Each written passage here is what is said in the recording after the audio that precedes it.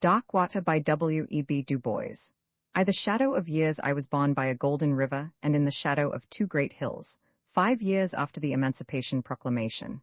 The house was quaint, with clapboards running up and down, neatly trimmed, and there were 5 rooms, a tiny porch, a rosy front yard, and unbelievably delicious strawberries in the rear.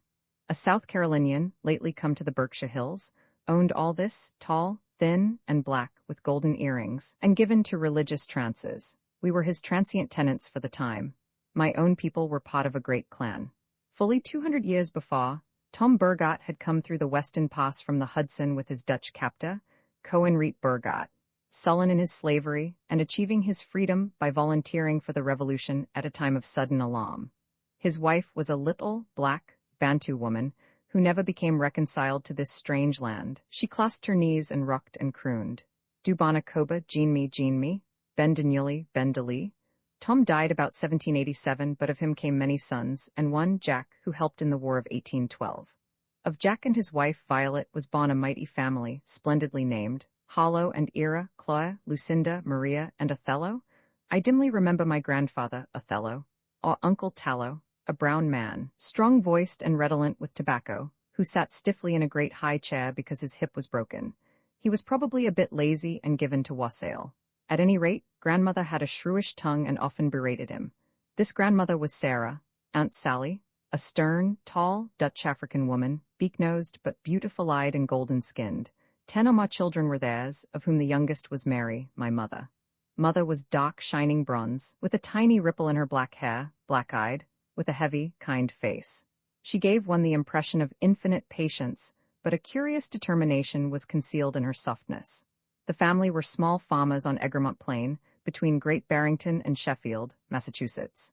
The bits of land were too small to support the great families born on them, and we were always poor.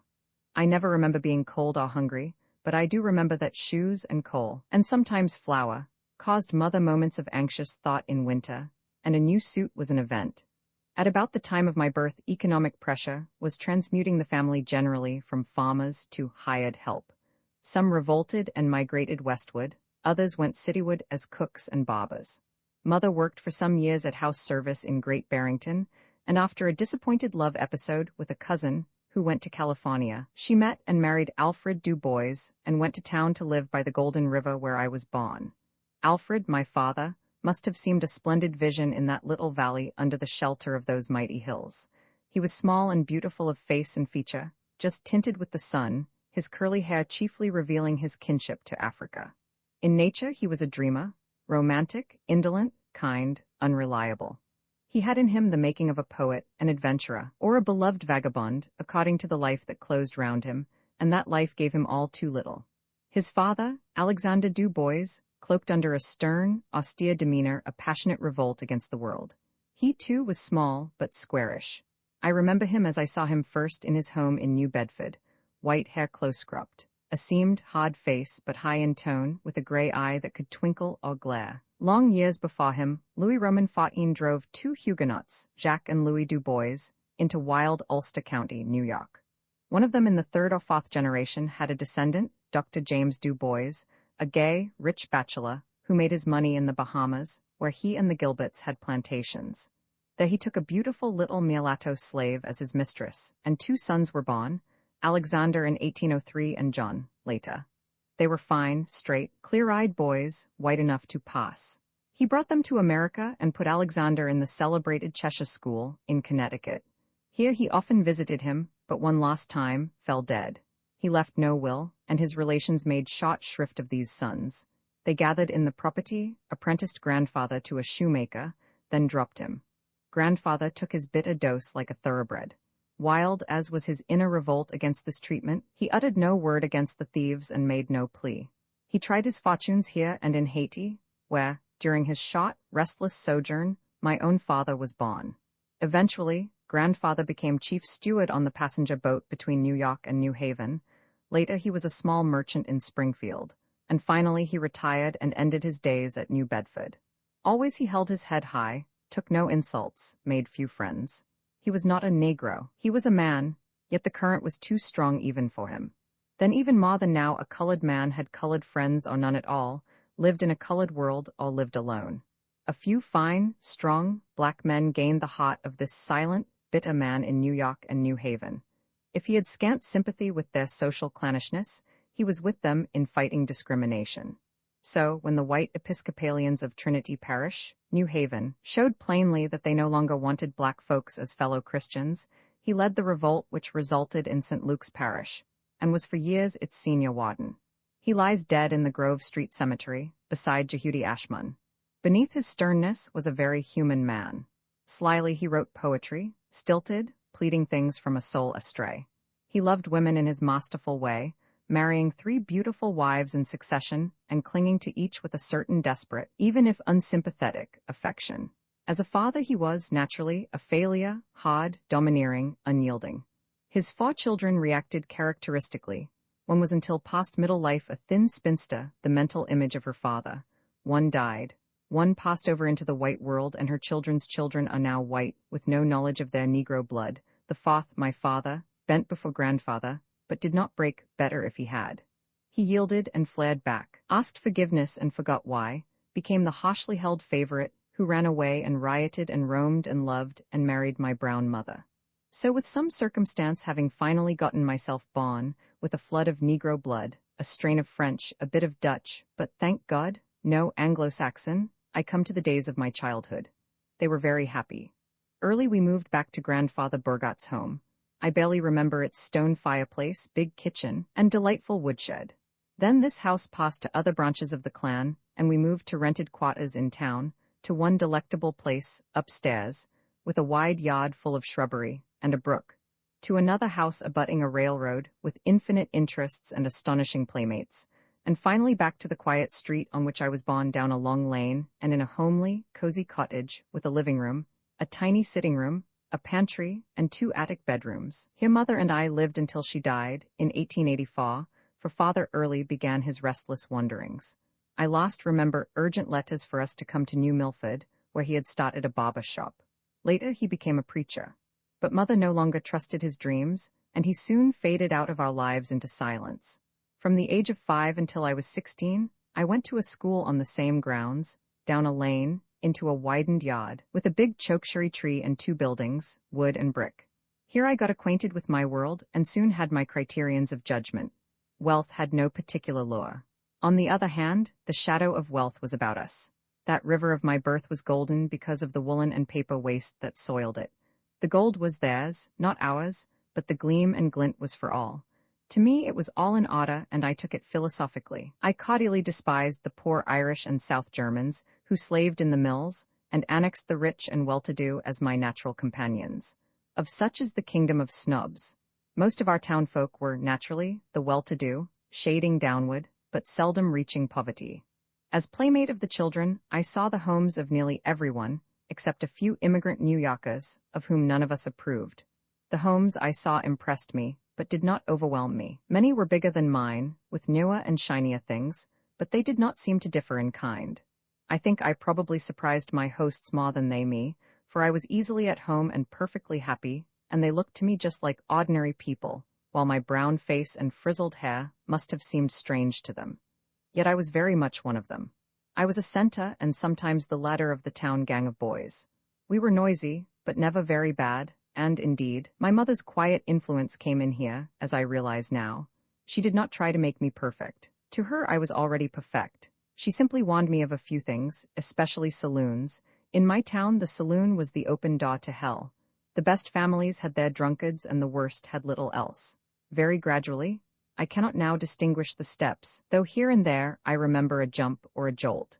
But very gradually I found myself assuming quite placidly that I was different from other children. At first I think I connected the difference with a manifest ability to get my lessons rather better than most and to recite with a certain happy, almost taunting, glibness, which brought frowns here and there.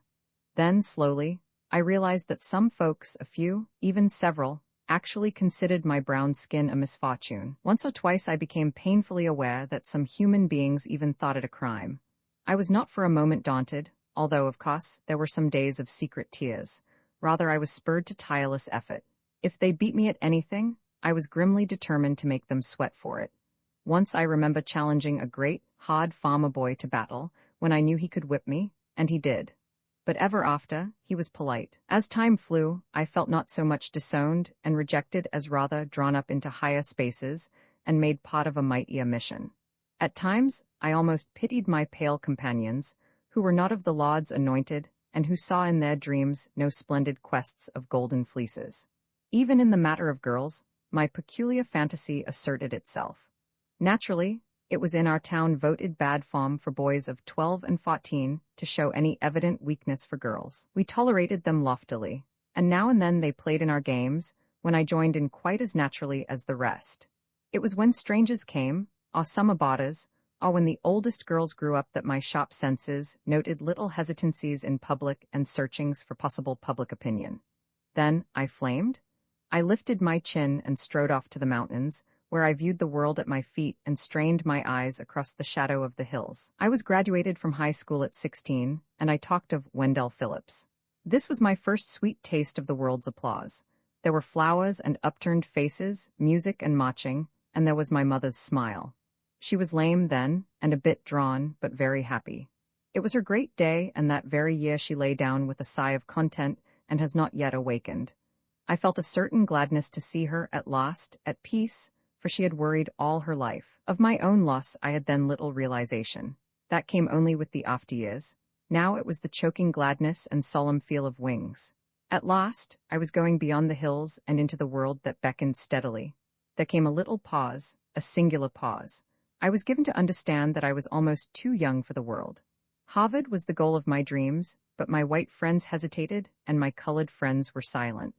Harvard was a mighty conjure word in that hill town, and even the mill owner's sons had aimed lower.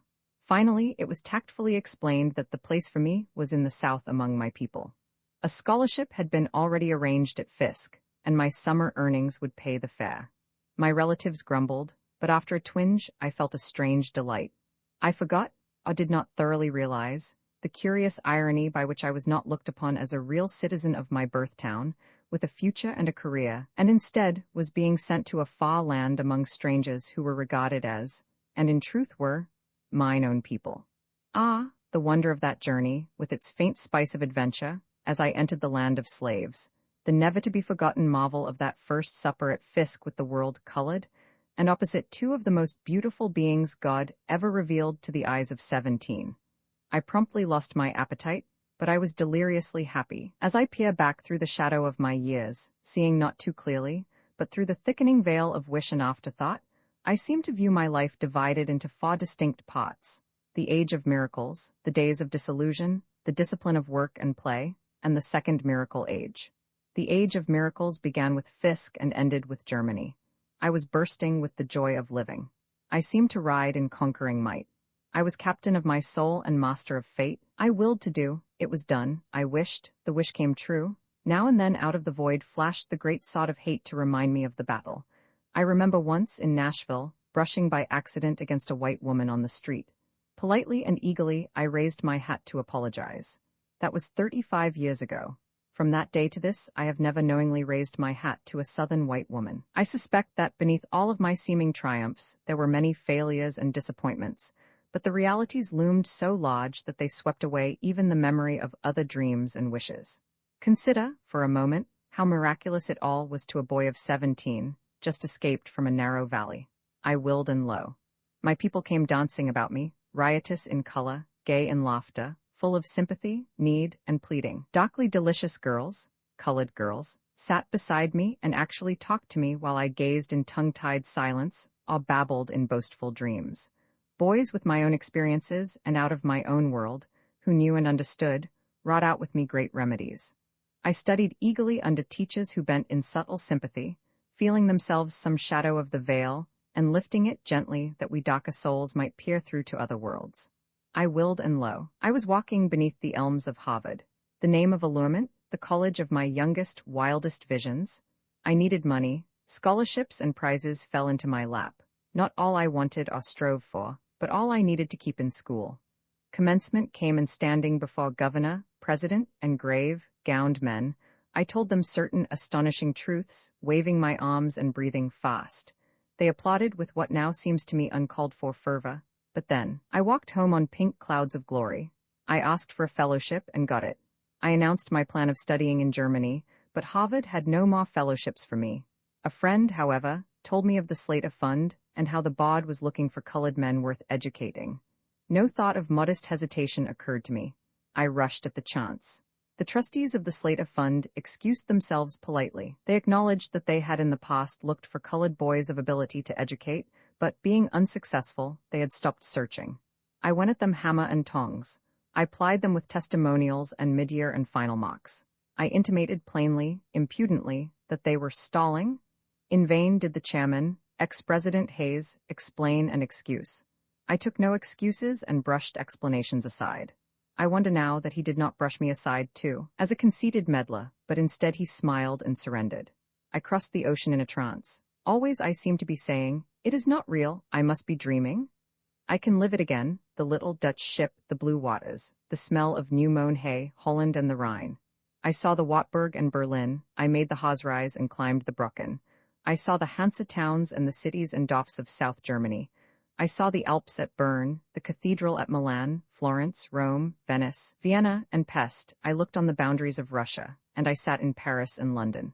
On mountain and valley, in home and school, I met men and women as I had never met them before.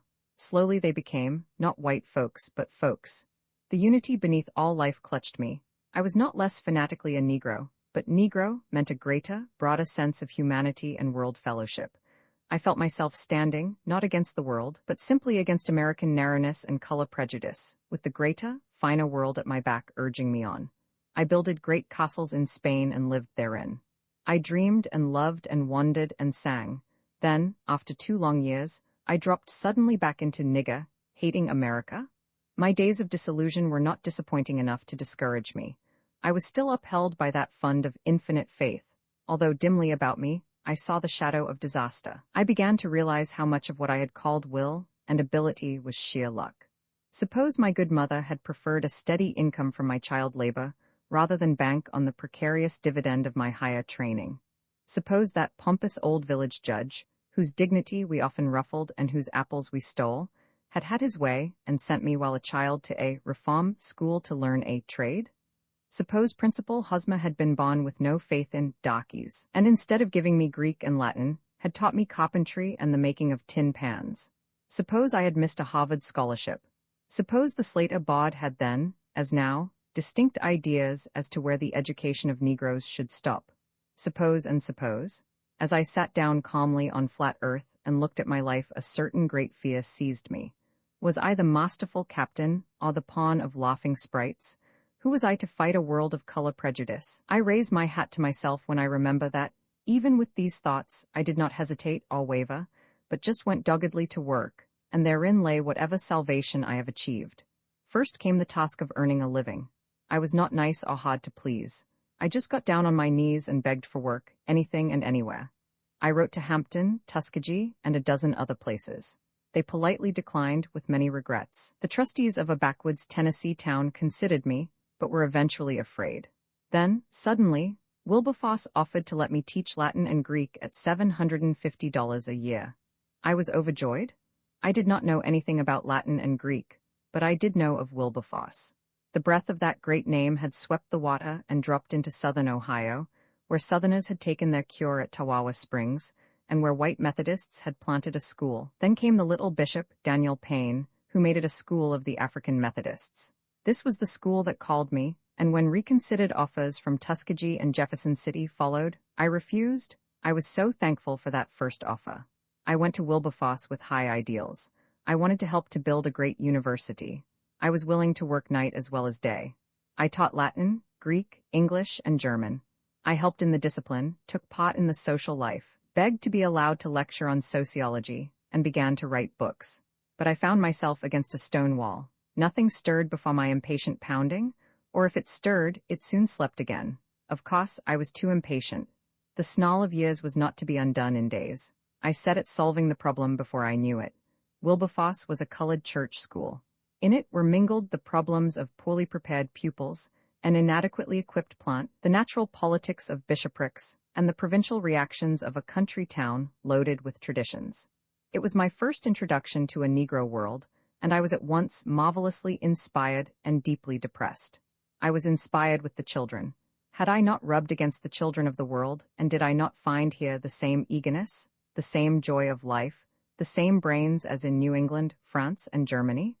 But, on the other hand, the ropes and myths and knots and hindrances, the thundering waves of the white world beyond beating us back, the scalding breakers of this inner world, its currents and back eddies, its meanness and smallness, its sorrow and tragedy, its screaming farce, in all this I was as one bound hand and foot. Struggle, work, fight as I would, I seemed to get nowhere and accomplish nothing. I had all the wild intolerance of youth, and no experience in human tangles. For the first time in my life I realized that there were limits to my will to do. The day of miracles was past, and a long, gray road of dogged work lay ahead. I had, naturally, my triumphs here and there. I defied the bishops in the matter of public extemporaneous prayer, and they yielded. I bearded the poor, hunted president in his den, and yet was re-elected to my position. I was slowly winning away, but quickly losing faith in the value of the way won. Was this the place to begin my life work? Was this the work which I was best fitted to do? What business had I, anyhow, to teach Greek when I had studied men? I grew sure that I had made a mistake, so I determined to leave Wilberforce and try elsewhere. Thus, the third period of my life began. First, in 1896, I married, a slip of a girl, beautifully dark-eyed and thorough and good as a German housewife. Then I accepted a job to make a study of Negroes in Philadelphia for the University of Pennsylvania, 1 year at $600. How did I dare these two things? I do not know. Yet they spelled salvation. To remain at Wilberforce without doing my ideals meant spiritual death. Both my wife and I were homeless. I dared a home and a temporary job, but it was a different daring from the days of my first youth. I was ready to admit that the best of men might fail. I meant still to be captain of my soul, but I realized that even captains are not omnipotent in uncharted and angry seas. I essayed a thorough piece of work in Philadelphia. I labored morning, noon, and night. Nobody ever reads that fat volume on the Philadelphia Negro, but they treat it with respect, and that consoles me. The colored people of Philadelphia received me with no open arms. They had a natural dislike to being studied like a strange species. I met again, and in different guise, those curious crosscurrents and inner social whirlings of my own people. They set me to groping. I concluded that I did not know so much as I might about my own people, and when President Bumstead invited me to Atlanta University the next year to teach sociology and study the American Negro, I accepted gladly, at a salary of $1,200. My real-life work was done at Atlanta for 13 years, from my 29th to my 42nd birthday. They were years of great spiritual upturning, of the making and unmaking of ideals, of hard work and hard play. Here I found myself. I lost most of my mannerisms. I grew more broadly human, made my closest and most holy friendships, and studied human beings. I became widely acquainted with the real condition of my people. I realized the terrific odds which faced them. At Wilberforce, I was their captious critic. In Philadelphia, I was their cold and scientific investigator, with microscope and probe. It took but a few years of Atlanta to bring me to hot and indignant defense. I saw the race hatred of the whites as I had never dreamed of it before, naked and unashamed. The faint discrimination of my hopes and intangible dislikes paled into nothing before this great, red monster of cruel oppression. I held back with more difficulty each day my mounting indignation against injustice and misrepresentation. With all this came the strengthening and hardening of my own character. The billows of birth, love, and death swept over me. I saw life through all its paradox and contradiction of streaming eyes and mad merriment. I emerged into full manhood, with the ruins of some ideals about me, but with others planted above the stars. Scarred and a bit grim, but hugging to my soul the divine gift of laughter and withal determined, even unto stubbornness, to fight the good fight. At last, forbear and waver as I would, I faced the great decision. My life's last and greatest door stood ajar. What with all my dreaming, studying, and teaching was I going to do in this fierce fight? Despite all my youthful conceit and bumptiousness, I found developed beneath it all a reticence and new fear of forwardness, which sprang from searching criticisms of motive and high ideals of efficiency. But contrary to my dream of racial solidarity, and notwithstanding my deep desire to serve and follow and think, rather than to lead and inspire and decide, I found myself suddenly the ladder of a great wing of people fighting against another and greater wing. Nor could any effort of mine keep this fight from sinking to the personal plane. Heaven knows I tried. That first meeting of a knot of enthusiasts at Niagara Falls had all the earnestness of self-devotion. At the second meeting, at Harper's Ferry, it arose to the solemnity of a holy crusade, and yet without and to the cold, hard stare of the world it seemed merely the envy of fools against a great man, Booker Washington. Of the movement, I was willy-nilly led. I hated the role. For the first time I faced criticism and cared.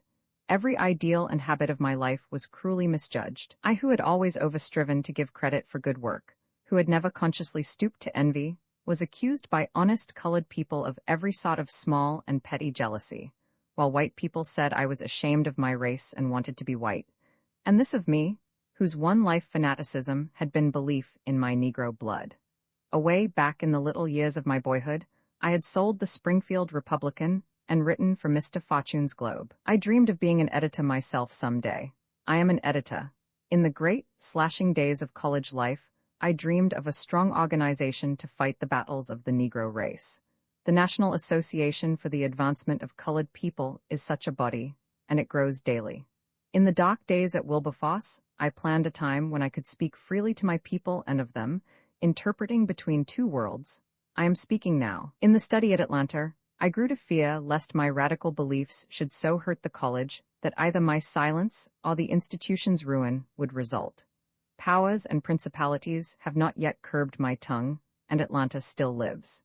It all came, this new age of miracles, because a few persons in 1909 determined to celebrate Lincoln's birthday properly by calling for the final emancipation of the American Negro. I came at their call. My salary even for a year was not assured, but it was the voice without reply. The result has been the National Association for the Advancement of Colored People and the Crisis and this book, which I am finishing on my 50th birthday. Last year I looked death in the face and found its lineaments not unkind, but it was not my time. Yet in nature sometime soon and in the fullness of days, I shall die, quietly, I trust, with my face turned south and eastward, and, dreaming or dreamless, I shall, I am sure, enjoy death as I have enjoyed life. A litany at Atlanta, O silent God, thou whose voice afar in mist and mystery hath left our ears an hungered in these fearful days. Hear us, good Lord. Listen to us, thy children.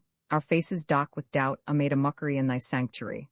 With uplifted hands we front thy heaven, O God, crying, we beseech thee to hear us, good Lord. We are not better than our fellows, Lord. We are but weak and human men. When our devils do deviltry, curse thou the doer and the deed. Curse them as we curse them. Do to them all and more than ever they have done to innocence and weakness, to womanhood and home. Have mercy upon us, miserable sinners. And yet, whose is the deeper guilt? Who made these devils? Who nursed them in crime and fed them on injustice?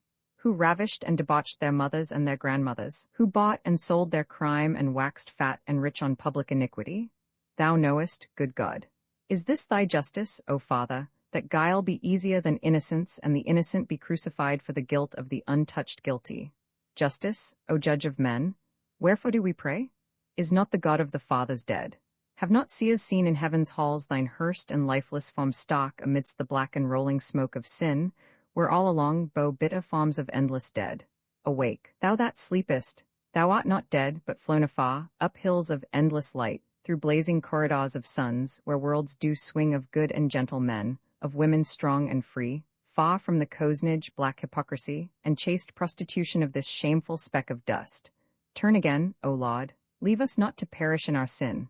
From lust of body and lust of blood, great God, deliver us. From lust of power and lust of gold, great God, deliver us. From the leagued lying of despot and of brute, great God, deliver us. A city lay in travail, God our Lord, and from her loins sprang twin murder and black hate. Red was the midnight, clang, crack, and cry of death and fury filled the air and trembled underneath the stars where church spires pointed silently to thee. And all this was to sate the greed of greedy men who hide behind the veil of vengeance. Bend us thine ear, O Lord. In the pale, still morning we looked upon the deed. We stopped our ears and held our leaping hands, but did they not wag their heads and leer and cry with bloody jaws, cease from crime? The word was mockery, for thus they train 100 crimes while we do cure one. Turn again our captivity, O Lord. Behold this maimed and broken thing, dear God. It was an humble black man who toiled and sweat to save a bit from the pittance paid him. They told him, work and rise. He worked. Did this man sin?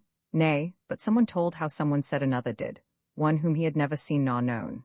Yet for that man's crime this man lieth maimed and murdered, his wife naked to shame, his children to poverty and evil.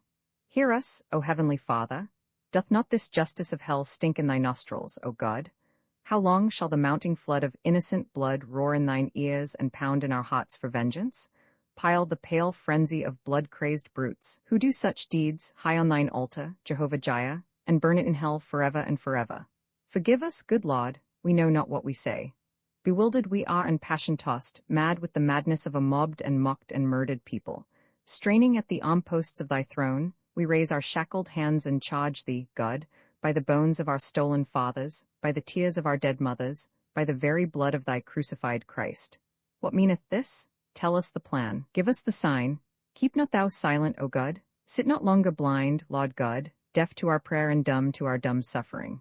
Surely thou, too, art not white, O Lord, a pale, bloodless, heartless thing.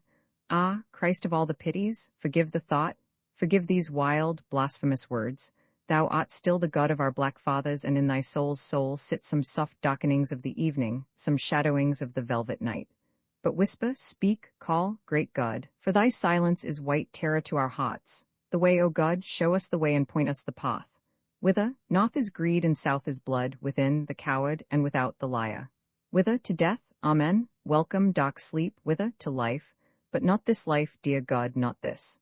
Let the cup pass from us, tempt us not beyond our strength, for there is that clamoring and clawing within, to whose voice we would not listen, yet shudder lest we must, and it is red. Ah, God, it is a red and awful shape. Selah, in yonder east trembles a star.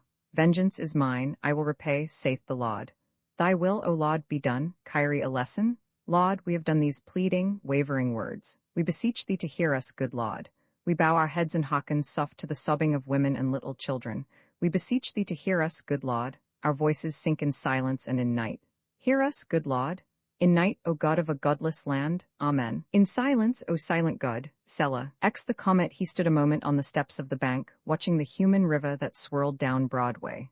Few noticed him. Few ever noticed him save in a way that stung. He was outside the world. Nothing, as he said bitterly. Bits of the words of the walkers came to him. The comet? The comet? Everybody was talking of it. Even the president, as he entered, smiled patronizingly at him and asked, "Well, Jim, are you scared?" "No," said the messenger shortly. "I thought we journeyed through the comet's tail once," broke in the junior clerk affably. "Oh, that was Halley's," said the president. "This is a new comet, quite a stranger, they say. Wonderful, wonderful. I saw it last night. Oh, by the way, Jim," turning again to the messenger, "I want you to go down into the lower vaults today." The messenger followed the president silently. Of course they wanted him to go down to the lower vaults. It was too dangerous for more valuable men. He smiled grimly and listened.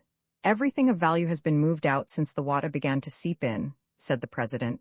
"But we missed 2 volumes of old records. Suppose you nose around down there. It isn't very pleasant, I suppose."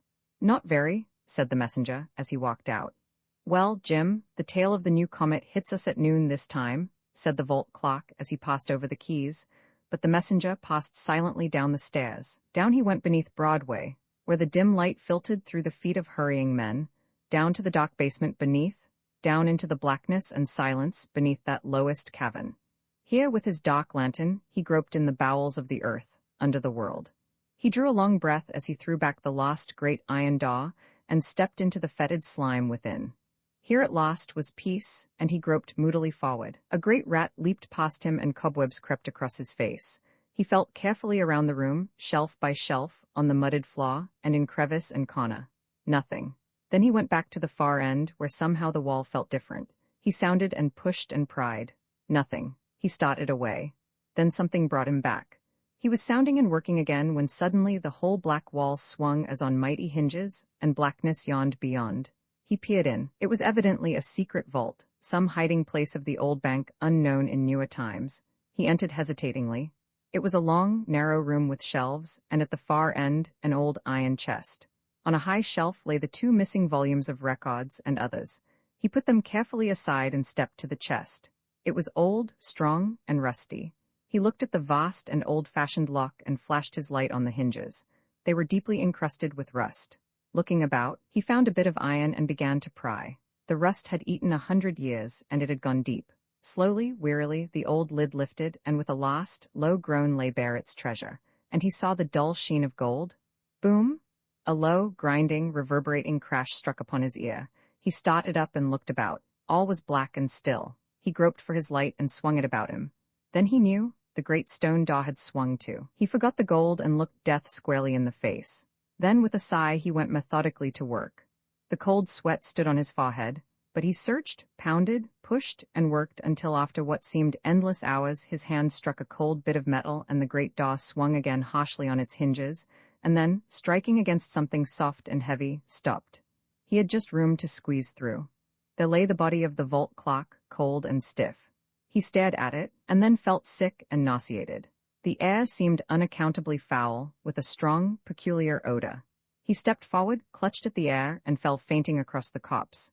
He awoke with a sense of horror, leaped from the body, and groped up the stairs, calling to the guard. The watchman sat as if asleep, with the gate swinging free. With one glance at him, the messenger hurried up to the sub-vault. In vain he called to the guards. His voice echoed and reechoed weirdly. Up into the great basement he rushed. Here another guard lay prostrate on his face, cold and still. A fear arose in the messenger's heart. He dashed up to the cellar floor, up into the bank. The stillness of death lay everywhere, and everywhere bowed, bent, and stretched the silent forms of men. The messenger paused and glanced about. He was not a man easily moved, but the sight was appalling. Robbery and murder. He whispered slowly to himself as he saw the twisted, oozing mouth of the president where he lay half-buried on his desk. Then a new thought seized him. If they found him here alone, with all this money and all these dead men, what would his life be worth? He glanced about, tiptoed cautiously to a side door, and again looked behind. Quietly he turned the latch and stepped out into Wall Street. How silent the street was. Not a soul was stirring, and yet it was high noon. Wall Street? Broadway? He glanced almost wildly up and down, then across the street, and as he looked, a sickening horror froze in his limbs. With a choking cry of utter fright he lunged, leaned giddily against the cold building, and stared helplessly at the sight. In the great stone doorway, 100 men and women and children lay crushed and twisted and jammed, forced into that great, gaping doorway like refuse in a ken, as if in one wild, frantic rush to safety, they had rushed and ground themselves to death. Slowly the messenger crept along the walls, wetting his parched mouth and trying to comprehend, stilling the tremor in his limbs and the rising terror in his heart. He met a businessman, silk-hatted and frock-coated, who had crept, too, along that smooth wall, and stood now stone-dead with wonder written on his lips. The messenger turned his eyes hastily away and sought the curb. A woman leaned wearily against the signpost, her head bowed motionless on her lace and silken bosom. Before her stood a streetcar, silent and within, but the messenger but glanced and hurried on. A grimy newsboy sat in the gutter with the last edition in his uplifted hand. "Danger!" screamed its black headlines. Warnings wired around the world. The comet's tail sweeps past us at noon. Deadly gases expected. Close doors and windows. Seek the cellar. The messenger read and staggered on. Far out from a window above, a girl lay with gasping face and sleevelets on her arms. On a star step sat a little, sweet-faced girl looking upward toward the skies, and in the carriage by her lay. But the messenger looked no longer. The cords gave way. The terror burst in his veins, and with one great, gasping cry, he sprang desperately forward and ran as only the frightened run, shrieking and fighting the air until with one last wail of pain, he sank on the grass of Madison Square and lay prone and still. When he rose, he gave no glance at the still and silent forms on the benches, but going to a fountain, bathed his face, then hiding himself in a corner away from the drama of death, he quietly gripped himself and thought the thing through. The comet had swept the earth and this was the end. Was everybody dead? He must search and see. He knew that he must steady himself and keep calm, or he would go insane. First he must go to a restaurant. He walked up Fifth Avenue to a famous hostelry and entered its gorgeous, ghost-haunted halls. He beat back the nausea and, seizing a tray from dead hands, hurried into the street and ate ravenously, hiding to keep out the sights. "Yesterday they would not have served me," he whispered as he forced the food down. Then he started up the street, looking, peering, telephoning, ringing alarms, silent all. Was nobody? He dared not think the thought and hurried on. Suddenly he stopped still. He had forgotten. My God, how could he have forgotten? He must rush to the subway, then he almost laughed. No, a car if he could find a Ford. He saw one. Gently he lifted off its burden and took his place on the seat. He tested the throttle. There was gas. He glided off, shivering, and drove up the street. Everywhere stood, leaned, lounged, and lay the dead, in grim and awful silence. On he ran past an automobile, wrecked and overturned, past another, filled with a gay party whose smiles yet lingered on their death-struck lips, on past crowds and groups of cars, pausing by dead policemen. At 42nd Street, he had to detour to Park Avenue to avoid the dead congestion. He came back on 5th Avenue at 57th and flew past the plaza and by the park with its hushed babies and silent throng, until as he was rushing past 72nd Street, he heard a sharp cry and saw a living form leaning wildly out an upper window. He gasped. The human voice sounded in his ears like the voice of God. "Hello, hello, help in God's name," wailed the woman. "There's a dead girl in here and a man and see yonder dead men lying in the street and dead horses. For the love of God, go and bring the officers." And the words trailed off into hysterical tears. He wheeled the car in a sudden circle, running over the still body of a child and leaping on the curb. Then he rushed up the steps and tried the door and rang violently. There was a long pause, but at last the heavy door swung back. They stared a moment in silence. She had not noticed before that he was a Negro. He had not thought of her as white. She was a woman of perhaps 25, rarely beautiful and richly gowned, with darkly golden hair and jewels. Yesterday, he thought with bitterness, she would scarcely have looked at him twice. He would have been dirt beneath her silken feet. She stared at him. Of all the sorts of men she had pictured as coming to her rescue, she had not dreamed of one like him. Not that he was not human, but he dwelt in a world so far from hers, so infinitely far, that he seldom even entered her thought. Yet as she looked at him curiously, he seemed quite commonplace and usual. He was a tall, dark workingman of the better class, with a sensitive face trained to stolidity and a poor man's clothes and hands. His face was soft and slow, and his manner at once cold and nervous, like fires long banked, but not out. So a moment each paused and gauged the other, then the thought of the dead world without rushed in, and they started toward each other. "What has happened?" she cried. "Tell me." "Nothing stirs, all is silence. I see the dead strewn before my window as winnowed by the breath of God. And see," she dragged him through great, silken hangings to where, beneath the sheen of mahogany and silver, a little French maid lay stretched in quiet, everlasting sleep, and near her a butler lay prone in his livery. The tears streamed down the woman's cheeks, and she clung to his arm until the perfume of her breath swept his face, and he felt the tremors racing through her body. "I had been shut up in my dark room developing pictures of the comet which I took last night. When I came out, I saw the dead." "What has happened?" she cried again. He answered slowly. "Something, comet or devil, swept across the earth this morning, and many are dead. Many, very many. I have searched and I have seen no other living soul but you." She gasped and they stared at each other. "My father," she whispered. "Where is he?" He started for the office. "Where is it?" "In the Metropolitan Tower." "Leave a note for him here and come." Then he stopped. "No," he said firmly. "First we must go to Harlem." "Harlem?" she cried. Then she understood. She tapped her foot at first impatiently. She looked back and shuddered. Then she came resolutely down the steps. "There's a swifter car in the garage in the cot," she said. "I don't know how to drive it," he said. "I do," she answered. In 10 minutes they were flying to Harlem on the wind. The Stutz rose and raced like an airplane. They took the turn at 110th Street on 2 wheels and slipped with a shriek into 135th. He was gone but a moment. Then he returned and his face was gray. She did not look but said, "You have lost somebody?" "I have lost everybody," he said simply. "Unless," he ran back and was gone several minutes, hours they seemed to her. "Everybody," he said, and he walked slowly back with something film-like in his hand which he stuffed into his pocket. "I'm afraid I was selfish," he said. But already the car was moving toward the park among the dark and lined dead of Harlem. The brown, still faces, the knotted hands, the homely garments, and the silence, the wild and haunting silence. Out of the park and down 5th Avenue they whirled. In and out among the dead they slipped and quivered, needing no sound of bell or horn, until the great, square Metropolitan Tower hove in sight. Gently he laid the dead elevator boy aside. The car shot upward. The door of the office stood open. On the threshold lay the stenographer, and staring at her, sat the dead clock. The inner office was empty, but a note lay on the desk, folded and addressed but unsent. "Dear daughter, I've gone for a 100-mile spin in Fred's new Mercedes. Shall not be back before dinner. I'll bring Fred with me. JBH, come," she cried nervously. "We must search the city." Up and down, over and across, back again, on went that ghostly search. Everywhere was silence and death, death and silence. They hunted from Madison Square to Spuyten and Duyvil. They rushed across the Williamsburg Bridge. They swept over Brooklyn. From the Battery and Morningside Heights they scanned the river. Silence, silence everywhere, and no human sign. Haggard and bedraggled, they puffed a third time slowly down Broadway, under the broiling sun, and at last stopped. He sniffed the air. An odor, a smell, and with the shifting breeze a sickening stench filled their nostrils and brought its awful warning. The girl settled back helplessly in her seat. "What can we do?" she cried. It was his turn now to take the lead, and he did it quickly. The long-distance telephone, the telegraph and the cable, night rockets and then flight? She looked at him now with strength and confidence. He did not look like men, as she had always pictured men, but he acted like one, and she was content.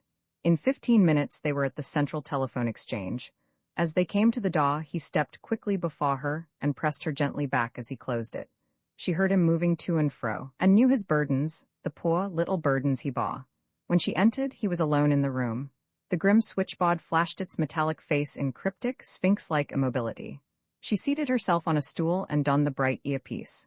She looked at the mouthpiece. She had never looked at one so closely before. It was wide and black, pimpled with usage, inert, dead, almost sarcastic in its unfeeling curves. It looked, she beat back the thought, but it persisted in looking like. She turned her head and found herself alone. One moment she was terrified, then she thanked him silently for his delicacy and turned resolutely, with a quick intaking of breath. "Hello," she called in low tones. She was calling to the world. The world must answer. Would the world answer? Was the world's silence? She had spoken too low.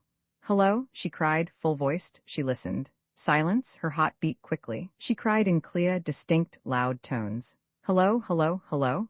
What was that whirring? Surely no. Was it the click of a receiver?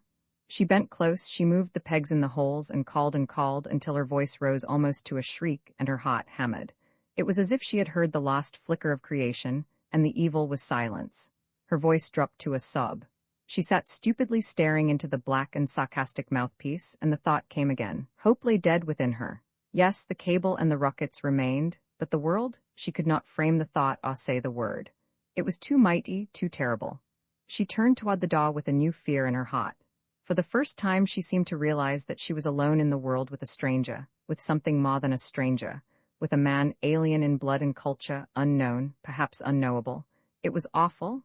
She must escape, she must fly, he must not see her again. Who knew what awful thoughts? She gathered her silken skirts deftly about her young, smooth limbs, listened, and glided into a side hall. A moment she shrank back. The hall lay filled with dead women. Then she leaped to the door and tore at it with bleeding fingers until it swung wide. She looked out. He was standing at the top of the alley, silhouetted, tall and black, motionless. Was he looking at her or away? She did not know, she did not care. She simply leaped and ran, until she found herself alone amid the dead and the tall ramparts of towering buildings. She stopped. She was alone. Alone? Alone on the streets, alone in the city, perhaps alone in the world.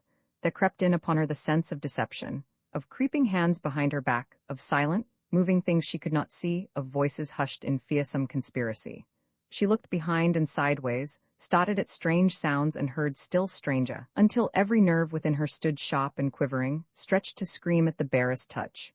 She whirled and flew back, whimpering like a child, until she found that narrow alley again, and the dark, silent figure silhouetted at the top. She stopped and rested, then she walked silently toward him, looked at him timidly, but he said nothing as he handed her into the car. Her voice caught as she whispered, "Not that." And he answered slowly, "No, not that." They climbed into the car. She bent forward on the wheel and sobbed, with great, dry, quivering sobs, as they flew toward the cable office on the east side, leaving the world of wealth and prosperity for the world of poverty and work. In the world behind them were death and silence, grave and grim, almost cynical, but always decent. Here it was hideous. It clothed itself in every ghastly form of terror, struggle, hate, and suffering. It lay wreathed in crime and squalor, greed and lust. Only in its dread and awful silence was it like to death everywhere. Yet as the two, flying and alone, looked upon the horror of the world slowly, gradually, the sense of all-enveloping death deserted them. They seemed to move in a world silent and asleep, not dead. They moved in quiet reverence, lest somehow they wake these sleeping forms who had, at last, found peace. They moved in some solemn, worldwide Friedhof, above which some mighty arm had waved its magic wand. All nature slept until, and quick with the same startling thought, they looked into each other's eyes, he ashen and she crimson, with unspoken thought. To both, the vision of a mighty beauty, of vast, unspoken things swelled in their souls, but they put it away. Great, dark coils of wire came up from the earth and down from the sun, and entered this low lair of witchery.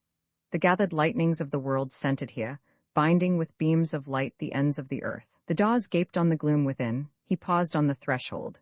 "Do you know the code?" she asked. "I know the call for help. We used it formally at the bank." She hardly heard. She heard the lapping of the waters far below, the dark and restless waters, the cold and luring waters as they called. He stepped within. Slowly she walked to the wall where the water called below, and stood and waited. Long she waited, and he did not come. Then with a start she saw him too, standing beside the black waters. Slowly he removed his coat and stood there silently. She walked quickly to him and laid her hand on his arm. He did not start or look. The waters lapped on in luring, deadly rhythm. He pointed down to the waters and said quietly, "The world lies beneath the waters now. May I go?" She looked into his stricken, tired face, and a great pity surged within her heart. She answered in a voice clear and calm, "No." Upward they turned toward life again, and he seized the wheel. The world was darkening to twilight, and a great, gray pall was falling mercifully and gently on the sleeping dead. The ghastly glare of reality seemed replaced with the dream of some vast romance. The girl lay silently back, as the motor whizzed along, and looked half-consciously for the elf queen to wave life into this dead world again. She forgot to wonder at the quickness with which he had learned to drive her car. It seemed natural. And then as they whirled and swung into Madison Square, and at the door of the Metropolitan Tower, she gave a low cry, and her eyes were great. Perhaps she had seen the elf queen? The man led her to the elevator of the tower, and deftly they ascended. In her father's office, they gathered rugs and chairs, and he wrote a note and laid it on the desk. Then they ascended to the roof, and he made her comfortable. For a while, she rested and sank to dreamy somnolence, watching the worlds above and wondering. Below lay the dark shadows of the city, and afar was the shining of the sea. She glanced at him timidly as he set food before her and took a shawl and wound her in it, touching her reverently, yet tenderly. She looked up at him with thankfulness in her eyes, eating what he served. He watched the city, she watched him. He seemed very human, very near now. "Have you had to work hard?" she asked softly. "Always," he said. "I have always been idle." She said, "I was rich. I was poor," he almost echoed. "The rich and the poor are met together," she began, and he finished. "The Lord is the maker of them all." "Yes," she said slowly. "And how foolish our human distinctions seem, now, looking down to the great dead city stretched below, swimming in unlightened shadows." "Yes, I was not human yesterday," he said. She looked at him. "And your people were not my people," she said. "But today?" She paused. "He was a man, no more, but he was in some larger sense a gentleman, sensitive, kindly, chivalrous, everything save his hands and his face. Yet yesterday, death the leveler," he muttered. "And the revealer," she whispered gently, rising to her feet with great eyes. He turned away, and after fumbling a moment sent a rocket into the darkening air. It arose, shrieked, and flew up, a slim path of light, and scattering its stars abroad, dropped on the city below. She scarcely noticed it. A vision of the world had risen before her. Slowly the mighty prophecy of her destiny overwhelmed her. Above the dead past hovered the angel of Annunciation. She was no mere woman. She was neither high nor low, white nor black, rich nor poor. She was primal woman, mighty mother of all men to come and bride of life. She looked upon the man beside her and forgot all else but his manhood, his strong, vigorous manhood, his sorrow and sacrifice. She saw him glorified. He was no longer a thing apart, a creature below, a strange outcast of another clime and blood, but her brother humanity incarnate, son of God and great All-Father of the race to be. He did not glimpse the glory in her eyes, but stood looking outward toward the sea and sending rocket after rocket into the unanswering darkness. Dark purple clouds lay banked and billowed in the west. Behind them and all around, the heavens glowed in dim, weird radiance that suffused the darkening world and made almost a minor music. Suddenly, as though gathered back in some vast hand, the great cloud curtain fell away. Low on the horizon lay a long, white star, mystic, wonderful, and from it fled upward to the pole, like some wan bridal veil, a pale, wide sheet of flame that lighted all the world and dimmed the stars. In fascinated silence, the man gazed at the heavens and dropped his rockets to the floor. Memories of memories stirred to life in the dead recesses of his mind. The shackles seemed to rattle and fall from his soul. Up from the cross and crushing and cringing of his caste leaped the lone majesty of kings long dead. He arose within the shadows, tall, straight, and stern, with power in his eyes and ghostly sceptres hovering to his grasp. It was as though some mighty pharaoh lived again, all curled Assyrian laud. He turned and looked upon the lady, and found her gazing straight at him. Silently, immovably, they saw each other face to face, eye to eye. Their souls lay naked to the night. It was not lust, it was not love. It was some vaster, mightier thing that needed neither touch of body nor thrill of soul. It was a thought divine, splendid. Slowly, noiselessly, they moved toward each other. The heavens above, the seas around, the city grim and dead below. He loomed from out the velvet shadows vast and dark. Pearl-white and slender, she shone beneath the stars. She stretched her jeweled hands abroad. He lifted up his mighty arms, and they cried each to the other, almost with one voice, "The world is dead. Long live the honk, honk." Hoarse and sharp the cry of a motor drifted clearly up from the silence below. They started backward with a cry and gazed upon each other with eyes that faltered and fell, with blood that boiled. Honk, honk, honk, honk, came the mad cry again, and almost from their feet a rocket blazed into the air and scattered its stars upon them. She covered her eyes with her hands, and her shoulders heaved. He dropped and bowed, groped blindly on his knees about the floor. A blue flame spluttered lazily after an age, and she heard the scream of an answering rocket as it flew. Then they stood still as death, looking to opposite ends of the earth. Clang, crash, clang, the roar and ring of swift elevators shooting upward from below made the great tower tremble. A murmur and babel of voices swept in upon the night. All over the once dead city, the lights blinked, flickered, and flamed, and then with a sudden clanging of doors, the entrance to the platform was filled with men, and one with white and flying hair rushed to the girl and lifted her to his breast. "My daughter?" he sobbed. Behind him hurried a younger, comelier man, carefully clad in motor costume, who bent above the girl with passionate solicitude and gazed into her staring eyes until they narrowed and dropped and her face flushed deeper and deeper crimson. "Julia," he whispered, "my darling, I thought you were gone forever." She looked up at him with strange, searching eyes. "Fred," she murmured, almost vaguely, "is the world gone?" "Only New York," he answered. "It is terrible, awful, you know, but you, how did you escape? How have you endured this horror? Are you well?" "Unharmed." "Unharmed," she said. "And this man here?" he asked, encircling her drooping form with one arm and turning toward the Negro. Suddenly he stiffened and his hand flew to his hip. "Why," he snarled. "It's a nigger, Julia. Has he dared?" She lifted her head and looked at her late companion curiously and then dropped her eyes with a sigh. "He has dared all to rescue me," she said quietly, "and I thank him much." But she did not look at him again. As the couple turned away, the father drew a roll of bills from his pockets. "Here, my good fellow," he said, thrusting the money into the man's hands. "Take that. What's your name?" "Jim Davis," came the answer, hollow-voiced. "Well, Jim, I thank you. I've always liked your people. If you ever want a job, call on me." And they were gone. The crowd pawed up and out of the elevators, talking and whispering. "Who was it? Are they alive? How many?" "2. Who was saved?" "A white girl and a nigger. There she goes." "A nigger? Where is he?" "Let's lynch the damned." "Shut up, he's all right, he saved her." "Saved hell? He had no business." "Here he comes." Into the glare of the electric lights the colored man moved slowly with the eyes of those that walk and sleep. "Well, what do you think of that?" cried a bystander. "Of all New York, just a white girl and a nigger?" The colored man heard nothing. He stood silently beneath the glare of the light, gazing at the money in his hand and shrinking as he gazed. Slowly he put his other hand into his pocket and brought out a baby's filmy cap and gazed again. A woman mounted to the platform and looked about, shading her eyes. She was brown, small, and toil-worn, and in one arm lay the corpse of a dark baby. The crowd parted and her eyes fell on the colored man. With a cry she tottered toward him. "Jim?" He whirled and, with a sob of joy, caught her in his arms. A hymn to the peoples, O truce of God, and primal meeting of the sons of man, foreshadowing the union of the world. From all the ends of earth we come.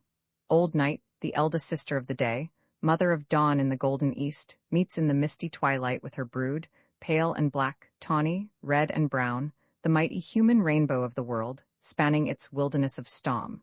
Softly in sympathy the sunlight falls, rare is the radiance of the moon, and on the darkest midnight blaze the stars, the far-flown shadows of whose brilliance drop like a dream on the dim shores of time, forecasting days that are to these as day to night.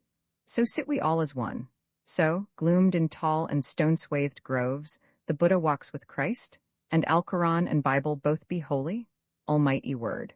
In this thine awful sanctuary, first and flame-haunted city of the widened world, assoil us, Lord of lands and seas. We are but weak and wayward men, distraught alike with hatred and vainglory, prone to despise the soul that breathes within, high-visioned hods that lie and steal and kill, sinning the sin each separate heart disclaims, clambering upon our riven, writhing selves, besieging heaven by trampling men to hell. We be blood guilty? Lo, our hands be red, not one may blame the other in this sin. But here in the white silence of the dawn, before the womb of time, with bowed hearts all flame and shame, we face the birth pangs of a world. We hear the stifled cry of nations all but born, the wail of women ravished of their stunted brood. We see the nakedness of toil, the poverty of wealth, we know the anarchy of empire, and doleful death of life. And hearing, seeing, knowing all, we cry, save us, world spirit, from our lesser selves.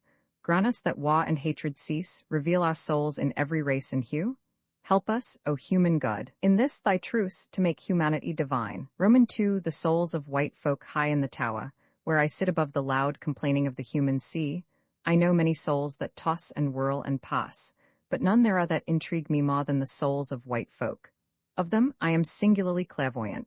I see in and through them. I view them from unusual points of vantage. Not as a foreigner do I come, for I am native, not foreign, bone of their thought and flesh of their language. Mine is not the knowledge of the traveler, or the colonial composite of dear memories, words and wonder. Nor yet is my knowledge that which servants have of masters, or mass of class, or capitalist of artisan. Rather I see these souls undressed and from the back and side. I see the working of their entrails. I know their thoughts and they know that I know. This knowledge makes them now embarrassed, now furious. They deny my right to live and be and call me misbirth. My word is to them mere bitterness and my soul, pessimism. And yet as they preach and strut and shout and threaten, crouching as they clutch at rags of facts and fancies to hide their nakedness, they go twisting, flying by my tired eyes, and I see them ever stripped, ugly, human. The discovery of personal whiteness among the world's peoples is a very modern thing, a 19th and 20th century matter, indeed. The ancient world would have laughed at such a distinction. The Middle Age regarded skin color with mild curiosity, and even up into the 18th century, we were hammering our national mannequins into one great, universal man, with fine frenzy which ignored color and race even more than birth. Today we have changed all that, and the world in a sudden, emotional conversion has discovered that it is white and by that token, wonderful. This assumption that of all the hues of God whiteness alone is inherently and obviously better than brownness or tan leads to curious acts. Even the sweetest souls of the dominant world as they discourse with me on weather, weal, and woe, are continually playing above their actual words an obligato of tune and tone, saying, "My poor, unwhite thing, weep not nor rage, I know too well that the curse of God lies heavy on you." Why? That is not for me to say, but be brave. Do your work in your lowly sphere, praying the good Lord that into heaven above, where all is love, you may one day be born white. I do not laugh, I am quite straight-faced as I ask soberly, but what on earth is whiteness that one should so desire it?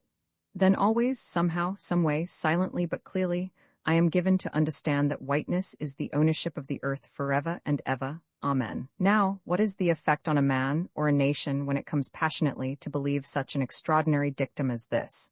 That nations are coming to believe it is manifest daily. Wave on wave, each with increasing virulence, is dashing this new religion of whiteness on the shawls of our time.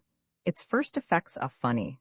The strut of the southerner, the arrogance of the Englishman amuck, the whoop of the hoodlum who vicariously leads your mob. Next it appears dampening generous enthusiasm in what we once counted glorious. To free the slave is discovered to be tolerable only in so far as it freed his master. Do we sense somnolent writhings in Black Africa, or angry groans in India, or triumphant banzais in Japan? To your tents, O Israel! These nations are not white. After the more comic manifestations and the chilling of generous enthusiasm come subtler, darker deeds.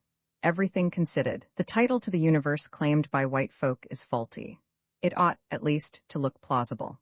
How easy, then, by emphasis and omission to make children believe that every great soul the world ever saw was a white man's soul, that every great thought the world ever knew was a white man's thought, that every great deed the world ever did was a white man's deed, that every great dream the world ever sang was a white man's dream.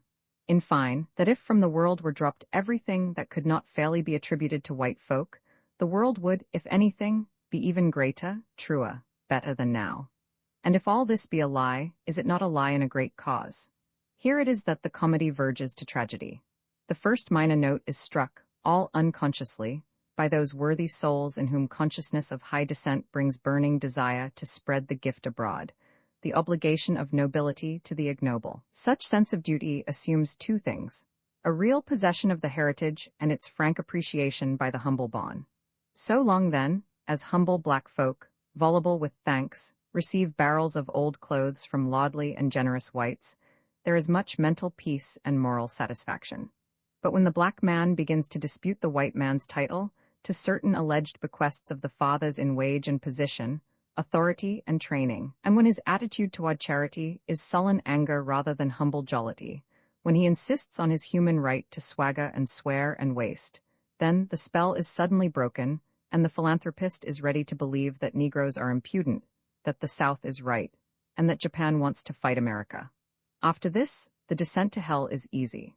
On the pale, white faces which the great billows whirl upward to my tower I see again and again, often and still more often, a writing of human hatred, a deep and passionate hatred, vast by the very vagueness of its expressions. Down through the green waters, on the bottom of the world, where men move to and fro, I have seen a man, an educated gentleman, grow livid with anger because a little, silent, black woman was sitting by herself in a Pullman car. He was a white man. I have seen a great, grown man curse a little child who had wandered into the wrong waiting room, searching for its mother. Here, you damned black. He was white. In Central Park, I have seen the upper lip of a quiet, peaceful man curl back in a tigerish snarl of rage because black folk rode by in a motor car. He was a white man. We have seen, you and I, city after city drunk and furious with ungovernable lust of blood, mad with murder, destroying, killing, and cursing, torturing human victims because somebody accused of crime happened to be of the same color as the mob's innocent victims, and because that color was not white. We have seen, merciful God, in these wild days and in the name of civilization, justice, and motherhood, what have we not seen, right here in America, of orgy, cruelty, barbarism, and murder done to men and women of Negro descent? Up through the foam of green and weltering waters wells this great mass of hatred, in wilder, fiercer violence, until I look down and know that today to the millions of my people no misfortune could happen, of death and pestilence, failure and defeat, that would not make the hearts of millions of their fellows beat with fierce, vindictive joy. Do you doubt it? Ask your own soul what it would say if the next census were to report that half of black America was dead and the other half dying. Unfortunate, unfortunate. But where is the misfortune? Mine, am I, in my blackness, the sole sufferer. I suffer. And yet, somehow, above the suffering, above the shackled anger that beats the bars, above the hurt that crazes there surges in me a vast pity for a people imprisoned and enthralled, hampered and made miserable for such a cause, for such a fantasy. Conceive this nation, of all human peoples, engaged in a crusade to make the world safe for democracy. Can you imagine the United States protesting against Turkish atrocities in Armenia, while the Turks are silent about mobs in Chicago and St. Louis? What is Louvain compared with Memphis, Waco, Washington, Dyersburg, and Estill Springs? In short, what is the black man but America's Belgium, and how could America condemn in Germany that which she commits just as brutally within her own borders? A true and worthy ideal frees and uplifts a people. A false ideal imprisons and lowers. Say to men, earnestly and repeatedly, honesty is best, knowledge is power. Do unto others as you would be done by. Say this and act it, and the nation must move toward it, if not to it. But say to a people, the one virtue is to be white, and the people rush to the inevitable conclusion, kill the nigger. Is not this the record of present America? Is not this its headlong progress? Are we not coming more and more, day by day, to making the statement, I am white, the one fundamental tenet of our practical morality? Only when this basic, iron rule is involved is our defense of right nationwide and prompt. Murder may swagger, theft may rule, and prostitution may flourish, and the nation gives but spasmodic, intermittent, and lukewarm attention. But let the murderer be black, or the thief brown, or the violator of womanhood have a drop of Negro blood, and the righteousness of the indignation sweeps the world. Nor would this fact make the indignation less justifiable Did not we all know that it was blackness that was condemned and not crime? In the awful cataclysm of World War, where from beating, slandering, and murdering us the white world turned temporarily aside to kill each other, we of the darker peoples looked on in mild amaze. Among some of us, I doubt not, this sudden descent of Europe into hell brought unbounded surprise. To others, over wide area, it brought the schadenfreude of the bitterly hurt. But most of us, I judge, looked on silently and sorrowfully, in sober thought, seeing sadly the prophecy of our own souls. Here is a civilization that has boasted much. Neither Roman nor Arab, Greek nor Egyptian, Persian nor Mongol ever took himself and his own perfectness with such disconcerting seriousness as the modern white man. We whose shame, humiliation, and deep insult his aggrandizement so often involved were never deceived. We looked at him clearly, with world-old eyes, and saw simply a human thing, weak and pitiable and cruel, even as we are and were. These supermen and world-mastering demigods listened, however, to no low tongues of ours, even when we pointed silently to their feet of clay. Perhaps we, as folk of simplest soul and more primitive type, have been most struck in the welter of recent years by the utter failure of white religion. We have curled our lips in something like contempt as we have witnessed glib apology and weary explanation. Nothing of the sort deceived us. A nation's religion is its life, and as such white Christianity is a miserable failure. Nor would we be unfair in this criticism. We know that we, too, have failed, as you have, and have rejected many a Buddha, even as you have denied Christ. But we acknowledge our human frailty, while you, claiming superhumanity, scoff endlessly at our shortcomings. The number of white individuals who are practicing with even reasonable approximation the democracy and unselfishness of Jesus Christ is so small and unimportant as to be fit subject for jest in Sunday supplements and in Punch, Life, Laria, and Flegend Bletta. In her foreign mission work, the extraordinary self-deception of white religion is epitomized. Solemnly, the white world sends $5 million worth of missionary propaganda to Africa each year, and in the same 12 months adds $25 million worth of the vilest gin manufactured. Peace to the augurs of Rome.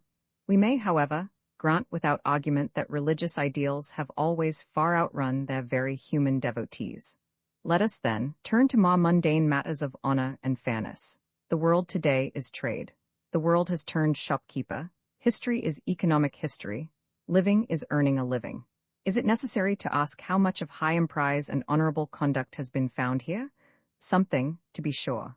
The establishment of world credit systems is built on splendid and realizable faith in fellow men.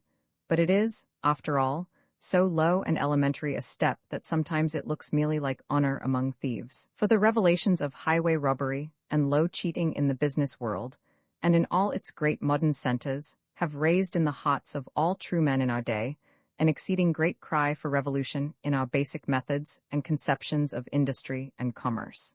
We do not, for a moment, forget the robbery of other times and races when trade was a most uncertain gamble. But was there not a certain honesty and frankness in the evil that argued a saner morality? There are more merchants today, surer deliveries, and wider well-being, but are there not, also, bigger thieves, deeper injustice, and more calloused selfishness in well-being? Be that as it may, certainly the nicer sense of honor that has risen ever and again in groups of forward-thinking men has been curiously and broadly blunted. Consider our chiefest industry, fighting. Laboriously, the Middle Ages built its rules of fairness, equal armament, equal notice, equal conditions. What do we see today? Machine guns against assegais, conquest sugared with religion, mutilation and rape masquerading as culture. All this, with vast applause at the superiority of white over black soldiers. War is horrible. This the dark world knows to its awful cost. But has it just become horrible in these last days, when under essentially equal conditions, equal armament, and equal waste of wealth white men are fighting white men, with surgeons and nurses hovering near? Think of the wars through which we have lived in the last decade. In German Africa, in British Nigeria, in French and Spanish Morocco, in China, in Persia, in the Balkans, in Tripoli, in Mexico, and in a dozen lesser places. Were not these horrible too? Mind you, there were for most of these wars no Red Cross funds. Behold little Belgium and her pitiable plight, but has the world forgotten Congo? What Belgium now suffers is not half, not even a tenth, of what she has done to Black Congo since Stanley's great dream of 1880. Down the dark forests of inmost Africa sailed this modern Sir Galahad, in the name of the noble-minded men of several nations, to introduce commerce and civilization. What came of it? Rubber and murder, slavery in its worst form, wrote Glaive in 1895. Harris declares that King Leopold's regime meant the death of 12 million natives, but what we who were behind the scenes felt most keenly was the fact that the real catastrophe in the Congo was desolation and murder in the larger sense. The invasion of family life, the ruthless destruction of every social barrier, the shattering of every tribal law, the introduction of criminal practices which struck the chiefs of the people dumb with horror. In a word, a veritable avalanche of filth and immorality overwhelmed the Congo tribes. Yet the fields of Belgium laughed. The cities were gay, art and science flourished. The groans that helped to nourish this civilization fell on deaf ears because the world round about was doing the same sort of thing elsewhere on its own account.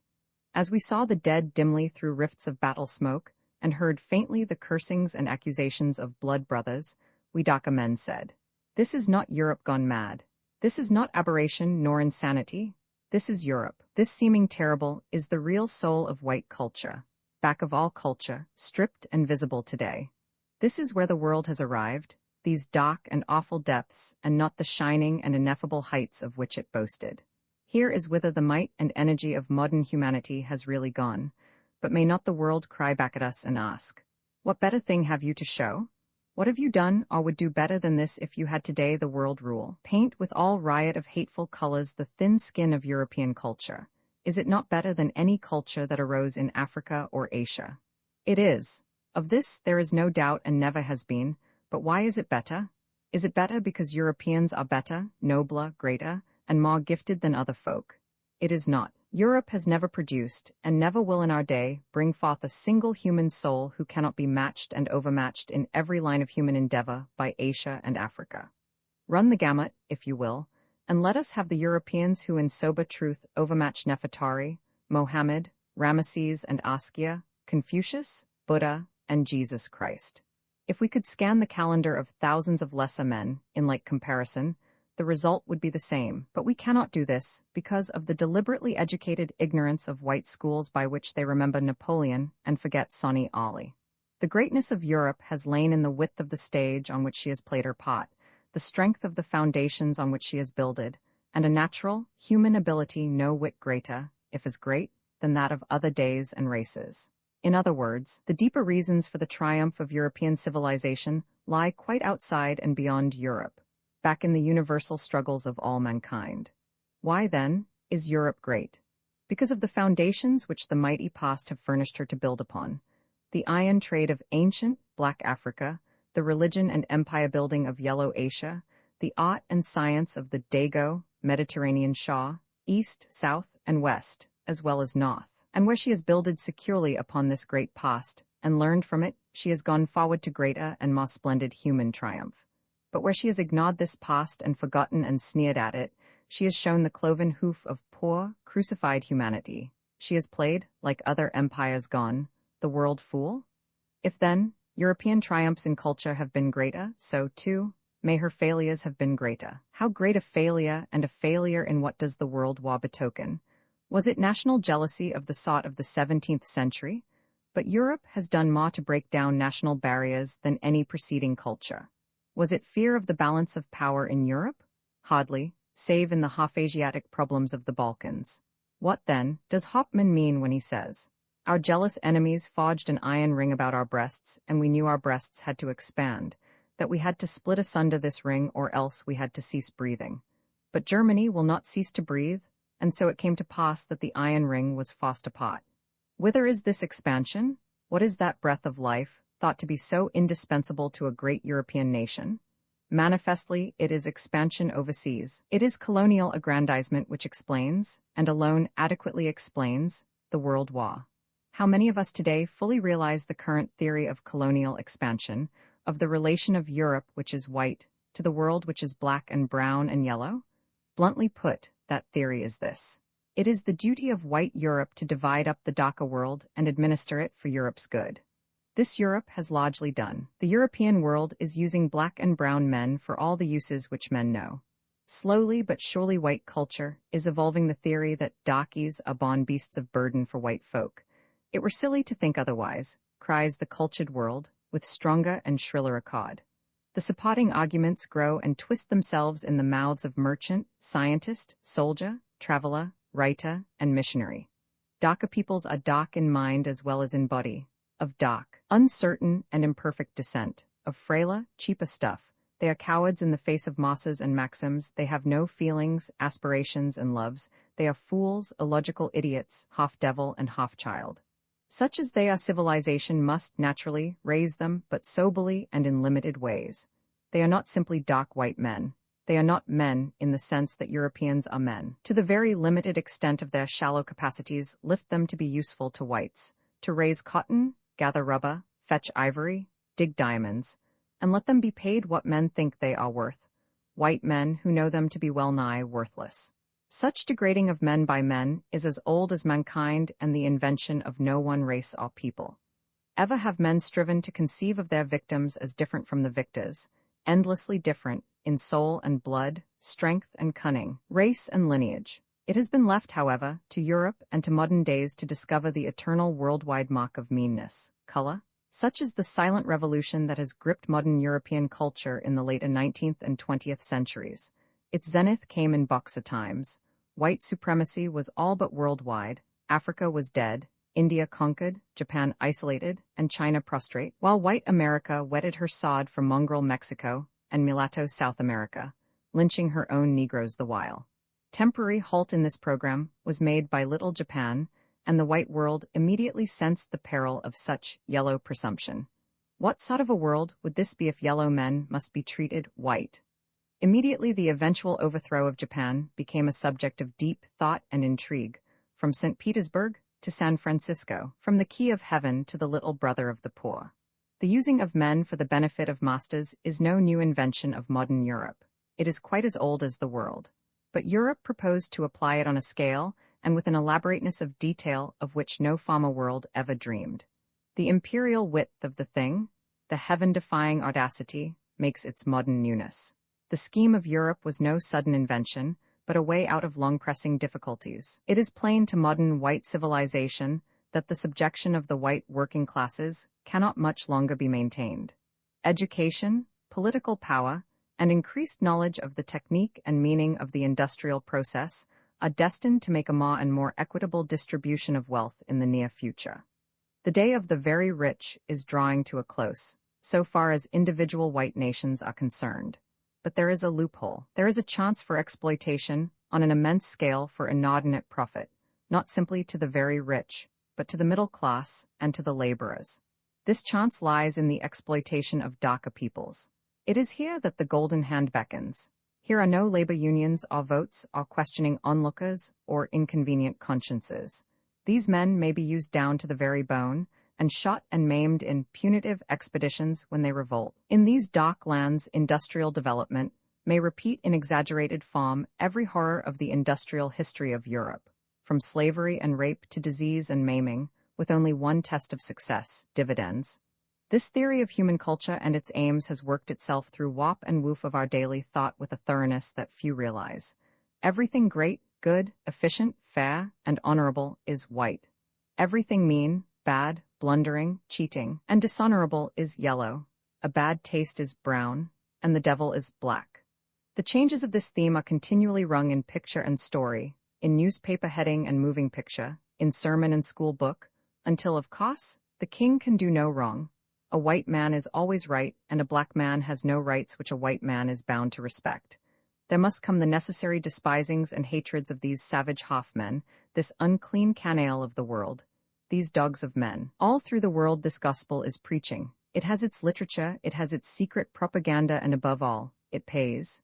There's the rub, it pays. Rubber, ivory, and palm oil, tea, coffee, and cocoa, bananas, oranges, and other fruit, cotton, gold, and copper, they, and 100 other things which dark and sweating bodies hand up to the white world from pits of slime, pay and pay well. But of all that the world gets, the black world gets only the pittance that the white world throws it disdainfully. Small wonder, then, that in the practical world of things that be there is jealousy and strife for the possession of the labor of dark millions, for for the right to bleed and exploit the colonies of the world where this golden stream may be had, not always for the asking, but surely for the whipping and shooting. It was this competition for the labor of yellow, brown, and black folks that was the cause of the World War. Other causes have been glibly given, and other contributing causes there doubtless were, but they were subsidiary and subordinate to this vast quest of the dark world's wealth and toil. Colonies, we call them, these places where niggers are cheap and the earth is rich.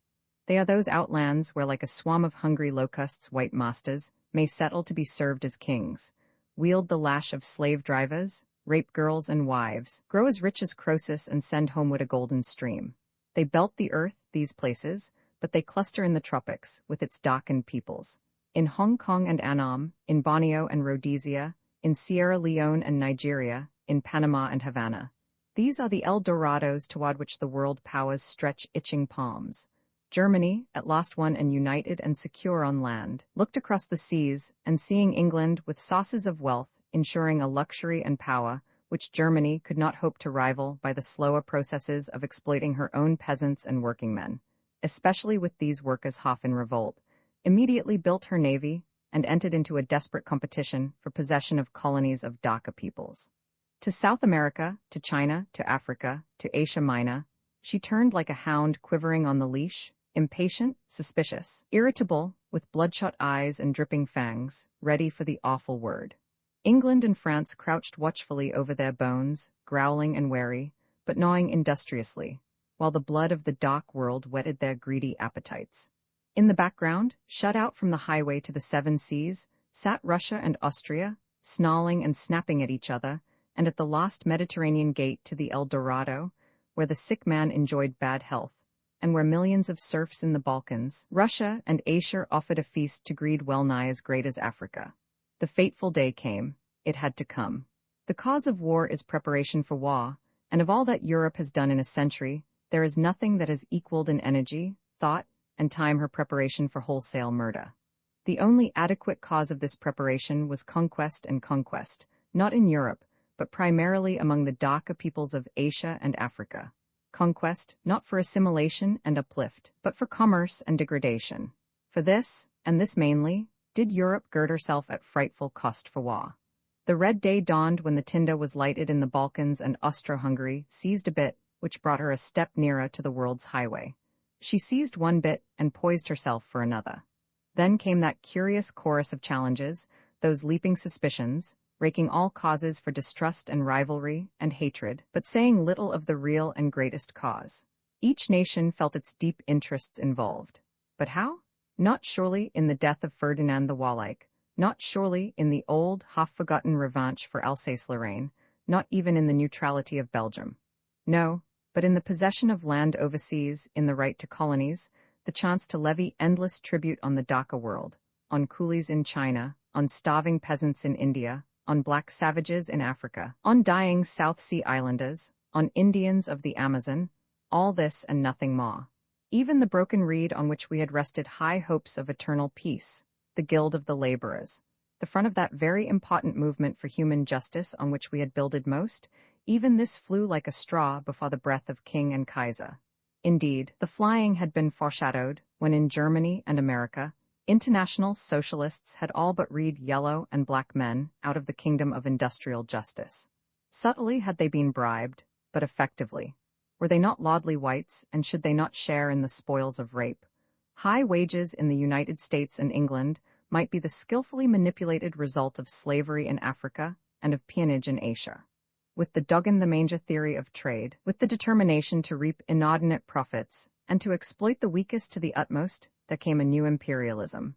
The rage for one's own nation to own the earth, or, at least, a large enough portion of it to ensure as big profits as the next nation. Where sections could not be owned by one dominant nation, there came a policy of open door. But the door was open to white people only. As to the darkest and weakest of peoples, there was but one unanimity in Europe, that which Hindenburg of the German Colonial Office called the agreement with England to maintain white prestige in Africa, the doctrine of the divine right of white people to steal. Thus the world market, most wildly and desperately sought today, is the market where labor is cheapest and most helpless and profit is most abundant. This labor is kept cheap and helpless because the white world despises darkies. If one has the temerity to suggest that these working men may walk the way of white working men and climb by votes and self-assertion and education to the rank of men, he is howled out of cot. They cannot do it, and if they could, they shall not, for they are the enemies of the white race, and the whites shall rule forever and everywhere. Thus the hatred and despising of human beings from whom Europe wishes to extort her luxuries has led to such jealousy and bickering between European nations that they have fallen afoul of each other and have fought like crazed beasts. Such is the fruit of human hatred. But what of the Dhaka world that watches? Most men belong to this world. With Negro and Negroid, East Indian, Chinese, and Japanese, they form 2/3 of the population of the world. A belief in humanity is a belief in colored men. If the uplift of mankind must be done by men, then the destinies of this world will rest ultimately in the hands of Dhaka nations. What, then, is this dark world thinking? It is thinking that as wild and awful as this shameful war was, it is nothing to compare with that fight for freedom which black and brown and yellow men must and will make unless their oppression and humiliation and insult at the hands of the white world cease. The dark world is going to submit to its present treatment just as long as it must and not one moment longer. Let me say this again and emphasize it and leave no room for mistaken meaning. The World War was primarily the jealous and avaricious struggle for the largest share in exploiting darker races. As such it is, and must be but the prelude to the armed and indignant protest of these despised and raped peoples. Today Japan is hammering on the door of justice. China is raising her half-manacled hands to knock next. India is writhing for the freedom to knock. Egypt is sullenly muttering. The Negroes of South and West Africa, of the West Indies, and of the United States are just awakening to their shameful slavery. Is then this war the end of wars? Can it be the end, so long as sits enthroned, even in the souls of those who cry peace, the despising and robbing of Dhaka peoples? If Europe hugs this delusion, then this is not the end of World War. It is but the beginning. We see Europe's greatest sin precisely where we found Africa's and Asia's, in human hatred, the despising of men. With this difference, however, Europe has the awful lesson of the past before her, has the splendid results of widened areas of tolerance, sympathy, and love among men, and she faces a greater, an infinitely greater, world of men than any preceding civilization ever faced. It is curious to see America, the United States, looking on herself first as a sort of natural peacemaker, then as a moral protagonist in this terrible time. No nation is less fitted for this role. For 2 or more centuries, America has marched proudly in the van of human hatred, making bonfires of human flesh and laughing at them hideously, and making the insulting of millions more than a matter of dislike, rather a great religion, a world war cry, up white, down black. To your tents, O white folk, and world war with black and potty-colored mongrel beasts. Instead of standing as a great example of the success of democracy and the possibility of human brotherhood, America has taken her place as an awful example of its pitfalls and failures so far as black and brown and yellow peoples are concerned. And this, too, in spite of the fact that there has been no actual failure. The Indian is not dying out, the Japanese and Chinese have not menaced the land, and the experiment of Negro suffrage has resulted in the uplift of 12 million people at a rate probably unparalleled in history. But what of this? America, land of democracy, wanted to believe in the failure of democracy so far as Dhaka peoples were concerned. Absolutely without excuse, she established a caste system, rushed into preparation for war, and conquered tropical colonies. She stands today shoulder to shoulder with Europe in Europe's worst sin against civilization. She aspires to sit among the great nations who arbitrate the fate of lesser breeds without the law, and she is at times hotly ashamed even of the large number of new white people whom her democracy has admitted to place and power. Against this surging forward of Irish and German, of Russian Jew, Slav and Dago, her social bars have not availed, but against Negroes she can and does take her unflinching and immovable stand, backed by this new public policy of Europe. She trains her immigrants to this despising of niggas from the day of their landing, and they carry and send the news back to the submerged classes in the fatherlands. All this I see and hear up in my tower, above the thunder of the 7 seas. From my narrowed windows I stare into the night that looms beneath the cloud-swept stars. Eastward and westward storms are breaking, great, ugly whirlwinds of hatred and blood and cruelty. I will not believe them inevitable. I will not believe that all that was must be, that all the shameful drama of the past must be done again today, before the sunlight sweeps the silver seas. If I cry amid this roar of elemental fosses, must my cry be in vain, because it is but a cry? A small and human cry amid Promethean gloom? Back beyond the world and swept by these wild, white faces of the awful dead, why will this soul of white folk, this modern Prometheus, hang bound by his own binding, tethered by a fable of the past?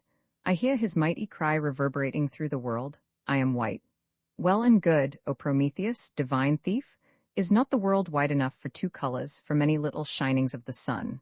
Why then, devour your own vitals if I answer even as proudly, I am black.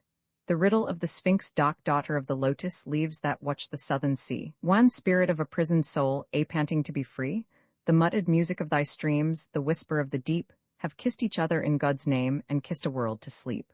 The will of the world is a whistling wind, sweeping a cloud-swept sky, and not from the east and not from the west knelled that soul-waking cry, but out of the south, the sad, black south.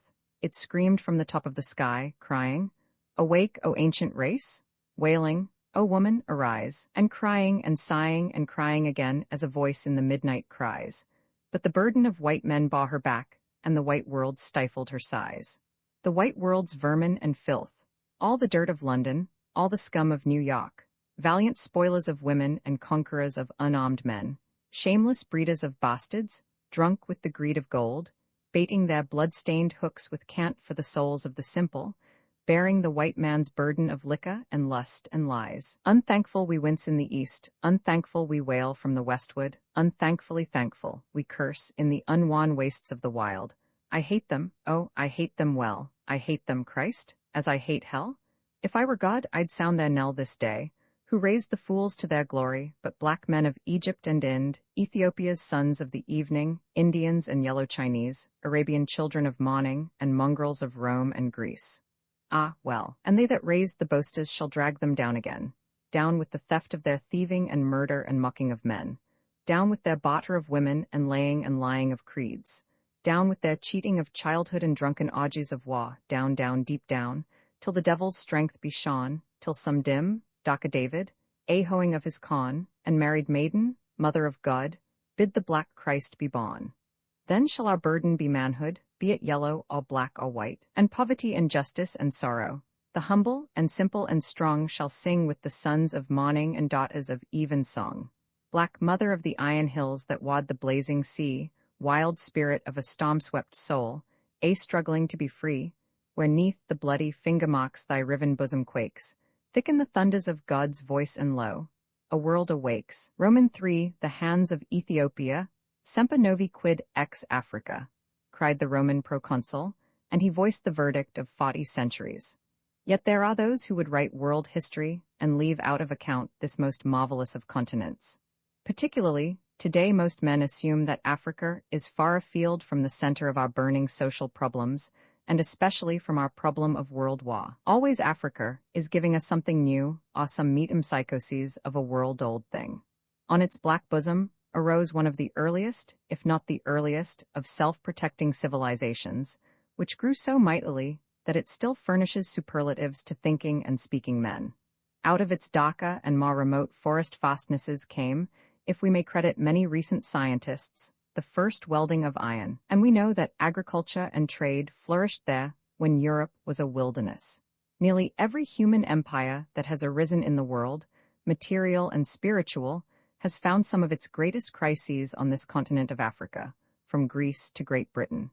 As Mommsen says, it was through Africa that Christianity became the religion of the world. In Africa, the lost flood of Germanic invasions spent itself within hearing of the lost gasp of Byzantium, and it was through Africa that Islam came to play its great role of conqueror and civilizer. With the Renaissance and the widened world of modern thought, Africa came no less suddenly with her new old gift. Shakespeare's ancient pistol cries, "A fouta for the world and worldlings base? I speak of Africa and golden joys." He echoes a legend of gold from the days of Punt and Ophir to those of Ghana, the Gold Coast, and the Rand. This thought had sent the world's greed scurrying down the hot, mysterious coasts of Africa to the good hope of gain, until for the first time a real world commerce was born, albeit it started as a commerce mainly in the bodies and souls of men. The present problem of problems is nothing more than democracy beating itself helplessly against the color bar, purling, seeping, seething, foaming to burst through, ever and again, overwhelming the emerging masses of white men in its rolling backwaters, and held back by those who dream of future kingdoms of greed built on black and brown and yellow slavery. The indictment of Africa against Europe is grave. For 400 years, white Europe was the chief support of that trade in human beings which first and last robbed black Africa of 100 million human beings, transformed the face of her social life, overthrew organized government, distorted ancient industry, and snuffed out the lights of cultural development.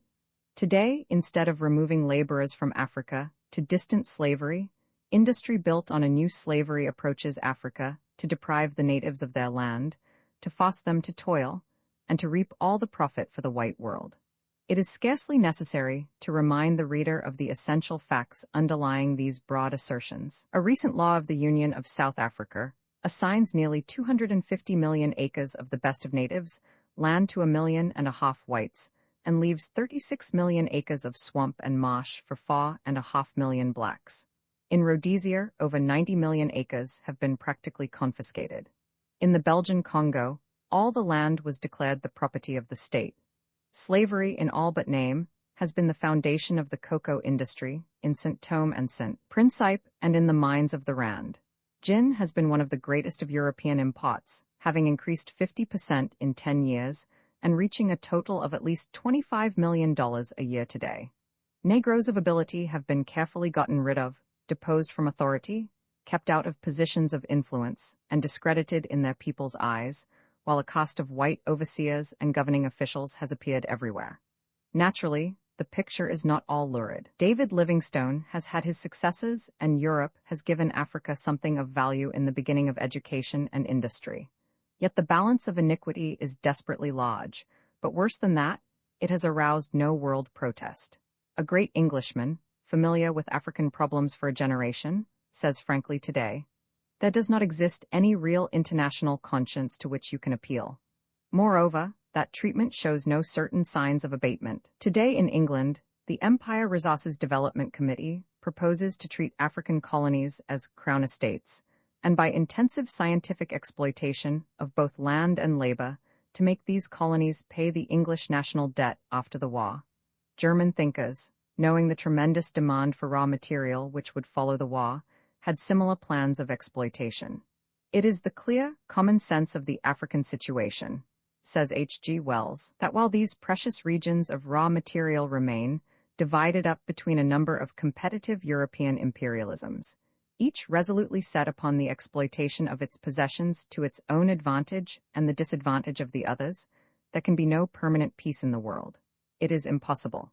We, then, who fought the war against war, who in a hell of blood and suffering held hardly our souls in leash by the vision of a world organized for peace, who are looking for industrial democracy, and for the organization of Europe so as to avoid incentives to war, we, least of all, should be willing to leave the backward world as the greatest temptation, not only to wars based on international jealousies, but to the most horrible of wars, which arise from the revolt of the maddened against those who hold them in common contempt. Consider, my reader, if you were today a man of some education and knowledge, but born a Japanese or a Chinaman, an East Indian or a Negro, what would you do and think? What would be in the present chaos your outlook and plan for the future? Manifestly, you would want freedom for your people, freedom from insult, from segregation, from poverty, from physical slavery. If the attitude of the European and American worlds is in the future going to be based essentially upon the same policies as in the past, then there is but one thing for the trained man of darker blood to do, and that is definitely and as openly as possible to organize his world for war against Europe. He may have to do it by secret, underground propaganda, as in Egypt and India, and eventually in the United States, or by open increase of armament, as in Japan, or by desperate efforts at modernization, as in China, but he must do it. He represents the vast majority of mankind. To surrender would be far worse than physical death. There is no way out unless the white world gives up such insult as its modern use of the adjective yellow indicates, or its connotation of chink and nigger implies. Either it gives up the plan of color serfdom, which its use of the other adjective, white, implies, as indicating everything decent and every part of the world worth living in, or trouble is written in the stars. It is, therefore, of singular importance, after disquieting delay, to see the real pacifist appear. Both England and Germany have recently been basing their claims to parts of Black Africa on the wishes and interests of the black inhabitants. Lloyd George has declared the general principle of national self-determination applicable at least to German Africa, while Chancellor Hertling once welcomed a discussion on the reconstruction of the world's colonial possessions. The demand that an Africa for Africans shall replace the present barbarous scramble for exploitation by individual states comes from singularly different sources. Colored America demands that the conquered German colonies should not be returned to Germany, neither should they be held by the Allies. Here is the opportunity for the establishment of a nation that may never recur. Thousands of colored men, sick of white arrogance and hypocrisy, see in this their race's only salvation. Sir Harry H. Johnston recently said, "If we are to talk, as we do, sentimentally but justly about restoring the nationhood of Poland, about giving satisfaction to the separatist feeling in Ireland, and about what is to be done for European nations who are oppressed, then we can hardly exclude from this feeling the countries of Africa. Laborers, black laborers, on the Canal Zone right. Out of this chaos may be the great awakening of our race. There is cause for rejoicing. If we fail to embrace this opportunity now, we fail to see how we will be ever able to solve the race question. It is for the British Negro, the French Negro, and the American Negro to rise to the occasion and start a national campaign, jointly and collectively, with this aim in view. From British West Africa comes the bitter complaint that the West Africans should have the right or opportunity to settle their future for themselves is a thing which hardly enters the mind of the European politician. That the Balkan states should be admitted to the Council of Peace and decide the government under which they are to live is taken as a matter of course because they are Europeans, but no extra-European is credited, even by the extremist advocates of human equality, with any right except to humbly accept the fate which Europe shall decide for him.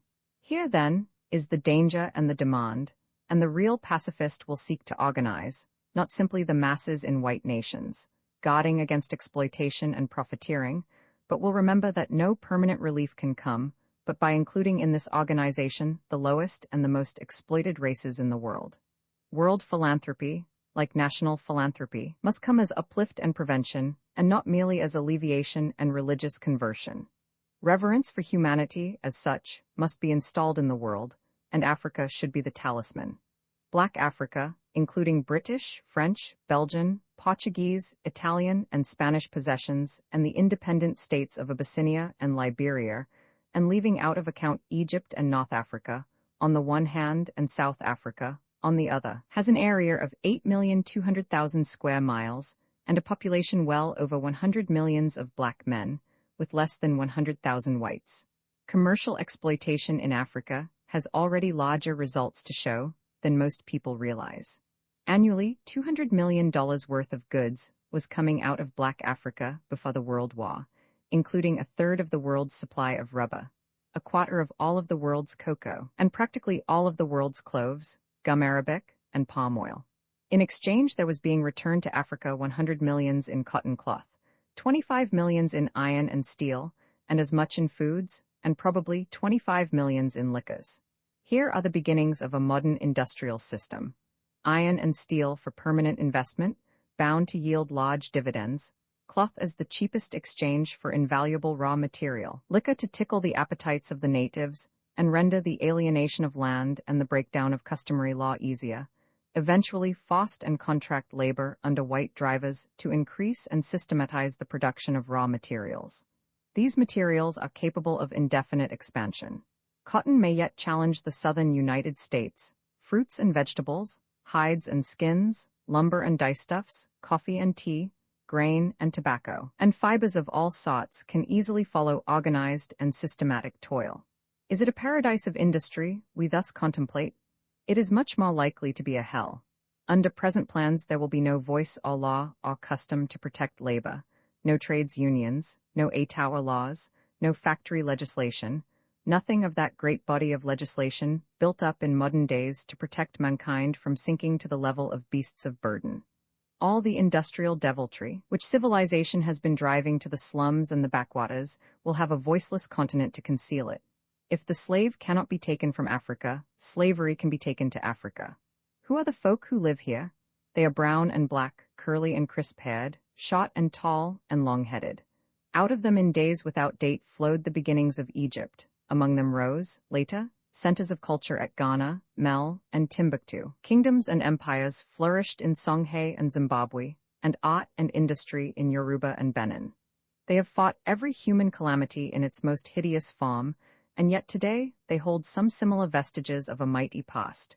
Their work in iron, their weaving and carving, their music and singing, their tribal government, their town meeting and marketplace, their desperate valor in war. Missionaries and commerce have left some good with all their evil. In Black Africa, today, there are more than 1,000 government schools and some 30,000 mission schools, with a more or less regular attendance of 750,000 school children. In a few cases, training of a higher order is given chiefs' sons and selected pupils. These beginnings of education are not much for so vast a land, and there is no general standard or set plan of development, but after all, the children of Africa are beginning to learn. In Black Africa, today, only 1/17 of the land and 1/9 of the people in Liberia and Abyssinia are approximately independent, although menaced and policed by European capitalism. Half the land and the people are in domains under Portugal, France, and Belgium, held with the avowed idea of exploitation for the benefit of Europe under a system of caste and color serfdom. Out of this dangerous nadir of development stretch two paths. One is indicated by the condition of about 3% of the people who in Sierra Leone, the Gold Coast, and French Senegal are tending toward the path of modern development. The other path, followed by 1/4 of the land and people, has local self-government and native customs, and might evolve, if undisturbed, a native culture along their own peculiar lines. 1/10 of the land, sparsely settled, is being monopolized and held for whites to make an African Australia. To these later folk must be added the 4.5 million of the South African Union, who by every modern device are being forced into landless serfdom. Before the World War, tendencies were strongly toward the destruction of independent Africa, the industrial slavery of the mass of the blacks, and the encouragement of white immigration, where possible, to hold the blacks in subjection. Against this idea, let us set the conception of a new African world state, a Black Africa, applying to these peoples the splendid pronouncements which have of late been so broadly and perhaps carelessly given the world. Recognizing in Africa the declaration of the American Federation of Labor that no people must be forced under sovereignty under which it does not wish to live. Recognizing in President Wilson's message to the Russians the principle of the undictated development of all peoples. Recognizing the resolution of the recent conference of the Aborigines Protection Society of England, that in any reconstruction of Africa, which may result from this war, the interests of the native inhabitants and also their wishes, in so far as those wishes can be clearly ascertained, should be recognized as among the principal factors upon which the decision of their destiny should be based. In other words, recognizing for the first time in the history of the modern world that black men are human. It may not be possible to build this state at once. With the victory of the Entente Allies, the German colonies, with their 1,000,000 of square miles and 1/2 million black inhabitants, should form such a nucleus. It would give Black Africa its physical beginnings. Beginning with the German colonies, 2 other sets of colonies could be added, for obvious reasons. Neither Portugal nor Belgium has shown any particular capacity for governing colonial peoples. Valid excuses may in both cases be advanced, but it would certainly be fair to Belgium to have her start her great task of reorganization after the World War with neither the burden nor the temptation of colonies. And in the same way, Portugal has, in reality, the alternative of either giving up her colonies to an African state or to some other European state in the near future. These 2 sets of colonies would add 1,700,000 square miles and 18 million inhabitants. It would not, however, be fair to despoil Germany, Belgium, and Portugal of their colonies unless, as Count Hertling once demanded, the whole question of colonies be opened. How far shall the modern world recognize nations which are not nations, but combinations of a dominant caste and a suppressed horde of serfs? Will it not be possible to rebuild a world with compact nations, empires of self-governing elements, and colonies of backward peoples under benevolent international control? The great test would be easy. Does England propose to erect in India and Nigeria nations brown and black, which shall be eventually independent, self-governing entities, with a full voice in the British imperial government? If not, let these states either have independence at once or, if unfitted for that, be put under international tutelage and guardianship. It is possible that France, with her great heart, may welcome a black France, an enlarged Senegal in Africa, but it would seem that eventually all Africa, south of 20 degrees north latitude and north of the Union of South Africa, should be included in a new African state. Somaliland and Eritrea should be given to Abyssinia, and then with Liberia, we would start with 2 small, independent African states and 1 large state under international control. Does this sound like an impossible dream? No one could be blamed for so regarding it before 1914. I, myself, would have agreed with them. But since the nightmare of 1914-1918, since we have seen the impossible happen, and the unspeakable become so common as to cease to stir us. In a day when Russia has dethroned her Tsar, England has granted the suffrage to women, and is in the act of giving home rule to Ireland. When Germany has adopted parliamentary government, when Jerusalem has been delivered from the Turks, and the United States has taken control of its railroads, is it really so far-fetched to think of an Africa for the Africans, guided by organized civilization?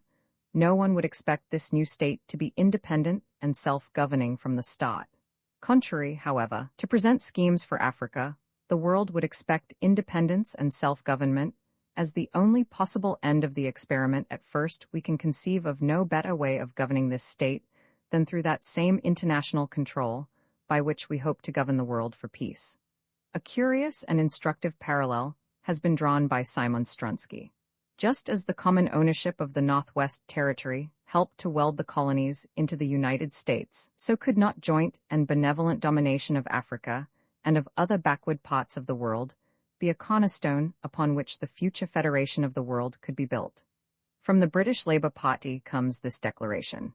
With regard to the colonies of the several belligerents in tropical Africa, from sea to sea, the British Labour movement disclaims all sympathy with the imperialist idea that these should form the booty of any nation, should be exploited for the profit of the capitalists, or should be used for the promotion of the militarists' aims of government. In view of the fact that it is impracticable here to leave the various peoples concerned to settle their own destinies, it is suggested that the interests of humanity would be best served by the full and frank abandonment by all the belligerents of any dreams of an African empire. The transfer of the present colonies of the European powers in tropical Africa, however, and the limits of this area may be defined to the proposed supranational authority, or League of Nations. Lloyd George himself has said in regard to the German colonies, a word difficult to restrict merely to them. I have repeatedly declared that they are held at the disposal of a conference, whose decision must have primary regard to the wishes and interests of the native inhabitants of such colonies. None of those territories is inhabited by Europeans. The governing considerations, therefore, must be that the inhabitants should be placed under the control of an administration acceptable to themselves, one of whose main purposes will be to prevent their exploitation for the benefit of European capitalists or governments. The Special Commission for the government of this African state must, naturally, be chosen with great care and thought. It must represent, not simply governments, but civilization, science, commerce, social reform, religious philanthropy without sectarian propaganda. It must include, not simply white men, but educated and trained men of Negro blood. The guiding principles before such a commission should be clearly understood. In the first place, it ought by this time to be realized by the labor movement throughout the world that no industrial democracy can be built on industrial despotism, whether the two systems are in the same country or in different countries, since the world today so nearly approaches a common industrial unity. If, therefore, it is impossible in any single land to uplift permanently skilled labor without also raising common labor, so, too, there can be no permanent uplift of American or European labor as long as African laborers are slaves. Secondly, this building of a new African state does not mean the segregation in it of all the world's black folk. It is too late in the history of the world to go back to the idea of absolute racial segregation. The new African state would not involve any idea of a vast transplantation of the 27 million Negroids of the Western world, of Africa, or of the gathering there of Negroid Asia. The Negroes in the United States and the other Americas have earned the right to fight out their problems where they are, but they could easily furnish from time to time technical experts, ladders of thought, and missionaries of culture for their backward brethren in the new Africa. With these two principles, the practical policies to be followed out in the government of the new states should involve a thorough and complete system of modern education, built upon the present government, religion, and customary laws of the natives. There should be no violent tampering with the curiously efficient African institutions of local self-government through the family and the tribe. There should be no attempt at sudden conversion by religious propaganda. Obviously, deleterious customs and unsanitary usages must gradually be abolished, but the general government, set up from without, must follow the example of the best colonial administrators and build on recognized, established foundations rather than from entirely new and theoretical plans. The real effort to modernize Africa should be through schools rather than churches. Within 10 years, 20 million black children ought to be in school. Within a generation, young Africa should know the essential outlines of modern culture, and groups of bright African students could be going to the world's great universities. From the beginning, the actual general government should use both colored and white officials, and later natives should be worked in. Taxation and industry could follow the newer ideals of industrial democracy, avoiding private land monopoly and poverty, and promoting cooperation in production and the socialization of income. Difficulties as to capital and revenue would be far less than many imagine. If a capable English administrator of British Nigeria could with $1,500 build up a cocoa industry of $20 million annually, what might not be done in all Africa, without gin, thieves, and hypocrisy? Capital could not only be accumulated in Africa, but attracted from the white world, with one great difference from present usage. No return so fabulous would be offered that civilized lands would be tempted to divert to colonial trade and invest materials and labor needed by the masses at home, but rather would receive the same modest profits as legitimate home industry offers. There is no sense in asserting that the ideal of an African state, thus governed and directed toward independence and self-government, is impossible of realization. The first great essential is that the civilized world believe in its possibility. By reason of a crime, perhaps the greatest crime in human history, the modern world has been systematically taught to despise colored peoples.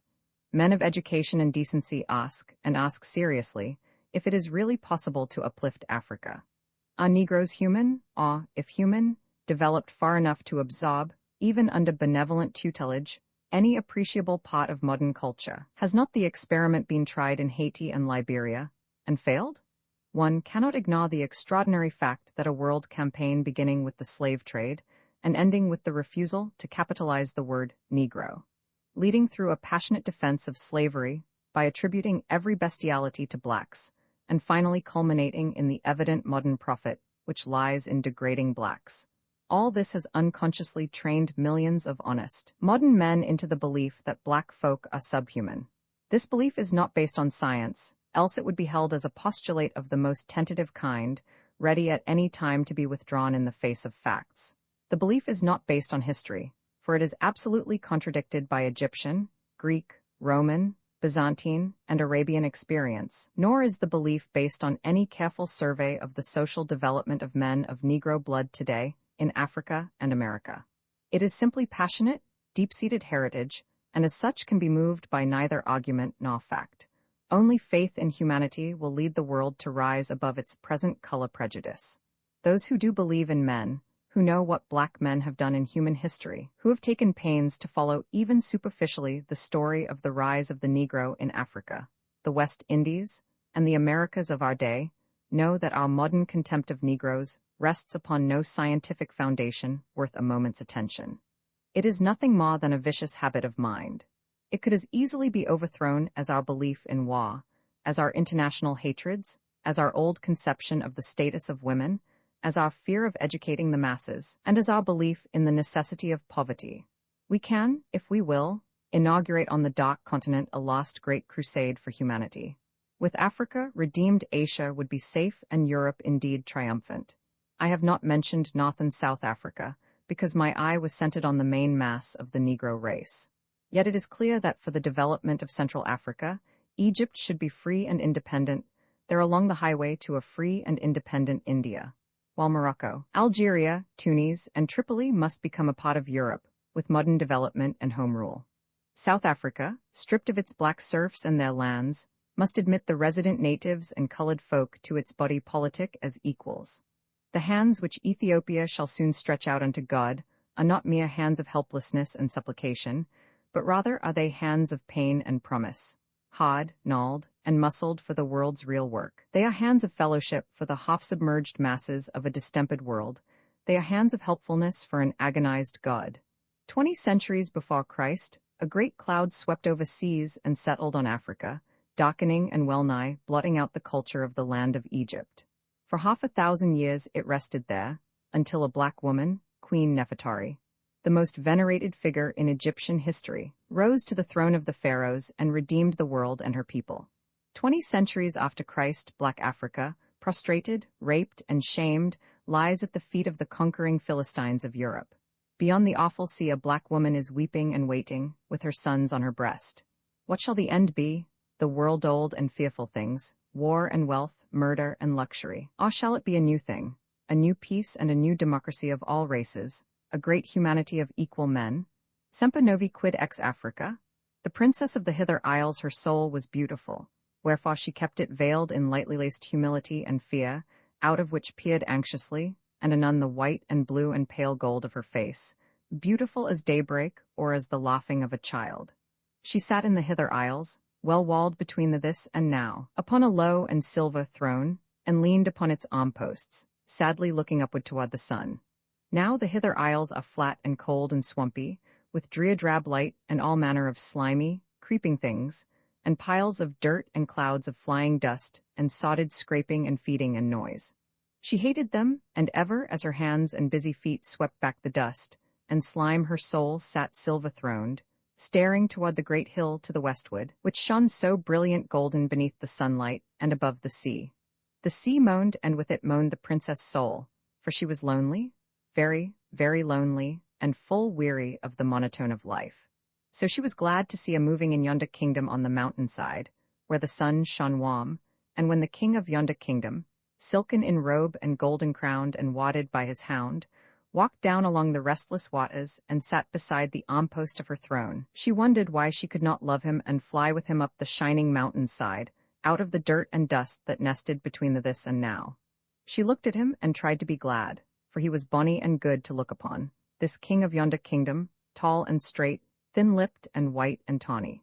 So again, this last day, she strove to burn life into his singularly sodden clay, to put his icy soul aflame wherewith to warm her own, to set his senses singing. Vacantly he heard her winged words, staring and curling his long mustaches with vast thoughtfulness. Then he said, "We've found more gold in yonder kingdom." "Hell seize your gold?" blurted the princess. "No, it's mine," he maintained stolidly. She raised her eyes. "It belongs," she said, "to the empire of the sun." "Nay, the sun belongs to us," said the king calmly as he glanced to where yonder kingdom blushed above the sea. She glanced, too, and a softness crept into her eyes. "No, no," she murmured as with hesitating pause she raised her eyes above the sea, above the hill, up into the sky where the sun hung silent and splendid. Its robes were heaven's blue, lined and broidered in living flame, and its crown was one vast jewel, glistening in glittering glory that made the sun's own face a blackness, the blackness of utter light. With blinded, tear-filled eyes she peered into that formless black and burning face, and sensed in its soft, sad gleam unfathomed understanding. With sudden, wild abandon she stretched her arms toward it, appealing, beseeching, entreating, and low. "Niggers and Dagos," said the king of yonder kingdom, glancing carelessly backward and lighting in his lips a carefully rolled wisp of fragrant tobacco. She looked back, too, but in half-wondering terror, for it seemed, a beggar man was creeping across the swamp, shuffling through the dirt and slime. He was little and bald and black, rough-clothed, sodden with dirt, and bent with toil, yet withal something she sensed about him, and it seemed, the king of yonder kingdom lounged more comfortably beside the silver throne and let curl a tiny trail of light blue smoke. "I hate beggars," he said, "especially brown and black ones." And he then pointed at the beggar's retinue and laughed, an unpleasant laugh, welded of contempt and amusement. The princess looked and shrank on her throne. He, the beggar man, was what?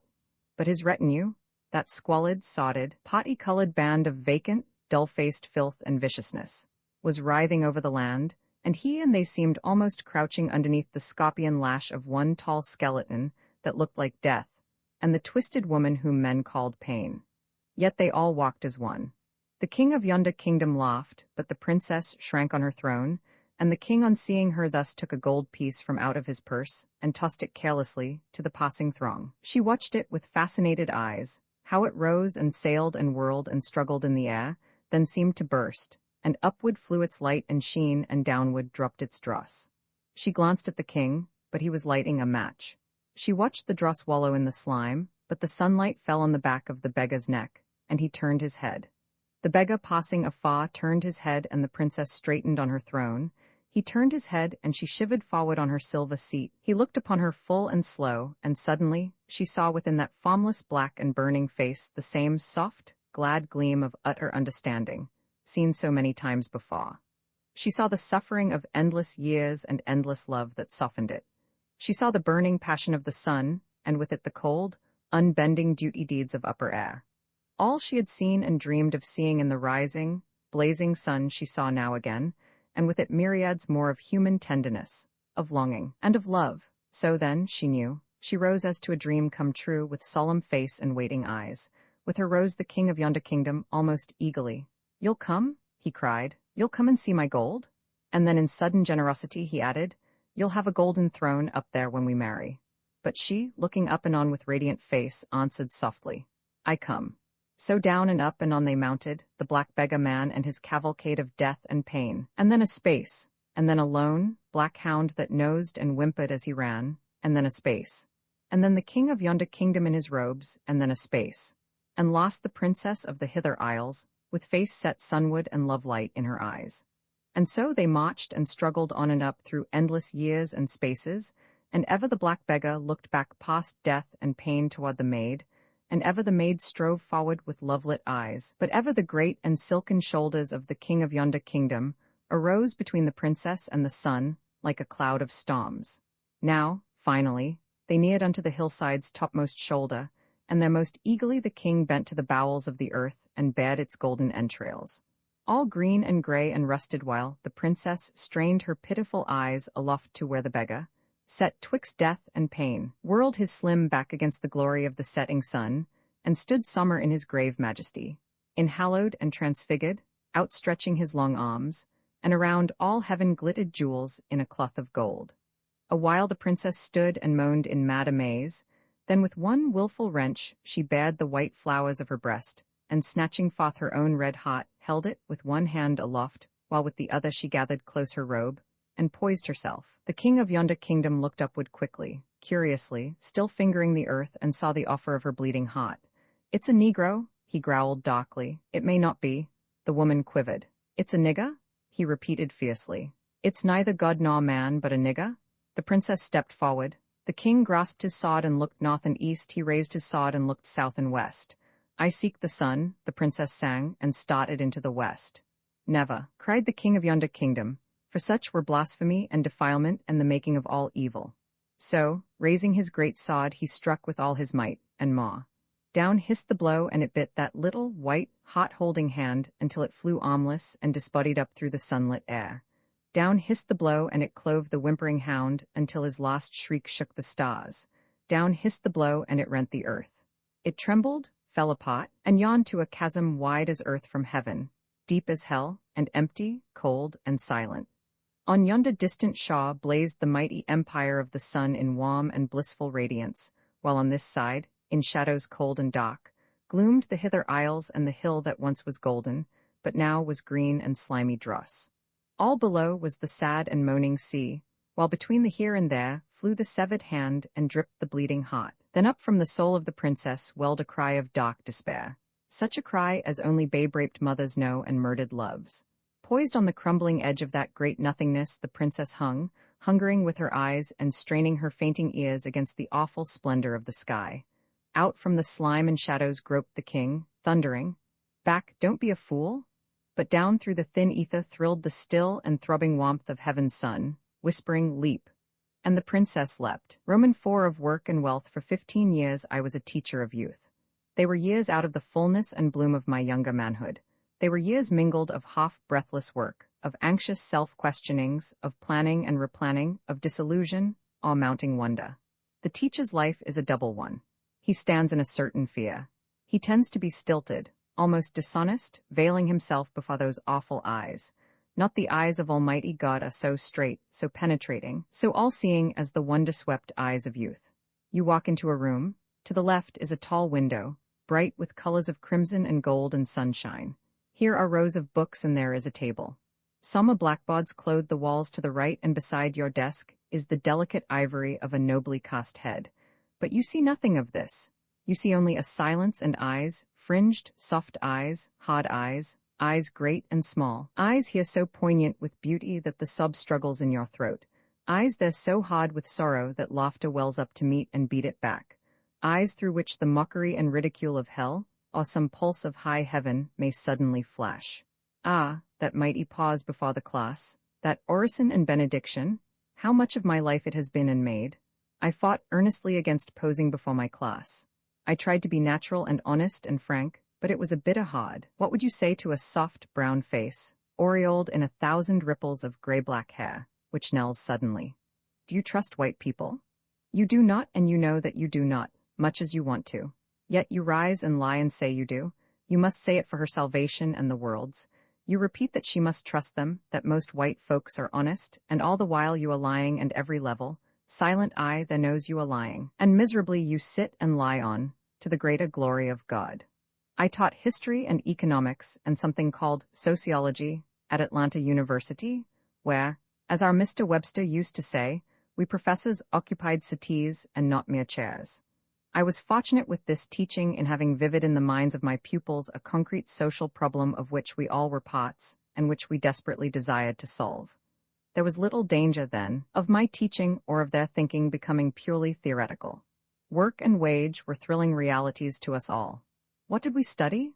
I can tell you best by taking a concrete human case, such as was continually leaping to our eyes and thought, and demanding understanding and interpretation, and what I could bring of prophecy. St. Louis sprawls where mighty rivers meet, as broad as Philadelphia, but 3 stories high instead of 2, with wider streets and dirtier atmosphere, over the dull brown of wide, calm rivers. The city overflows into the valleys of Illinois and lies there, writhing under its grimy cloud. The other city is dusty and hot beyond all dream, a feverish Pittsburgh in the Mississippi Valley, a great, ruthless, terrible thing. It is the sort that crushes man and invokes some living Superman, a giant of things done, a clang of awful accomplishment. 3 men came wandering across this place. They were neither kings nor wise men, but they came with every significance, perhaps even greater, than that which the kings bore in the days of old. There was one who came from the north, brawny and riotous with energy, a man of concentrated power, who held all the thunderbolts of modern capital in his great fists and made flour and meat, iron and steel, cunning chemicals, wood, paint and paper, transforming to endless tools a disemboweled earth. He was one who saw nothing, knew nothing, sought nothing but the making and buying of that which sells, who out from the magic of his hand rolled over miles of iron road, ton upon ton of food and metal and wood, of coal and oil and lumber, until the thronging of knotted ways in east and real sent. Louis was like the red, festering ganglia of some mighty heart. Then from the east, and called by the crash of thunderbolts and forked flame, came the unwise man, unwise by the theft of endless ages, but as human as anything God ever made. He was the slave for the miracle maker. It was he that the thunderbolts struck and electrified into gasping energy. The rasp of his hard breathing shook the midnights of all this endless valley, and the pulse of his powerful arms set the great nation to trembling.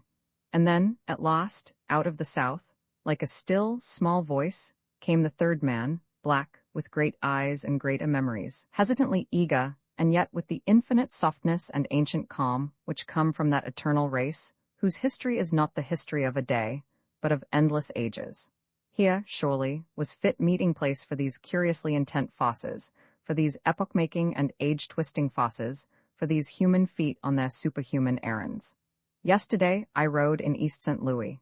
It is the kind of place one quickly recognizes, tireless and with no restful green of verdure, hard and uneven of street, crude, cold, and even hateful of aspect, conventional of course in its business quota, but quickly beyond one sees the ruts and the hollows, the stench of ill-tamed sewerage, unguarded railroad crossings, saloons outnumbering churches and churches catering to saloons, homes impudently straight and new, prostitutes free and happy, gamblers in paradise, the town wide open, shameless and frank, great factories pouring out stench, filth, and flame, these and all other things so familiar in the world marketplaces, where industry triumphs over thought and products overwhelm men. May I tell, too, how yesterday I rode in this city past flame-swept walls and over gray ashes, in streets almost wet with blood and beside ruins, where the bones of dead men new-bleached peered out at me in sullen wonder. Across the river, in the greater city, where bronze St. Louis, that just and austere king, looks with angry, fear-swept eyes down from the rolling heights of Forest Park, which knows him not nor heeds him. There is something of the same thing, but this city is larger and older, and the fosses of evil have had some curbing from those who have seen the vision and panted for life. But eastward from St. Louis, there is a land of no taxes for great industries. There is a land where you may buy grafting politicians at far less rate than you would pay for franchises or privileges in a modern town. There, too, you may escape the buying of indulgences from the great terminal fist, which squeezes industry out of St. Louis. In fact, East St. Louis is a paradise for high and frequent dividends, and for the piling up of wealth to be spent in St. Louis and Chicago and New York, and when the world is sane again, across the seas. So the unwise men pouring out of the East, falling, scrambling, rushing into America at the rate of 1 million a year, ran, walked, and crawled to this maelstrom of the workers. They garnered higher wage than ever they had before, but not all of it came in cash. A part, and an insidious part, was given to them transmuted into whiskey, prostitutes, and games of chance. They laughed and despoted themselves. God, had not their mothers wept enough? It was a good town. There was no veil of hypocrisy here, but a wickedness, frank, ungilded, and open. To be sure, there were things sometimes to reveal the basic savagery and thin veneer. Once, for instance, a man was lynched for brawling on the public square of the county seat. Once a mayor who sought to clean up was publicly assassinated. Always there was theft and rumors of theft, until St. Clair County was a hissing in good men's ears.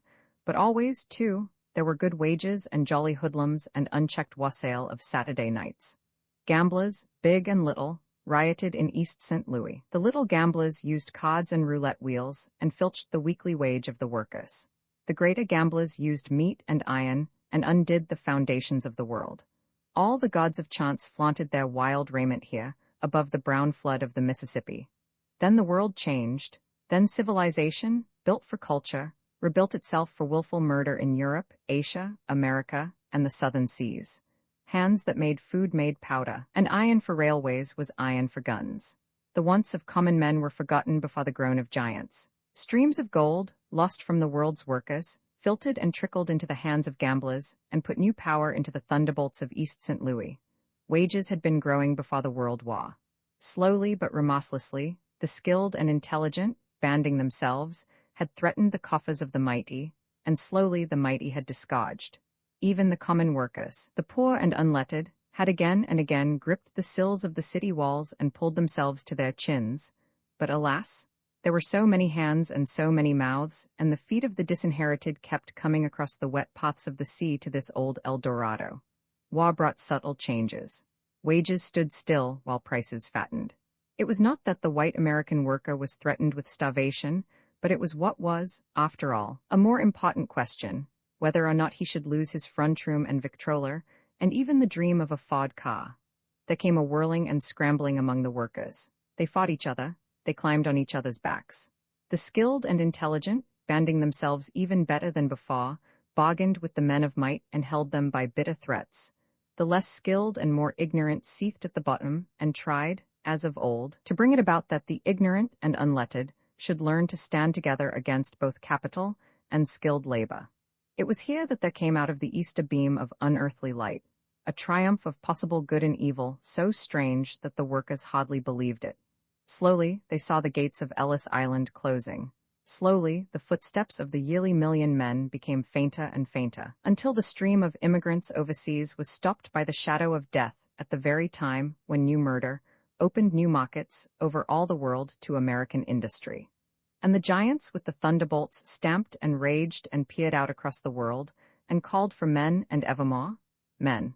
The unwise men laughed and squeezed reluctant dollars out of the fists of the mighty and saw in their dream the vision of a day when labor, as they knew it, should come into its own. Saw this day and saw it with justice and with right, save for one thing, and that was the sound of the moan of the disinherited, who still lay without the walls. When they heard this moan and saw that it came not across the seas, they were at first amazed and said it was not true, and then they were mad and said it should not be. Quickly they turned and looked into the red blackness of the south, and in their hearts were fear and hate. What did they see? They saw something at which they had been taught to laugh and make sport. They saw that which the heading of every newspaper column, the lie of every cub reporter, the exaggeration of every press dispatch, and the distortion of every speech and book had taught them was a mass of despicable men, inhuman, at best laughable, at worst the meat of mobs and fury. What did they see? They saw 9.5 millions of human beings. They saw the spawn of slavery, ignorant by law and by deviltry, crushed by insult, and debauched by systematic and criminal injustice.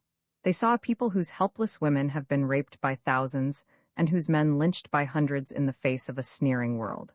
They saw a people with heads bloody, but unbowed, working faithfully at wages 50% lower than the wages of the nation, and under conditions which shame civilization, saving homes, training children, hoping against hope. They saw the greatest industrial miracle of modern days, slaves transforming themselves to freemen and climbing out of perdition by their own efforts, despite the most contemptible opposition God ever saw.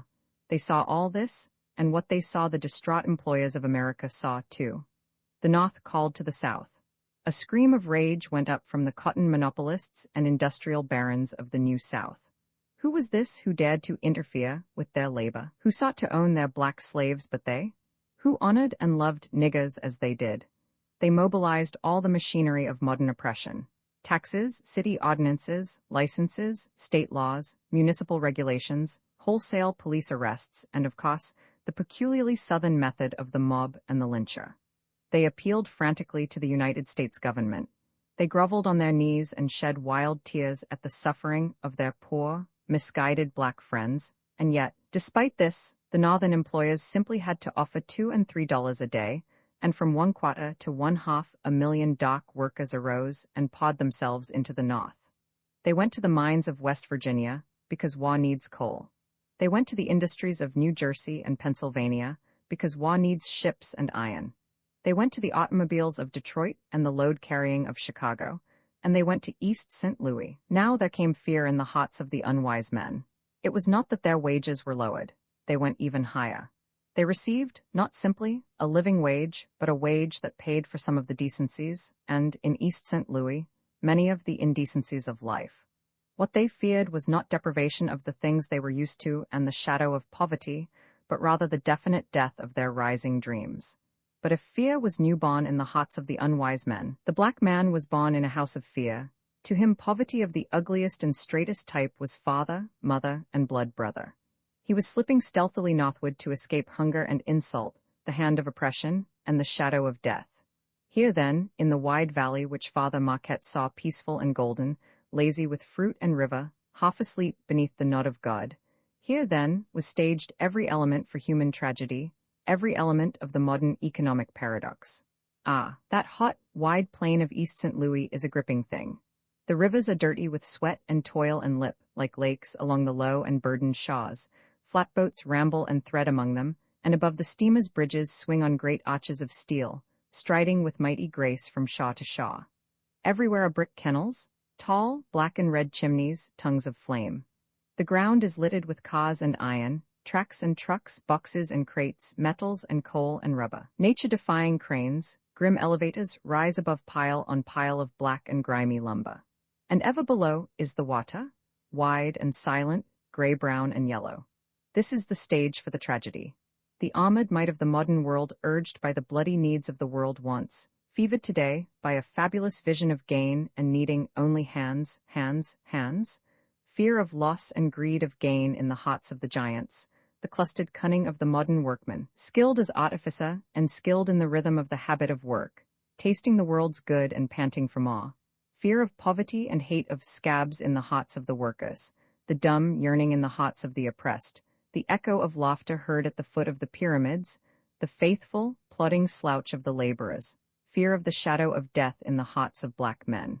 We ask, and perhaps there is no answer, how far may the captain of the world's industry do his deeds, despite the grinding tragedy of its doing? How far may men fight for the beginning of comfort, out beyond the horrid shadow of poverty, at the cost of starving other, and what the world calls lesser men? How far may those who reach up out of the slime that fills the pits of the world's damned compel men with loaves to divide with men who starve? The answers to these questions are hard, but yet one answer looms above all. Justice lies with the lowest. The plight of the lowest man, the plight of the black man, deserves the first answer, and the plight of the giants of industry, the last. Little cared East St. Louis for all this bandying of human problems, so long as its grocers and saloon keepers flourished, and its industries steamed and screamed and smoked, and its bankers grew rich. Stupidity, license, and graft sat enthroned in the city hall. The new black folk were exploited as cheerfully as white Polacks and Italians. The rent of shacks mounted merrily, the street car lines counted gleeful gains, and the crimes of white men and black men flourished in the dock. The high and skilled and smart climbed on the bent backs of the ignorant. Harder the mass of laborers strove to unionize their fellows and to bargain with employers. Nor were the new blacks fools. They had no love for nothings in labor, they had no wish to make their fellows' wage envelopes smaller, but they were determined to make their own larger. They, too, were willing to join in the new union movement. But the unions did not want them. Just as employers monopolized meat and steel, so they sought to monopolize labor and beat a giant's bargain. In the higher trades they succeeded. The best electrician in the city was refused admittance to the union and driven from the town because he was black. No black builder, printer, or machinist could join a union or work in East St. Louis, no matter what his skill or character. But out of the stink of the stockyards, and the dust of the aluminum works, and the sweat of the lumber yards, the willing blacks could not be kept. They were invited to join unions of the laborers here, and they joined. White workers and black workers struck at the aluminum works in the fall and won higher wages and better hours. Then again in the spring, they struck to make bargaining compulsory for the employer, but this time they fronted new things.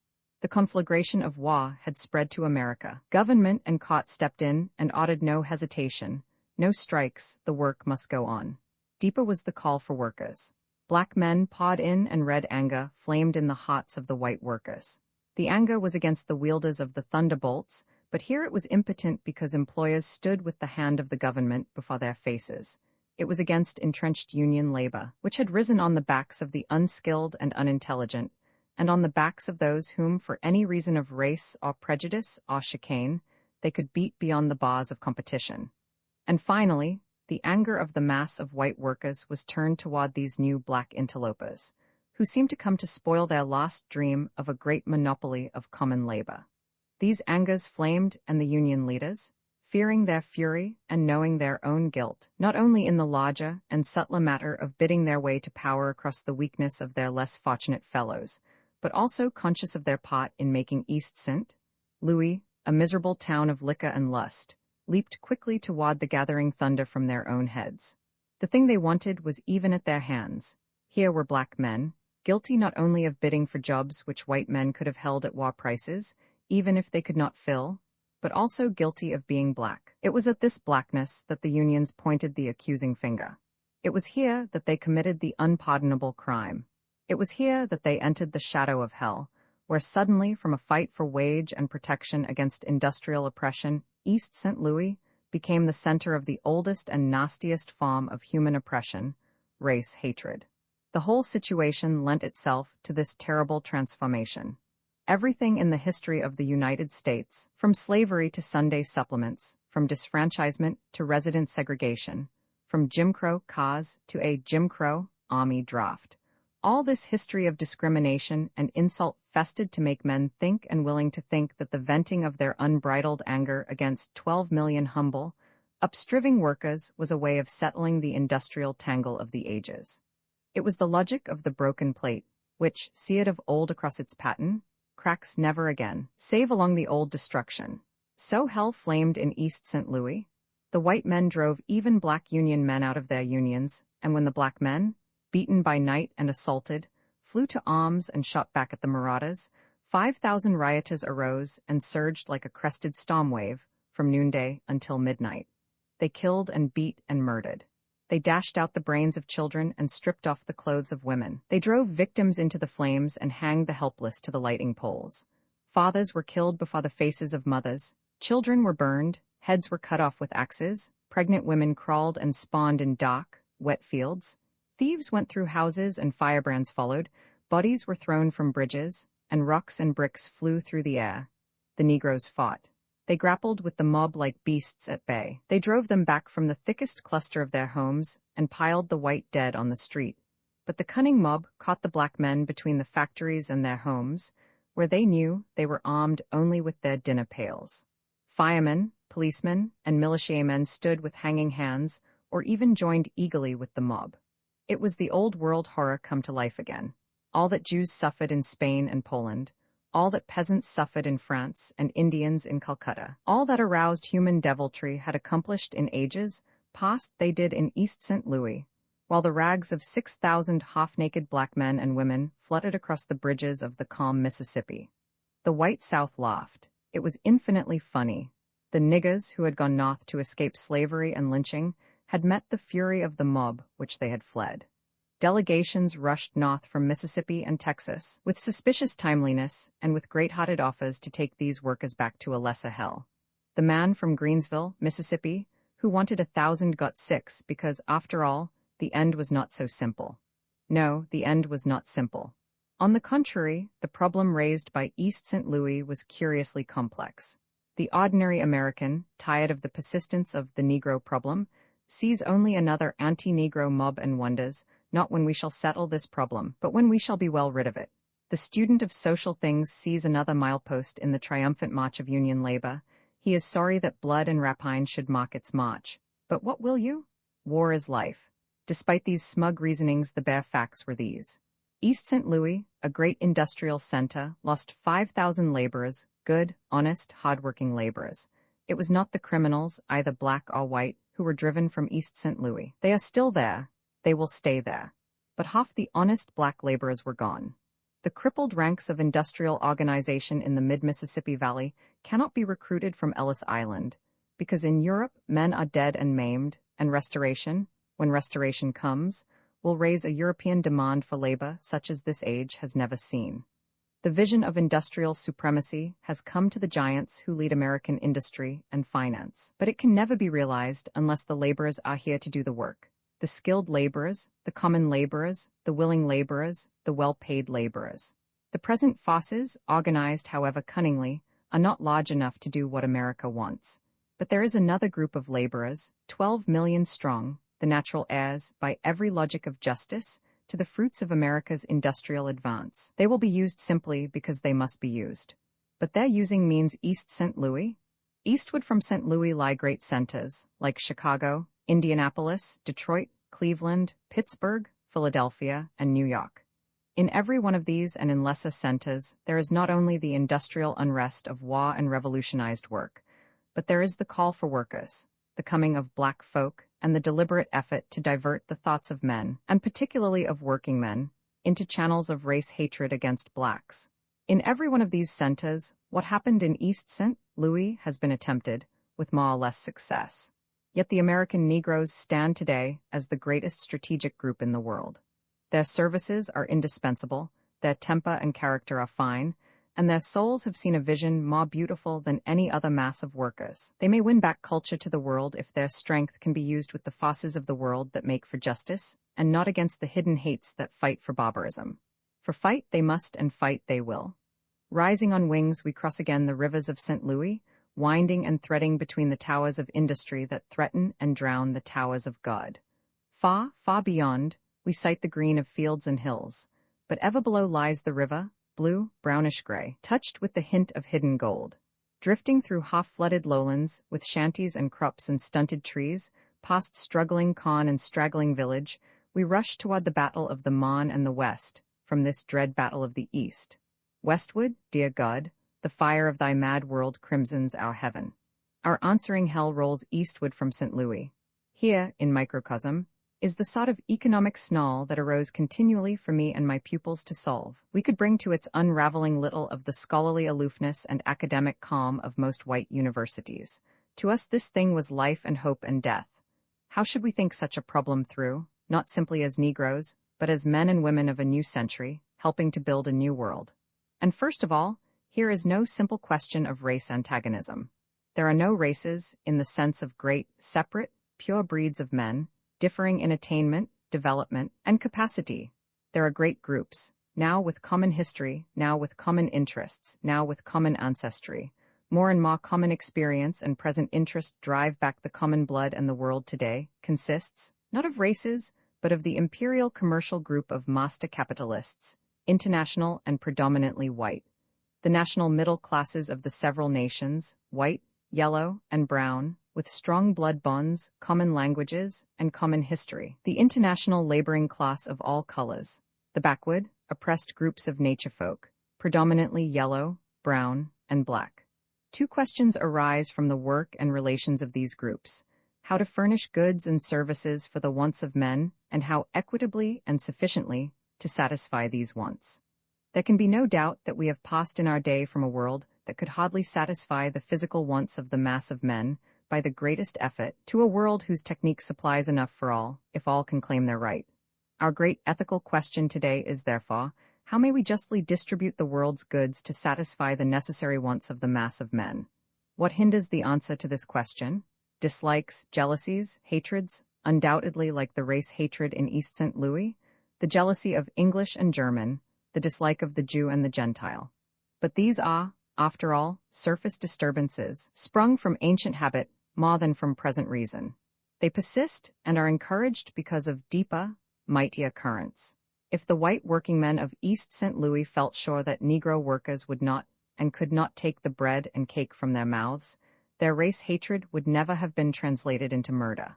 If the black working men of the South could earn a decent living under decent circumstances at home, they would not be compelled to underbid their white fellows. Thus the shadow of hunger, in a world which never needs to be hungry, drives us to war and murder and hate. But why does hunger shadow so vast a mass of men? Manifestly because, in the great organizing of men for work, a few of the participants come out with more wealth than they can possibly use, while a vast number emerge with less than can decently support life. In earlier economic stages, we defended this as the reward of thrift and sacrifice, and as the punishment of ignorance and crime. To this, the answer is sharp. Sacrifice calls for no such reward, and ignorance deserves no such punishment. The chief meaning of our present thinking is that the disproportion between wealth and poverty today cannot be adequately accounted for by the thrift and ignorance of the rich and the poor. Yesterday, we righted one great mistake when we realized that the ownership of the laborer did not tend to increase production. The world at large had learned this long since, but black slavery arose again in America as an inexplicable anachronism, a willful crime. The freeing of the black slaves freed America. Today, we are challenging another ownership, the ownership of materials which go to make the goods we need. Private ownership of land, tools, and raw materials may, at one stage of economic development, be a method of stimulating production, and one which does not greatly interfere with equitable distribution. When, however, the intricacy and length of technical production increased, the ownership of these things becomes a monopoly, which easily makes the rich richer and the poor poorer. Today, therefore, we are challenging this ownership. We are demanding general consent as to what materials shall be privately owned and as to how materials shall be used. We are rapidly approaching the day when we shall repudiate all private property in raw materials and tools and demand that distribution hinge, not on the power of those who monopolize the materials, but on the needs of the mass of men. Can we do this and still make sufficient goods, justly gauge the needs of men, and rightly decide who ought to be considered men? How do we arrange to accomplish these things today? Somebody decides whose wants should be satisfied. Somebody organizes industry so as to satisfy these wants. What is to hinder the same ability and foresight from being used in the future as in the past?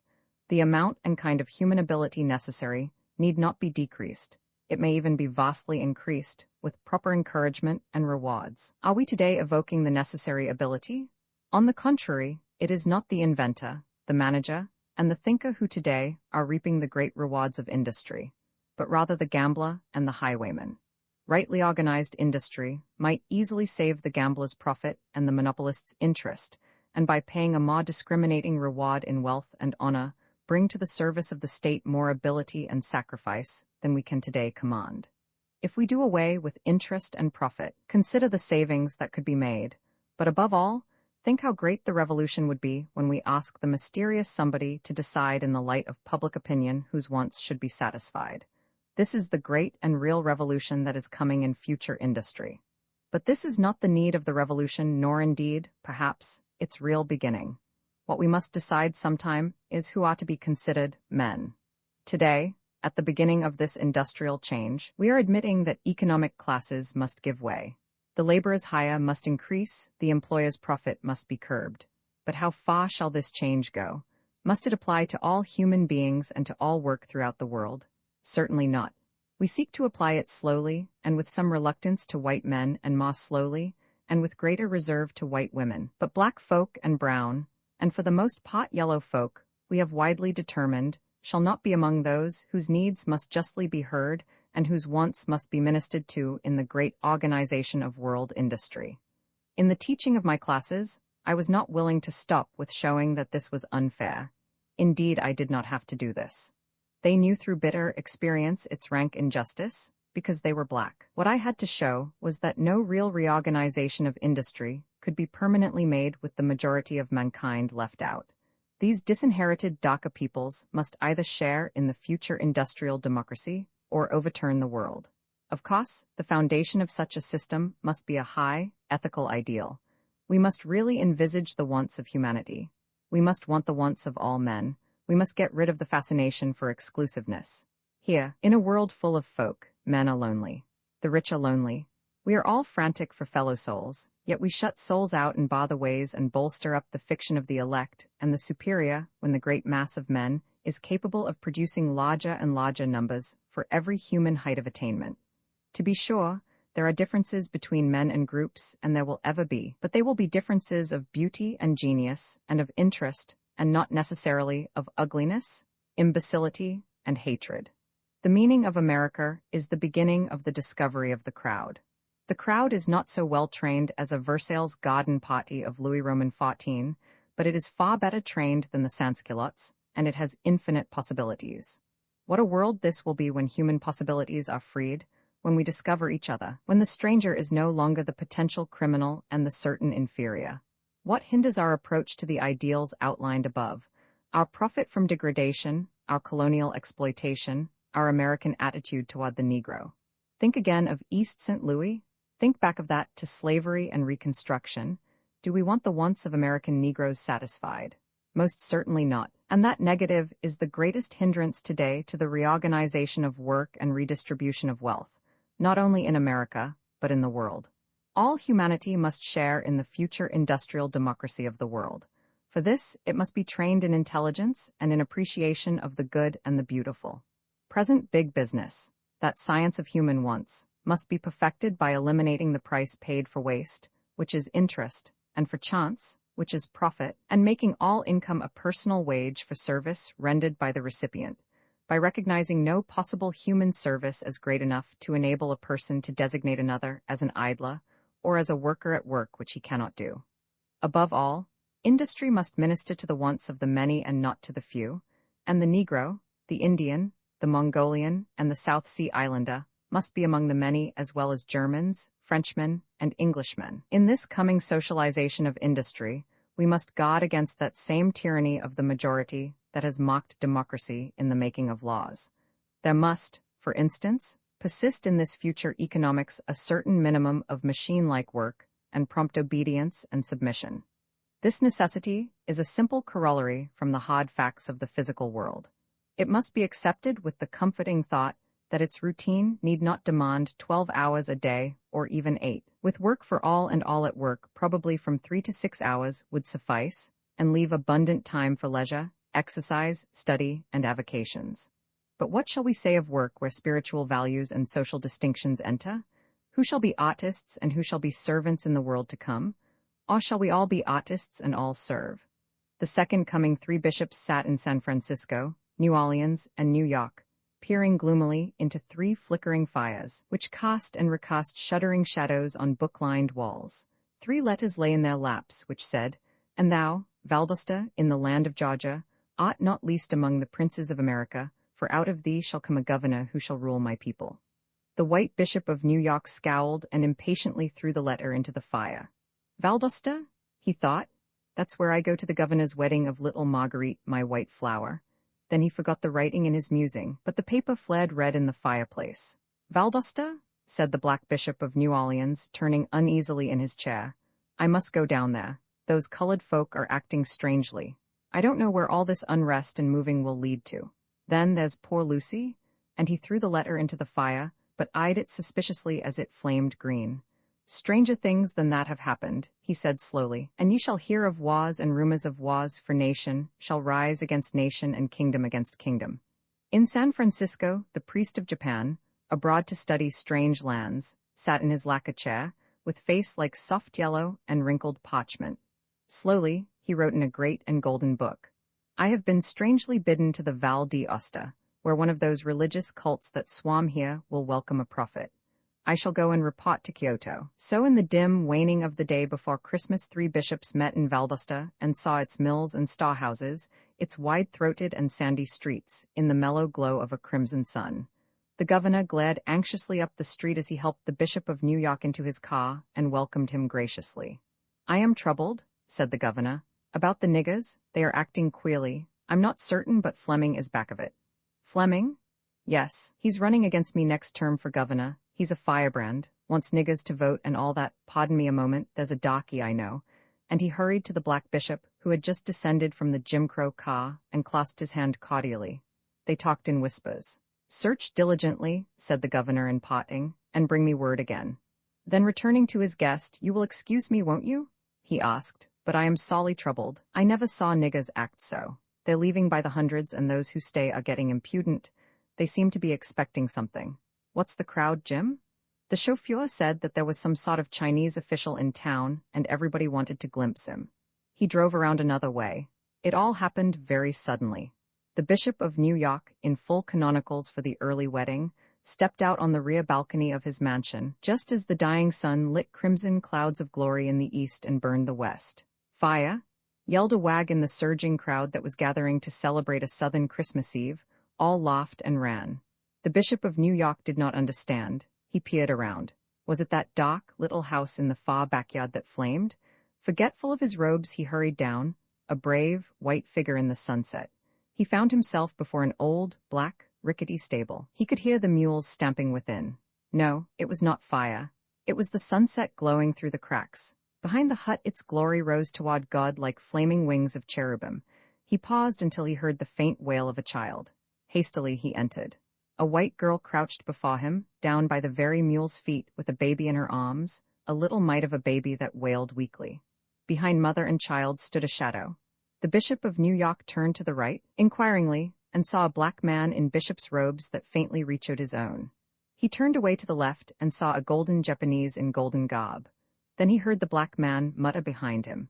But he was to come the second time in clouds of glory, with the nations gathered around him and angels. At the word, a shaft of glorious light fell full upon the child, while without came the tramping of unnumbered feet and the whirring of wings. The Bishop of New York bent quickly over the baby. It was black. He stepped back with a gesture of disgust, hardly listening to and yet hearing the black bishop, who spoke almost as if in apology. "She's not really white. I know Lucy. You see, her mother worked for the governor."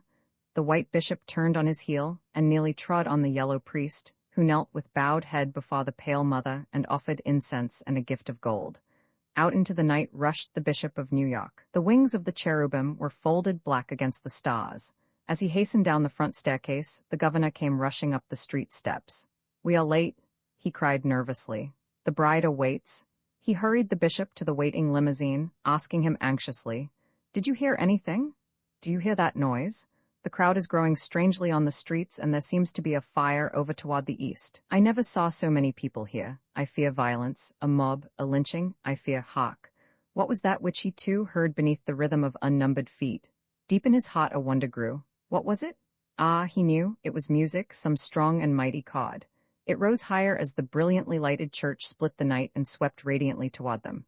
So high and clear that music flew, it seemed above, around, behind them. The governor, ashen-faced, crouched in the car, but the bishop said softly as the ecstasy pulsed in his heart, "Such music, such wedding music, what choir is it?" The servant in the house. The lady looked at me severely. I glanced away. I had addressed the little audience at some length on the disfranchisement of my people in society, politics, and industry, and had studiously avoided the while her cold green eye. I finished and shook weary hands while she lay in wait. I knew what was coming and braced my soul. "Do you know where I can get a good colored cook?" she asked. I disclaimed all guilty concupiscence. She came nearer and spitefully shook a finger in my face. "Why won't Negroes work?" she panted. "I have given money for years to Hampton and Tuskegee, and yet I can't get decent servants. They won't try. They're lazy, they're unreliable, they're impudent, and they leave without notice. They all want to be lawyers and doctors and," she spat the word in venom, "ladies?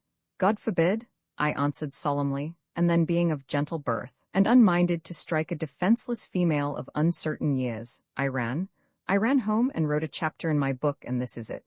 I speak and speak bitterly as a servant and a servant's son, for my mother spent 5 or more years of her life as a menial. My father's family escaped, although grandfather as a boat steward had to fight hard to be a man and not a lackey. He fought and won. My mother's folk, however, during my childhood, sat poised on that thin edge between the farmer and the menial. The surrounding Irish had 2 chances, the factory and the kitchen, and most of them took the factory, with all its dirt and noise and low wage. The factory was closed to us. Our little lands were too small to feed most of us. A few clung almost sullenly to the old homes, low and red things crouching on a wide level, but the children stirred restlessly and walked off into town and saw its wonders. Slowly they dribbled off, a waiter here, a cook there, help for a few weeks in Mrs. Blank's kitchen when she had summer boarders. Instinctively, I hated such work from my birth. I loathed it and shrank from it. Why, I could not have said. Had I been born in Carolina instead of Massachusetts, I should hardly have escaped the taint of service. Its temptations in wage and comfort would soon have answered my scruples, and yet I am sure I would have fought long even in Carolina, for I knew in my heart that thither lay hell.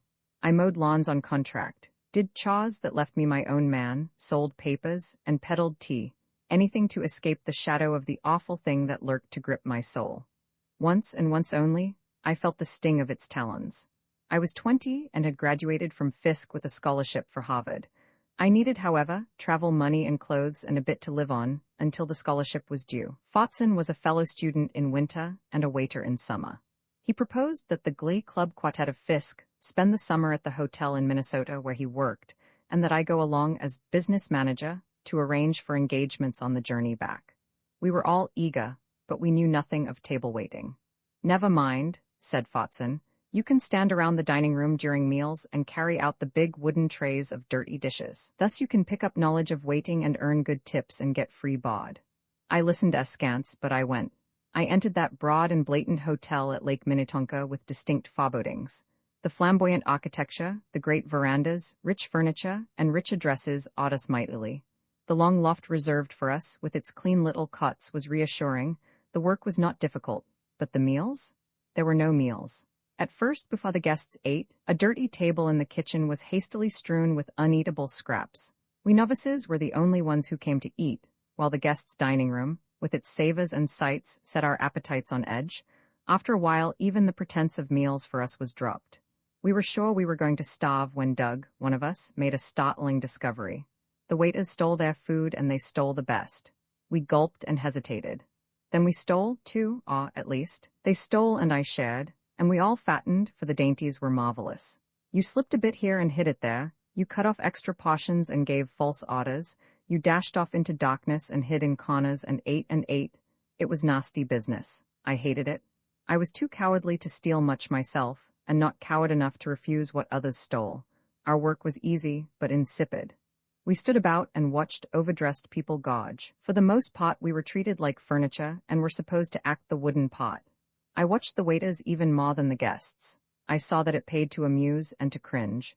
One particular black man set me crazy.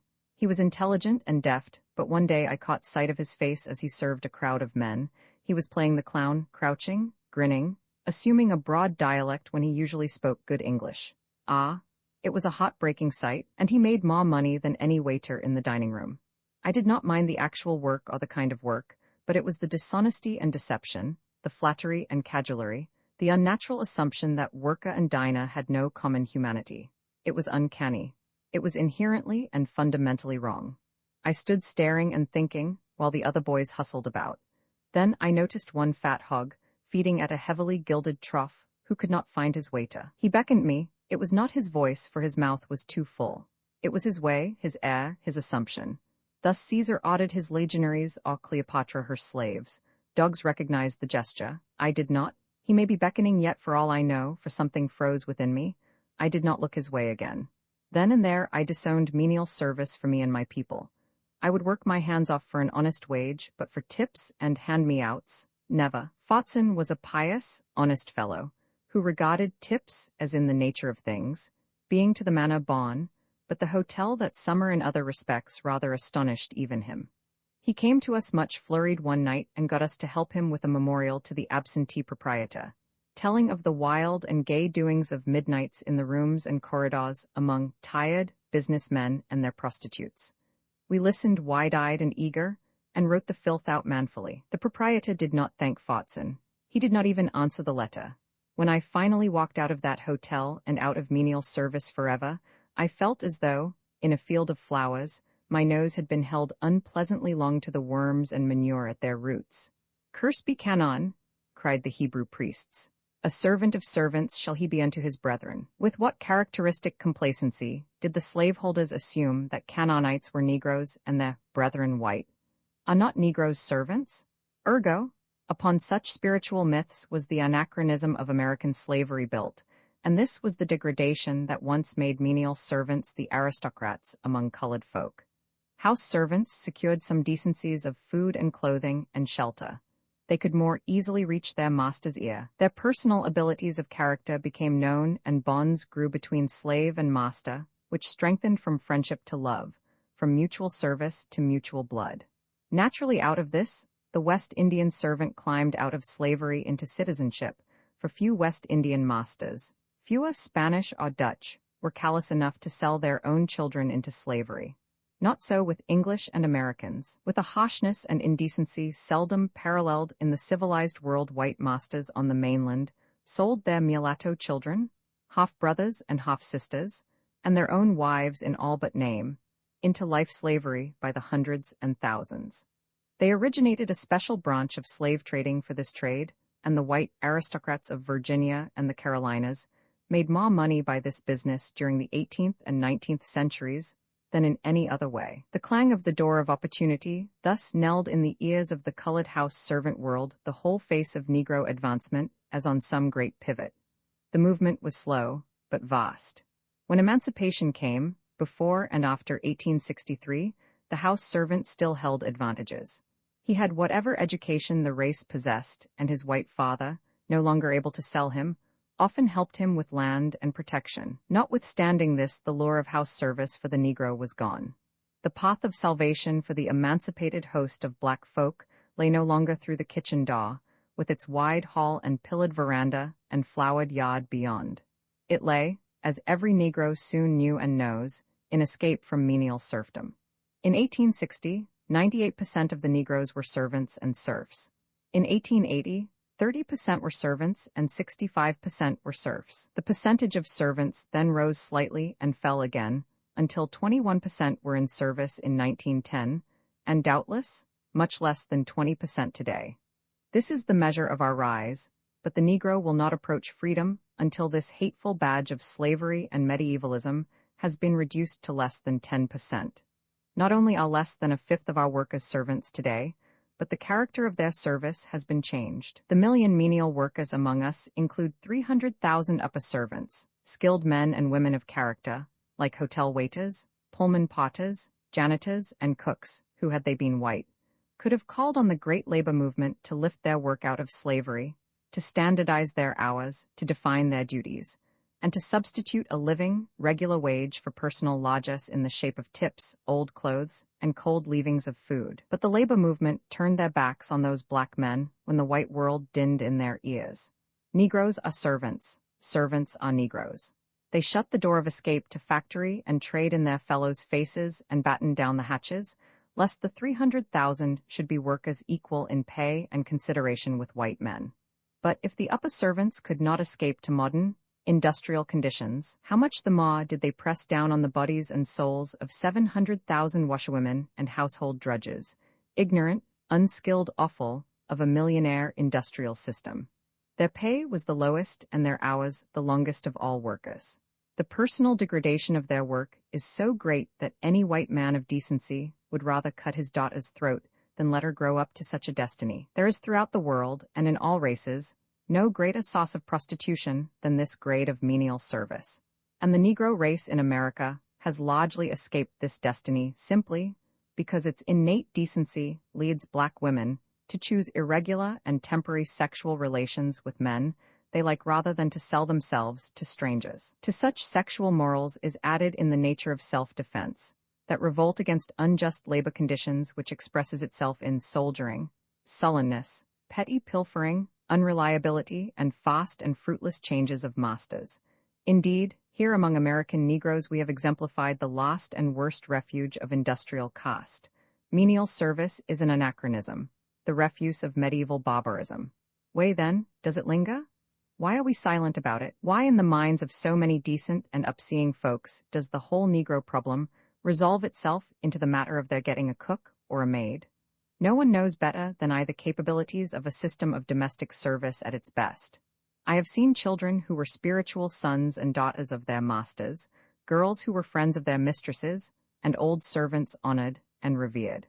But in every such case the servant had transcended the menial. The service had been exalted above the wage. Now to accomplish this permanently and universally calls for the same revolution in household help as in factory help and public service. While organized industry has been slowly making its help into self-respecting, well-paid men, and while public service is beginning to call for the highest types of educated and efficient thinkers, domestic service lags behind and insists upon seeking to evolve the best types of men from the worst conditions. The cause of this perversity, to my mind, is twofold. First, the ancient high estate of service, now pitifully fallen, yet gasping for breath. Secondly, the present low estate of the outcasts of the world, peering with bloodshot eyes at the gates of the industrial heaven. The master spoke no greater word than that which said, "Whosoever will be great among you, let him be your servant." What is greater than personal service? Surely no social service, no wholesale helping of masses of men can exist which does not find its effectiveness and beauty in the personal aid of man to man. It is the purest and holiest of duties. Some mighty glimmer of this truth survived in those who made the first gentlemen of the bedchamber, the keepers of the robes, and the knights of the bath, the highest nobility that hedged an anointed king. Nor does it differ today in what the mother does for the child or the daughter for the mother. In all the personal attentions in the old-fashioned home, this is service. Think of what friend has meant, not simply in spiritual sympathies, but in physical helpfulness. In the world today, what calls for more of love, sympathy, learning, sacrifice, and long-suffering than the care of children, the preparation of food, the cleansing and ordering of the home, personal attendance and companionship, the care of bodies and their raiment. What greater, more intimate, more holy services are there than these?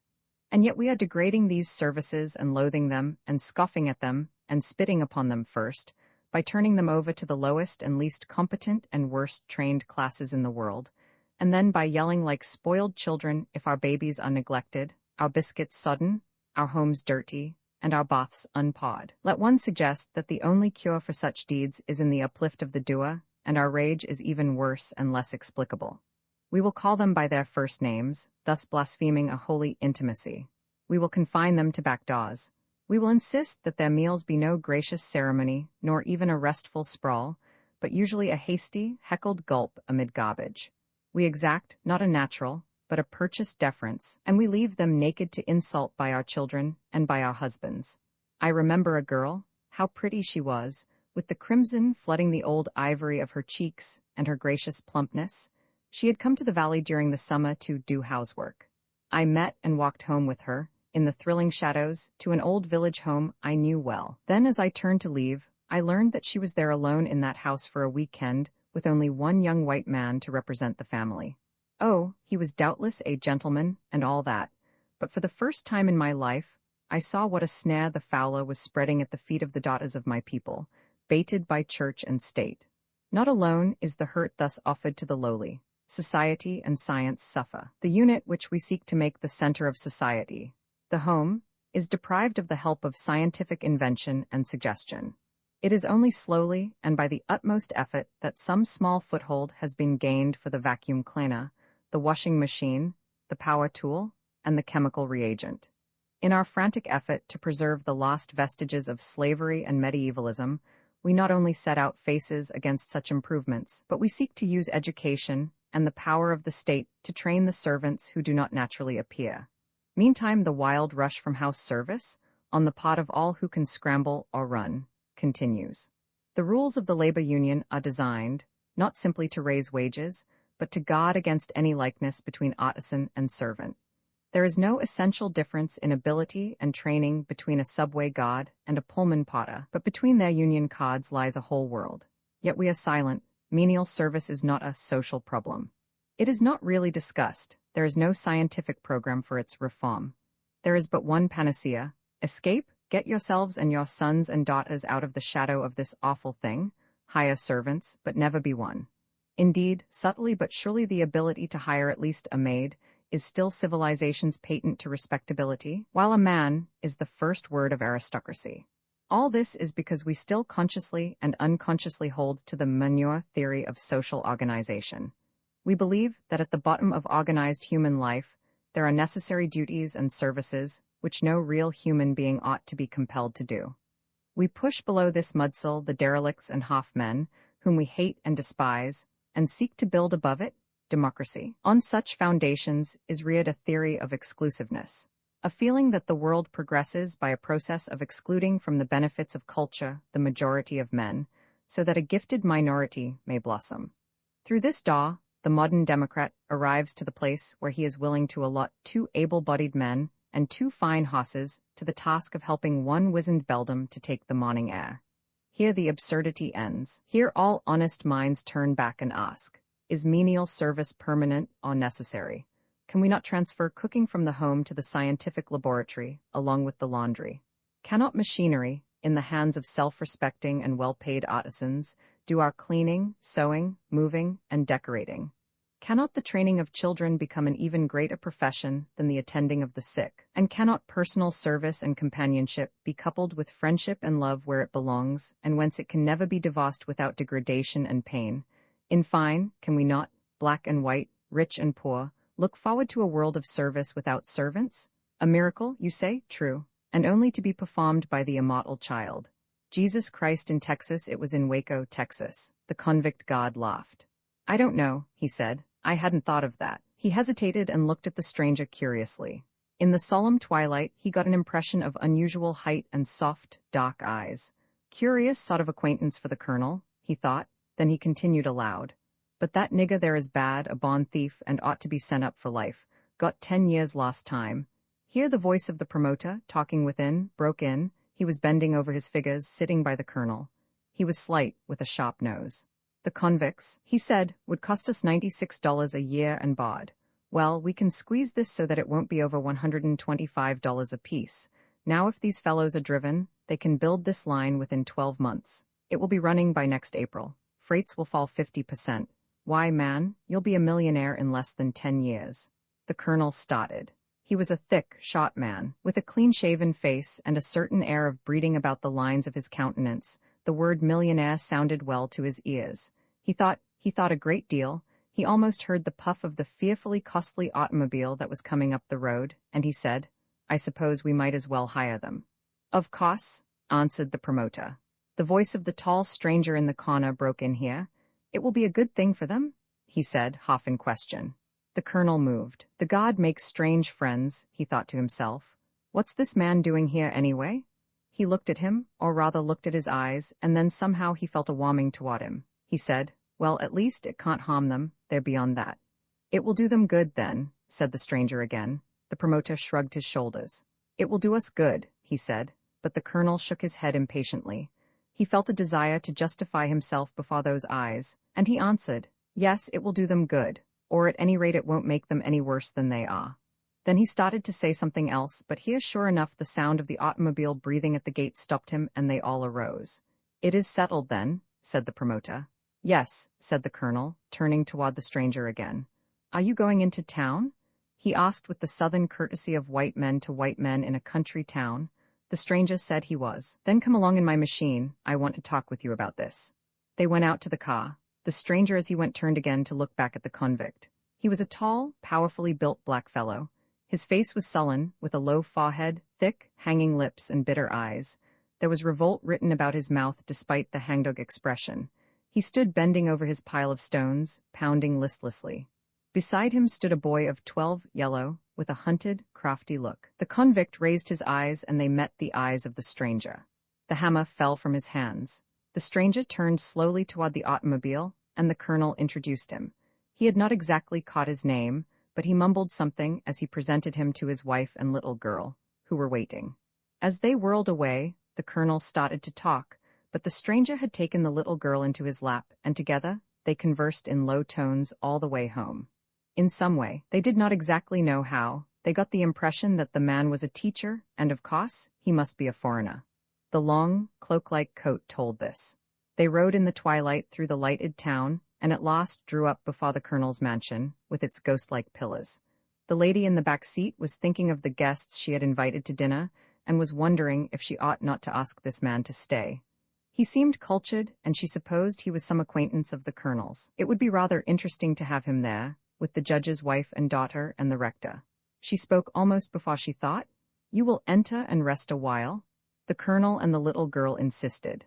For a moment the stranger seemed about to refuse. He said he had some business for his father, about town. Then for the child's sake he consented.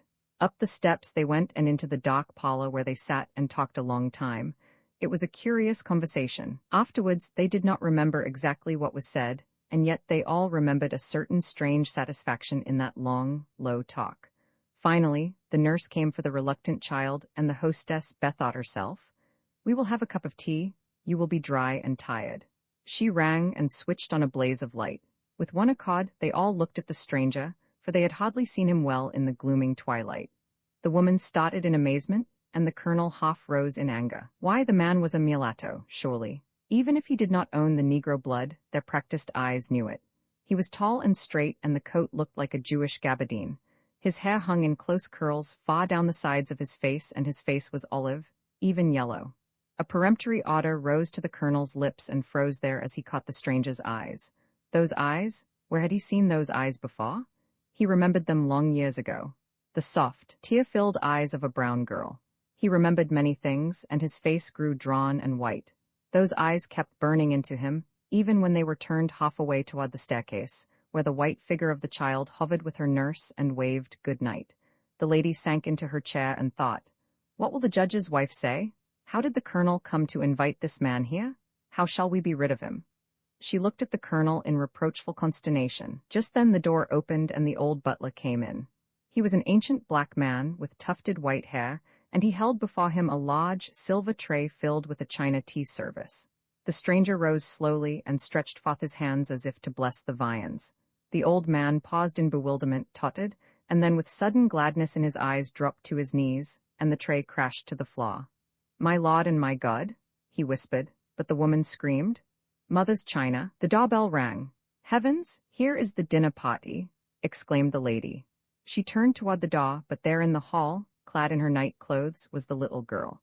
She had stolen down the stairs to see the stranger again, and the nurse above was calling in vain.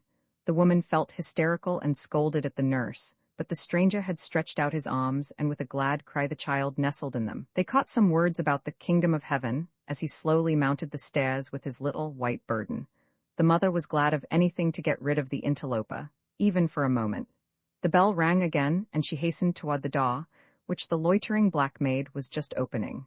She did not notice the shadow of the stranger as he came slowly down the stairs and paused by the newel post, dark and silent. The judge's wife came in. She was an old woman, frilled and powdered into a semblance of youth and gorgeously gowned. She came forward, smiling with extended hands, but when she was opposite the stranger, somewhere a chill seemed to strike her, and she shuddered and cried, "What a draught!" As she drew a silken shawl about her and shook hands cordially, she forgot to ask who the stranger was. The judge strode in unseeing, thinking of a puzzling case of theft. "Eh, what? Oh, yes, good evening," he said. "Good evening." Behind them came a young woman in the glory of youth and daintily silked, beautiful in face and form, with diamonds around her fair neck. She came in lightly, but stopped with a little gasp. Then she laughed gaily and said, "Why, I beg your pardon. Was it not curious? I thought I saw there behind your man." She hesitated, but he must be a servant, she argued. The shadow of great, white wings. It was but the light on the drapery. What a turn it gave me. And she smiled again. With her came a tall, handsome, young naval officer. Hearing his lady refer to the servant, he hardly looked at him, but held his gilded cap carelessly toward him, and the stranger placed it carefully on the rack. Last came the rector, a man of 40 and well-clothed. He started to pass the stranger, stopped and looked at him inquiringly. "I beg your pardon," he said. "I beg your pardon, I think I have met you?" The stranger made no answer, and the hostess nervously hurried the guests on, but the rector lingered and looked perplexed. "Surely, I know you, I have met you somewhere," he said, putting his hand vaguely to his head. You remember me, do you not?" The stranger quietly swept his cloak aside, and to the hostess' unspeakable relief passed out of the door. "I never knew you," he said in low tones as he went. The lady murmured some vain excuse about intruders, but the rector stood with annoyance written on his face. "I beg 1,000 pardons," he said to the hostess absently. "It is a great pleasure to be here. Somehow I thought I knew that man. I am sure I knew him once." The stranger had passed down the steps, and as he passed, the nurse, lingering at the top of the staircase, flew down after him, caught his cloak, trembled, hesitated, and then kneeled in the dust.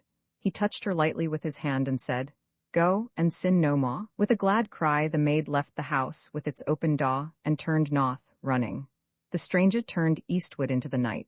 As they parted, a long, low howl rose tremulously and reverberated through the night. The colonel's wife within shuddered.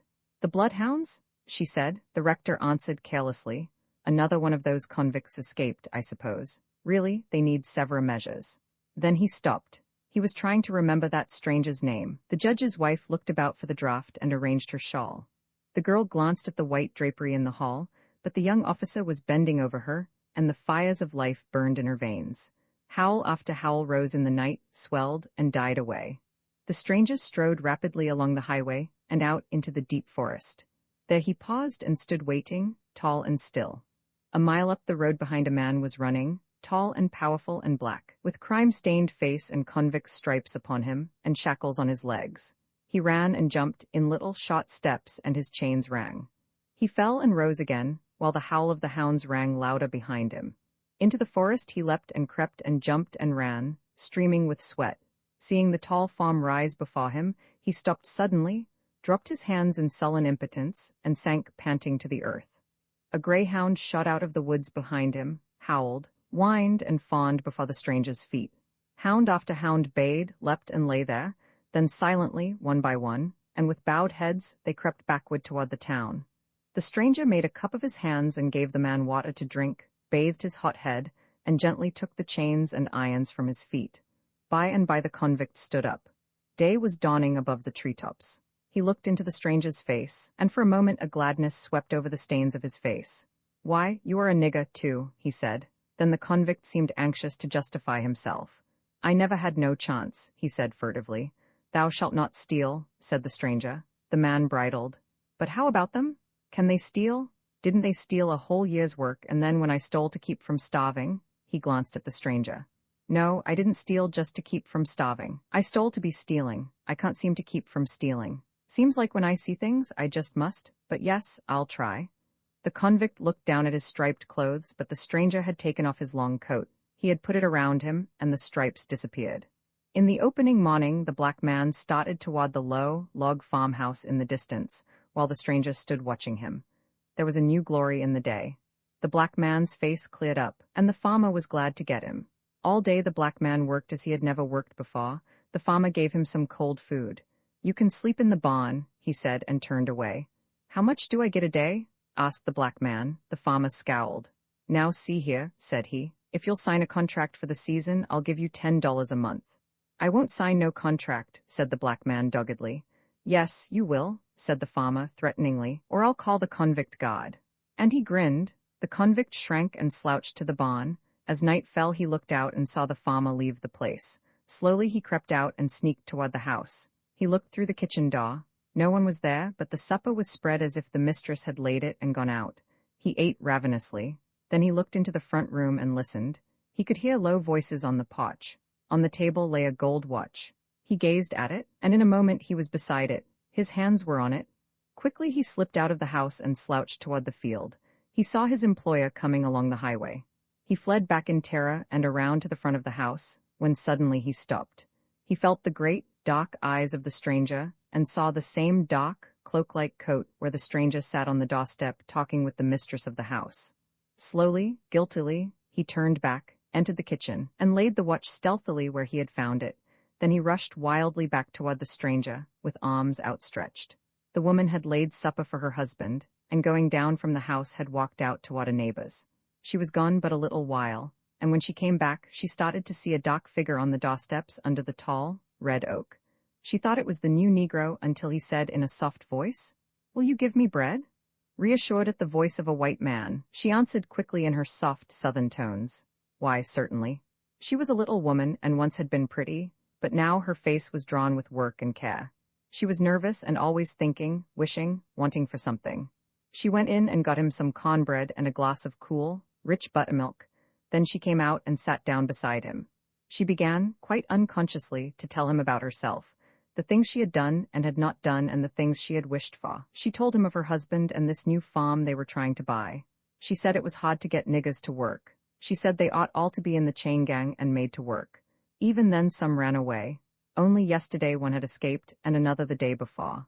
At last she gossiped of her neighbors, how good they were and how bad. "And do you like them all?" asked the stranger. She hesitated. "Most of them," she said, and then, looking up into his face and putting her hand into his, as though he were her father, she said, "There are none I hate, no, none at all." He looked away, holding her hand in his, and said dreamily, "You love your neighbor as yourself?" She hesitated. "I try," she began, and then looked the way he was looking, down under the hill where lay a little, half-ruined cabin. "They are niggers," she said briefly. He looked at her. Suddenly a confusion came over her and she insisted, she knew not why. "But they are niggers." With a sudden impulse she arose and hurriedly lighted the lamp that stood just within the door and held it above her head. She saw his dark face and curly hair. She shrieked in angry terror and rushed down the path, and just as she rushed down, the black convict came running up with hands outstretched. They met in mid-path, and before he could stop he had run against her, and she fell heavily to earth and lay white and still. Her husband came rushing around the house with a cry and an oath. "I knew it," he said. "It's that runaway nigger." He held the black man struggling to the earth and raised his voice to a yell. Down the highway came the convict guard with hound and mob and gun. They paused across the fields. The farmer motioned to them. "He attacked my wife," he gasped. The mob snarled and worked silently. Right to the limb of the red oak they hoisted the struggling, writhing black man, while others lifted the dazed woman. Right and left, as she tottered to the house, she searched for the stranger with a yearning, but the stranger was gone. And she told none of her guests. "No, no, I want nothing," she insisted until they left her as they thought, asleep. For a time she lay still, listening to the departure of the mob. Then she rose. She shuddered as she heard the creaking of the limb where the body hung. But resolutely she crawled to the window and peered out into the moonlight. She saw the dead man writhe. He stretched his arms out like a cross, looking upward. She gasped and clung to the window sill. Behind the swaying body, and down where the little, half-ruined cabin lay, a single flame flashed up amid the far-off shout and cry of the mob. A fierce joy sobbed up through the terror in her soul, and then sank abashed as she watched the flame rise. Suddenly whirling into one great crimson column, it shot to the top of the sky, and threw great arms athwart the gloom, until above the world and behind the roped and swaying form below hung quivering and burning a great crimson cross. She hid her dizzy, aching head in an agony of tears, and dared not look, for she knew. Her dry lips moved, despised and rejected of men. She knew, and the very horror of it lifted her dull and shrinking eyelids. There, heaven tall, earthwide, hung the stranger on the crimson cross, riven and blood-stained, with thorn-crowned head and pierced hands.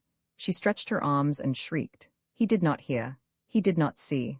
His calm dark eyes, all sorrowful, were fastened on the writhing, twisting body of the thief, and a voice came out of the winds of the night, saying, "This day thou shalt be with me in paradise." Vi of the ruling of men is the effort to direct the individual actions of many persons toward some end. This end, theoretically, should be the greatest good of all, but no human group has ever reached this ideal because of ignorance and selfishness. The simplest object would be rule for the pleasure of one, namely the ruler, or of the few, his favorites, or of many, the rich, the privileged, the powerful. Democratic movements inside groups and nations are always taking place, and they are the efforts to increase the number of beneficiaries of the ruling. In 18th century Europe, the effort became so broad and sweeping that an attempt was made at universal expression, and the philosophy of the movement said that if all ruled, they would rule for all, and thus universal good was sought through universal suffrage. The unrealized difficulty of this program lay in the widespread ignorance. The mass of men, even of the more intelligent men, not only knew little about each other, but less about the action of men in groups and the technique of industry in general. They could only apply universal suffrage, therefore, to the things they knew or knew partially. They knew personal and menial service, individual craftsmanship, agriculture and barter, taxes or the taking of private property for public ends, and the rent of land. With these matters, then, they attempted to deal. Under the cry of freedom, they greatly relaxed the grip of selfish interests by restricting menial service, securing the right of property in handiwork, and regulating public taxes, distributing land ownership, and freeing trade and barter. While they were doing this against stubborn resistance, a whole new organization of work suddenly appeared. The suddenness of this industrial revolution of the 19th century was partly fortuitous, in the case of Watts' tea kettle, partly a natural development, as in the matter of spinning, but largely the determination of powerful and intelligent individuals to secure the benefits of privileged persons, as in the case of foreign slave trade. The result was on the one hand a vast and unexampled development of industry. Life and civilization in the late 19th and early 20th century were industry in its whole conception, language, and accomplishment. The object of life was to make goods. Now, before this giant aspect of things, the new democracy stood aghast and impotent. It could not rule because it did not understand. An invincible kingdom of trade, business, and commerce ruled the world, and before its threshold stood the freedom of 18th century philosophy wadding the way. Some of the very ones who were freed from the tyranny of the Middle Age became the tyrants of the Industrial Age. There came a reaction. Men sneered at democracy and politics, and brought forth fate and philanthropy to rule the world, fate, which gave divine right to rule to the captains of industry, and their created millionaires. Philanthropy, which organized vast schemes of relief to stop at least the flow of blood in the vasta wounds which industry was making. It was at this time that the lowest laborers, who worked hardest, got least, and suffered most, began to mutter and rebel, and among these were the American Negroes. Lions have no historians, and therefore lion hunts are thrilling and satisfactory human reading. Negroes had no bards, and therefore it has been widely told how American philanthropy freed the slave. In truth, the Negro revolted by armed rebellion, by sullen refusal to work, by poison and murder, by running away to the North and Canada, by giving point and powerful example to the agitation of the abolitionists, and by furnishing 200,000 soldiers, and many times as many civilian helpers in the Civil War. This war was not a war for Negro freedom, but a duel between two industrial systems, one of which was bound to fail because it was an anachronism, and the other bound to succeed because of the Industrial Revolution. When now the Negro was freed, the philanthropists sought to apply to his situation the philosophy of democracy handed down from the 18th century. There was a chance here to try democratic rule in a new way, that is, against the new industrial oppression, with a mass of workers who were not yet in its control. With plenty of land widely distributed, staple products like cotton, rice, and sugar cane, and a thorough system of education, there was a unique chance to realize a new modern democracy in industry in the southern United States, which would point the way to the world. This, too, if done by black folk, would have tended to a new unity of human beings and an obliteration of human hatreds festering along the color line. Efforts were begun. The 14th and 15th Amendments gave the right to vote to white and black laborers, and they immediately established a public school system and began to attack the land question. The United States government was seriously considering the distribution of land and capital, 40 acres and a mule, and the price of cotton opened an easy way to economic independence. Cooperative movements began on a large scale. But alas, not only were the former slave owners solidly arrayed against this experiment, but the owners of the industrial North saw disaster in any such beginnings of industrial democracy. The opposition based its objections on the color line, and Reconstruction became in history a great movement for the self-assertion of the white race against the impudent ambition of degraded blacks, instead of, in truth, the rise of a mass of black and white laborers. The result was the disfranchisement of the blacks of the South, and a worldwide attempt to restrict democratic development to white races, and to distract them with race hatred against the darker races.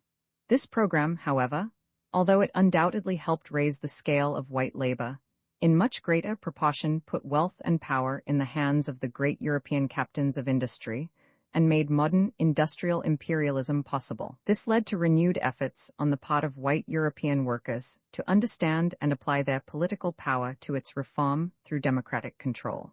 Whether known as communism or socialism or whatnot, these efforts are neither new nor strange nor terrible, but world-old and seeking an absolutely justifiable human ideal, the only ideal that can be sought, the direction of individual action in industry, so as to secure the greatest good of all. Marxism was one method of accomplishing this, and its panacea was the doing away with private property in machines and materials. Two mighty attacks were made on this proposal. One was an attack on the fundamental democratic foundation. Modern European white industry does not even theoretically seek the good of all, but simply of all Europeans. This attack was virtually unanswered. Indeed, some socialists openly excluded Negroes and Asiatics from their scheme. From this, it was easy to drift into that form of syndicalism, which asks socialism for the skilled laborer only and leaves the common laborer in his bonds. This throws us back on fundamentals. It compels us again to examine the roots of democracy. Who may be excluded from a share in the ruling of men? Time and time again the world has answered. The ignorant, the inexperienced, the guarded, the unwilling, that is, we have assumed that only the intelligent should vote, or those who know how to rule men, or those who are not under benevolent guardianship, or those who ardently desire the right. These restrictions are not arguments for the wide distribution of the ballot. They are rather reasons for restriction addressed to the self-interest of the present real rulers. We say easily, for instance, the ignorant ought not to vote. We would say, no civilized state should have citizens too ignorant to participate in government, and this statement is but a step to the fact that no state is civilized which has citizens too ignorant to help rule it. Or, in other words, education is not a prerequisite to political control. Political control is the cause of popular education. Again, to make experience a qualification for the franchise is absurd. It would stop the spread of democracy and make political power hereditary, a prerequisite of a class, caste, race, or sex. It has of course been soberly argued that only white folk or Englishmen, or men, are really capable of exercising sovereign power in a modern state. The statement proves too much. Only yesterday it was Englishmen of high descent, or men of blood, or sovereigns by divine right, who could rule. Today, the civilized world is being ruled by the descendants of persons who a century ago were pronounced incapable of ever developing a self-ruling people. In every modern state, there must come to the polls every generation, and indeed every year, men who are inexperienced in the solutions of the political problems that confront them, and who must experiment in methods of ruling men. Thus and thus only will civilization grow. Again, what is this theory of benevolent guardianship for women, for the masses, for Negroes, for lesser breeds without the law? It is simply the old cry of privilege, the old assumption that there are those in the world who know better what is best for others than those others know themselves, and who can be trusted to do this best. In fact, no one knows himself but that self's own soul. The vast and wonderful knowledge of this marvelous universe is locked in the bosoms of its individual souls. To tap this mighty reservoir of experience, knowledge, beauty, love, and deed, we must appeal not to the few, not to some souls, but to all. The narrower the appeal, the poorer the culture, the wider the appeal, the more magnificent are the possibilities. Infinite is human nature. We make it finite by choking back the mass of men, by attempting to speak for others, to interpret and act for them, and we end by acting for ourselves and using the world as our private property. If this were all, it were crime enough. But it is not all. By our ignorance we make the creation of the greater world impossible. We beat back a world built of the playing of dogs and laughter of children, the song of black folk and worship of yellow, the love of women and strength of men, and try to express by a group of doddering ancients the will of the world. There are people who insist upon regarding the franchise, not as a necessity for the many, but as a privilege for the few. They say of persons and classes, they do not need the ballot. This is often said of women. It is argued that everything which women with the ballot might do for themselves can be done for them, that they have influence and friends at court, and that their enfranchisement would simply double the number of ballots. So, too, we are told that American Negroes can have done for them by other voters all that they could possibly do for themselves with the ballot, and much more because the white voters are more intelligent. Further than this, it is argued that many of the disfranchised people recognize these facts. Women do not want the ballot has been a very effective counter-war cry, so much so that many men have taken refuge in the declaration. When they want to vote, why then? So, too, we are continually told that the best Negroes stay out of politics. Such arguments show so curious a misapprehension of the foundation of the argument for democracy that the argument must be continually restated and emphasized. We must remember that if the theory of democracy is correct, the right to vote is not merely a privilege, not simply a method of meeting the needs of a particular group, and least of all a matter of recognized want or desire. Democracy is a method of realizing the broadest measure of justice to all human beings. The world has, in the past, attempted various methods of attaining this end, most of which can be summed up in three categories: the method of the benevolent tyrant, the method of the select few, the method of the excluded groups. The method of entrusting the government of a people to a strong ruler has great advantages when the ruler combines strength with ability, unselfish devotion to the public good, and knowledge of what that good calls for. Such a combination is, however, rare, and the selection of the right ruler is very difficult. To leave the selection to force is to put a premium on physical strength, chance, and intrigue. To make the selection a matter of birth simply transfers the real power from sovereign to minister. Inevitably, the choice of rulers must fall on electors. Then comes the problem, who shall elect? The earlier answer was, a select few, such as the wise, the best born, the able. Many people assume that it was corruption that made such aristocracies fail. By no means.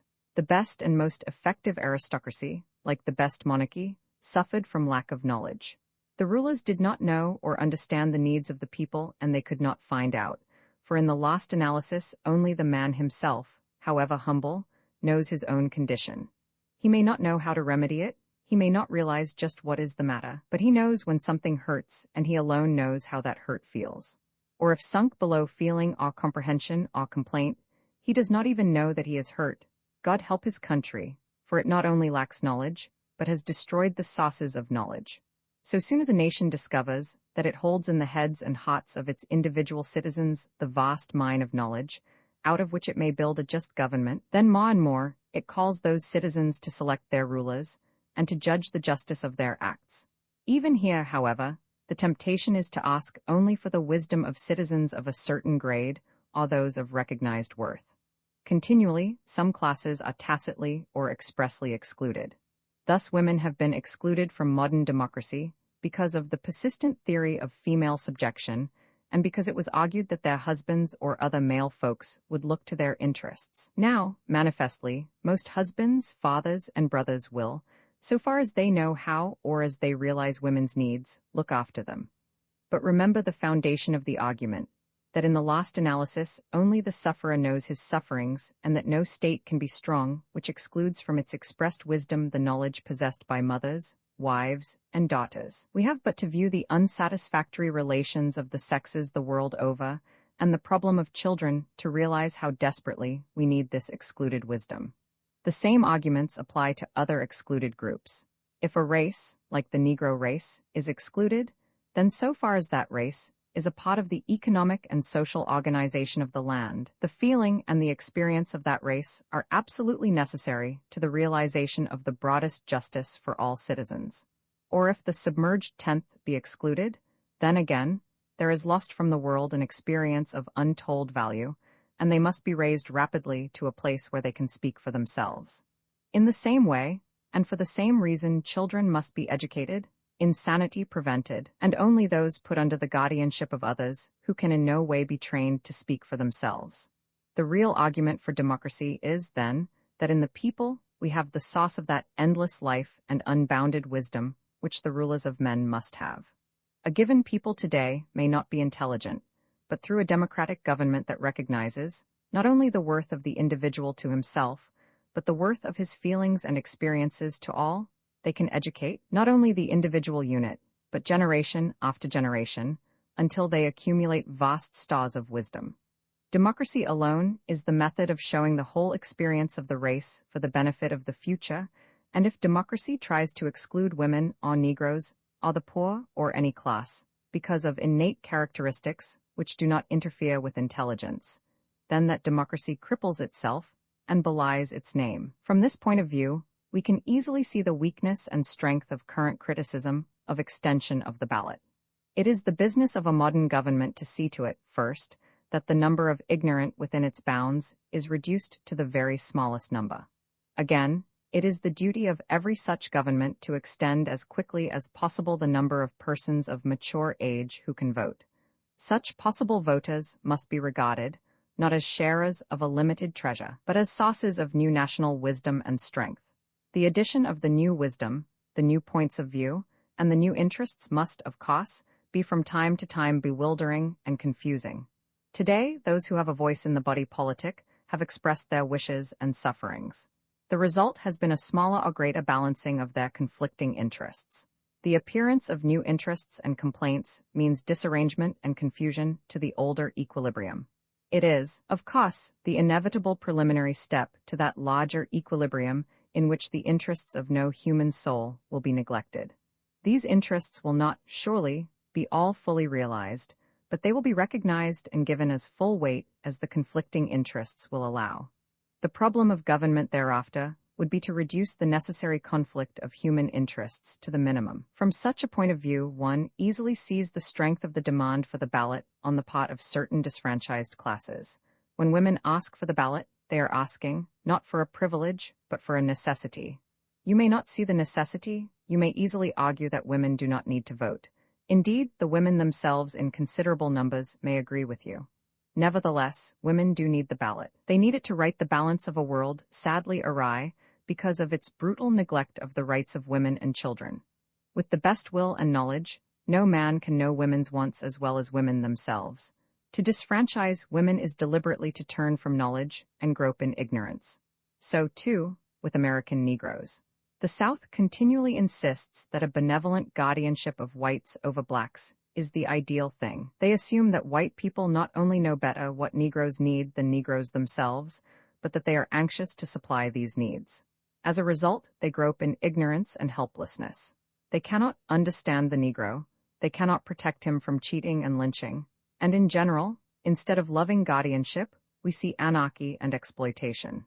If the Negro could speak for himself in the South, instead of being spoken for, if he could defend himself, instead of having to depend on the chance sympathy of white citizens, how much healthier a growth of democracy the South would have.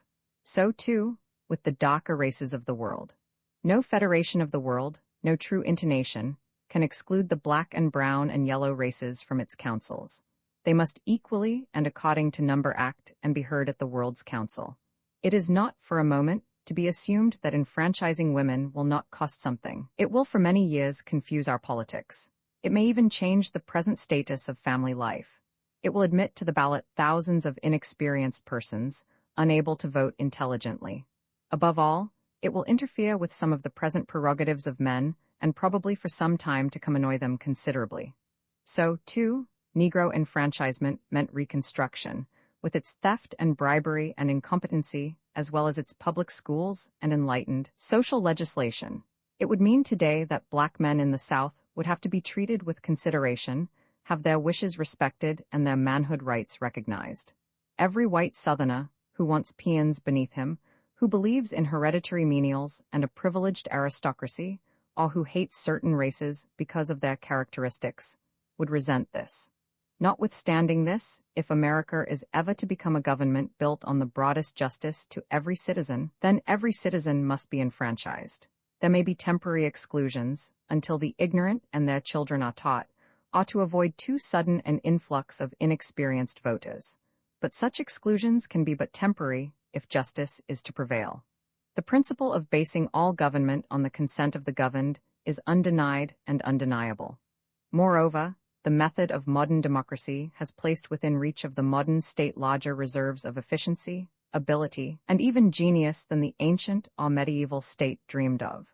That this great work of the past can be carried further among all races and nations no one can reasonably doubt. Great as are our human differences and capabilities, there is not the slightest scientific reason for assuming that a given human being of any race or sex cannot reach normal human development if he is granted a reasonable chance.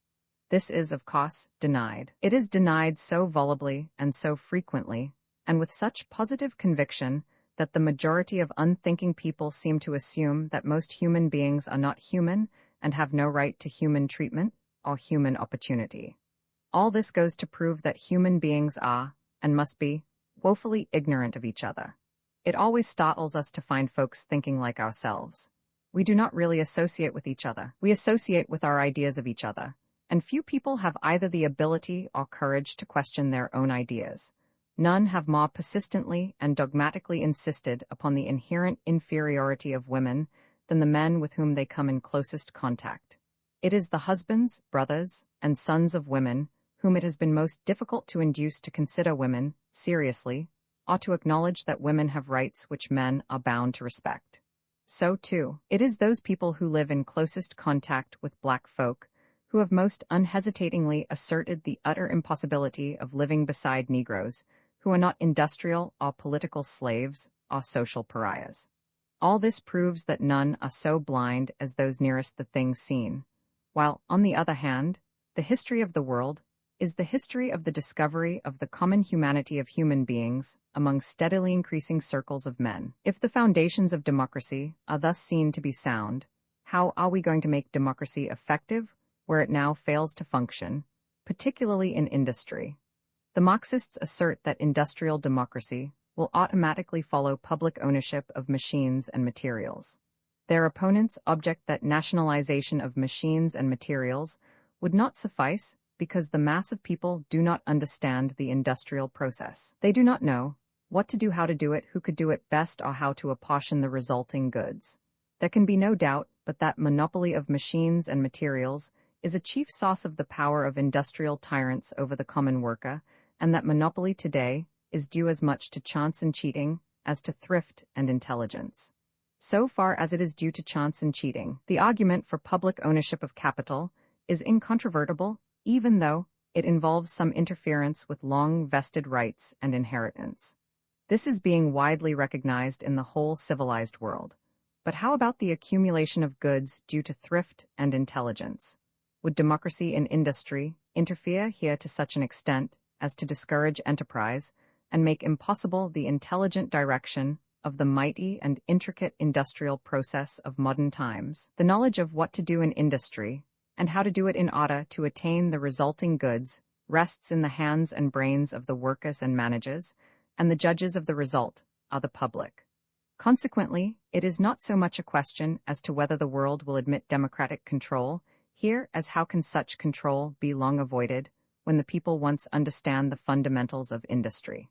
How can civilization persist in letting one person, or a group of persons, by secret inherent power, determine what goods shall be made, whether bread or champagne, overcoats or silk socks? Can so vast a power be kept from the people? But it may be opportunely asked, has our experience in electing public officials led us to think that we could run railways, cotton mills, and department stores by popular vote? The answer is clear. No, it has not, and the reason has been lack of interest in politics and the tyranny of the majority. Politics have not touched the matters of daily life which are nearest the interests of the people, namely, work and wages, or if they have touched it obscurely and indirectly. When voting touches the vital, everyday interests of all, nominations and elections will call for more intelligent activity. Consider, too, the vast, unused and misused power of public rewards to obtain ability and genius for the service of the state. If millionaires can buy science and art, cannot the democratic state outbid them not only with money, but with the vast ideal of the common weal? There still remains, however, the problem of the majority. What is the cause of the undoubted reaction and alarm that the citizens of democracy continually feel? It is, I am sure, the failure to feel the full significance of the change of rule from a privileged minority to that of an omnipotent majority, and the assumption that mere majority rule is the last word of government, that majorities have no responsibilities, that they rule by the grace of God. Granted that government should be based on the consent of the governed, does the consent of a majority at any particular time adequately express the consent of all? Has the minority, even though a small and unpopular and unfashionable minority, no right to respectful consideration? I remember that excellent little high school textbook, Nordhoff's Politics, where I first read of government, saying this sentence at the beginning of its most important chapter. The first duty of a minority is to become a majority. This is a statement which has its underlying truth, but it also has its dangerous falsehood, viz. Any minority which cannot become a majority is not worthy of any consideration. But suppose that the outvoted minority is necessarily always a minority. Women, for instance, can seldom expect to be a majority. Artists must always be the few. Ability is always rare, and black folk in this land are but a tenth. Yet to tyrannize over such minorities, to browbeat and insult them, to call that government a democracy which makes majority votes an excuse for crushing ideas and individuality and self-development, is manifestly a peculiarly dangerous perversion of the real democratic ideal. It is right here, in its method and not in its object, that democracy in America and elsewhere has so often failed. We have attempted to enthrone any chance majority and make it rule by divine right. We have kicked and cursed minorities as upstarts and usurpers when their sole offense lay in not having ideas or hair like ours. Efficiency, ability, and genius found often no abiding place in such a soil as this. Small wonder that revolt has come and high-handed methods are rife, of pretending that policies which we favor or persons that we like have the anointment of a purely imaginary majority vote. Are the methods of such a revolt wise, howsoever great the provocation and evil may be? If the absolute monarchy of majorities is galling and inefficient, is it any more inefficient than the absolute monarchy of individuals or privileged classes have been found to be in the past? Is the appeal from a numerous-minded despot to a smaller, privileged group or to one man likely to remedy matters permanently? Shall we step backward 1,000 years because our present problem is baffling? Surely not, and surely, too, the remedy for absolutism lies in calling these same minorities to counsel. As the king in council succeeded the king by the grace of God, so in future democracies the toleration and encouragement of minorities and the willingness to consider as men the crankiest, humblest and poorest and blackest peoples must be the real key to the consent of the governed. Peoples and governments will not in the future assume that because they have the brute power to enforce momentarily dominant ideas, it is best to do so without thoughtful conference with the ideas of smaller groups and individuals. Proportionate representation in physical and spiritual form must come. That this method is virtually coming in vogue, we can see by the minority groups of modern legislatures. Instead of the artificial attempts to divide all possible ideas and plans between two great parties, modern legislatures in advanced nations tend to develop smaller and smaller minority groups, while government is carried on by temporary coalitions. For a time we inveighed against this and sought to consider it a perversion of the only possible method of practical democracy. Today, we are gradually coming to realize that government by temporary coalition of small and diverse groups may easily become the most efficient method of expressing the will of man and of setting the human soul free. The only hindrance to the faster development of this government by allied minorities is the fear of external war, which is used again and again to melt these living, human, thinking groups into inhuman, thoughtless, and murdering machines. The persons, then, who come forward in the dawn of the 20th century to help in the ruling of men, must come with the firm conviction that no nation, race, or sex has a monopoly of ability or ideas, that no human group is so small as to deserve to be ignored as a part, and as an integral and respected part, of the mass of men. That, above all, no group of 12 million black folk, even though they are at the physical mercy of 100 million white majority, can be deprived of a voice in their government and of the right to self-development without a blow at the very foundations of all democracy and all human uplift. That the very criticism aimed today at universal suffrage is in reality a demand for power on the part of consciously efficient minorities. But these minorities face a fatal blunder when they assume that less democracy will give them and their kind greater efficiency. However desperate the temptation, no modern nation can shut the gates of opportunity in the face of its women, its peasants, its laborers, or its socially damned.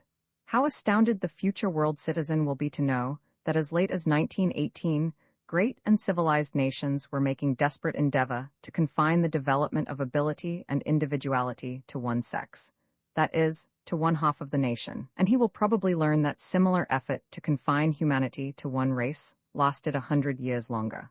The doctrine of the divine right of majorities leads to almost humorous insistence on a dead level of mediocrity. It demands that all people be alike, or that they be ostracized. At the same time, its greatest accusation against rebels is this same desire to be alike. The suffragette is accused of wanting to be a man, the socialist is accused of envy of the rich, and the black man is accused of wanting to be white. That any one of these should simply want to be himself is to the average worshipper of the majority inconceivable. And yet, of all worlds, may the good Lord deliver us from a world where everybody looks like his neighbor, and thinks like his neighbor, and is like his neighbor. The world has long since awakened to a realization of the evil which a privileged few may exercise over the majority of a nation. So vividly has this truth been brought home to us that we have lightly assumed that a privileged and enfranchised majority cannot equally harm a nation. Insane, wicked, and wasteful as the tyranny of the few over the many may be, it is not more dangerous than the tyranny of the many over the few. Brutal physical revolution can, and usually does, end the tyranny of the few. But the spiritual losses from suppressed minorities may be vast and fatal, and yet all unknown and unrealized, because idea and dream and ability are paralyzed by brute force. If now we have a democracy with no excluded groups, with all men and women enfranchised, what is such a democracy to do? How will it function? What will be its field of work? The paradox which faces the civilized world today is that democratic control is everywhere limited in its control of human interests. Mankind is engaged in planting, forestry, and mining, preparing food and shelter, making clothes and machines, transporting goods and folk, disseminating news, distributing products, doing public and private personal service, teaching, advancing science, and creating art. In this intricate whirl of activities, the theory of government has been hitherto to lay down only very general rules of conduct, marking the limits of extreme antisocial acts like fraud, theft, and murder. The theory was that within these bounds was freedom, the liberty to think and do and move as one wished. The real realm of freedom was found in experience to be much narrower than this in one direction and much broader in another. In matters of truth and faith and beauty, the ancient law was inexcusably straight and modern law unforgivably stupid. It is here that the future and mighty fight for freedom must and will be made. Here in the heavens and on the mountain tops, the air of freedom is wide, almost limitless, for here, in the highest stretches, individual freedom harms no man, and therefore, no man has the right to limit it. On the other hand, in the valleys of the hard, unyielding laws of matter and the social necessities of time production and human intercourse, the limits on our freedom are stern and unbending if we would exist and thrive. This does not say that everything here is governed by incontrovertible natural law, which needs no human decision as to raw materials, machinery, prices, wages, news dissemination, education of children, etc. But it does mean that decisions here must be limited by brute facts and based on science and human wants. Today, the scientific and ethical boundaries of our industrial activities are not in the hands of scientists, teachers, and thinkers. nor is the intervening opportunity for decision left in the control of the public, whose welfare such decisions guide. On the contrary, the control of industry is largely in the hands of a powerful few, who decide for their own good and regardless of the good of others. The making of the rules of industry, then, is not in the hands of all, but in the hands of the few who govern industry envisage, not the wants of mankind, but their own wants. They work quietly, often secretly, opposing law, on the one hand, as interfering with the freedom of industry. Opposing, on the other hand, free discussion and open determination of the rules of work and wealth and wages, on the ground that harsh natural law brooks no interference by democracy. These things today, then, are not matters of free discussion and determination. They are strictly controlled. Who controls them? Who makes these inner, but powerful, rules? Few people know. Others assert and believe these rules are natural, a part of our inescapable physical environment. Some of them doubtless are, but most of them are just as clearly the dictates of self-interest laid down by the powerful private persons who today control industry. Just here it is that modern men demand that democracy supplant skillfully concealed, but all too evident, monarchy. In industry, monarchy and the aristocracy rule, and there are those who, calling themselves democratic, believe that democracy can never enter here. Industry, they maintain, is a matter of technical knowledge and ability, and therefore, is the eternal heritage of the few. They point to the failure of attempts at democratic control in industry, just as we used to point to Spanish-American governments, and they expose, not simply the failures of Russian Soviets, they fly to arms to prevent that greatest experiment in industrial democracy, which the world has yet seen. These are the ones who say, we must control labor, or civilization will fail. We must control white labor in Europe and America. Above all, we must control yellow labor in Asia and black labor in Africa and the South, else we shall have no tea, or rubber, or cotton. And yet is it so easy to give up the dream of democracy? Must industry rule men, or may men rule even industry?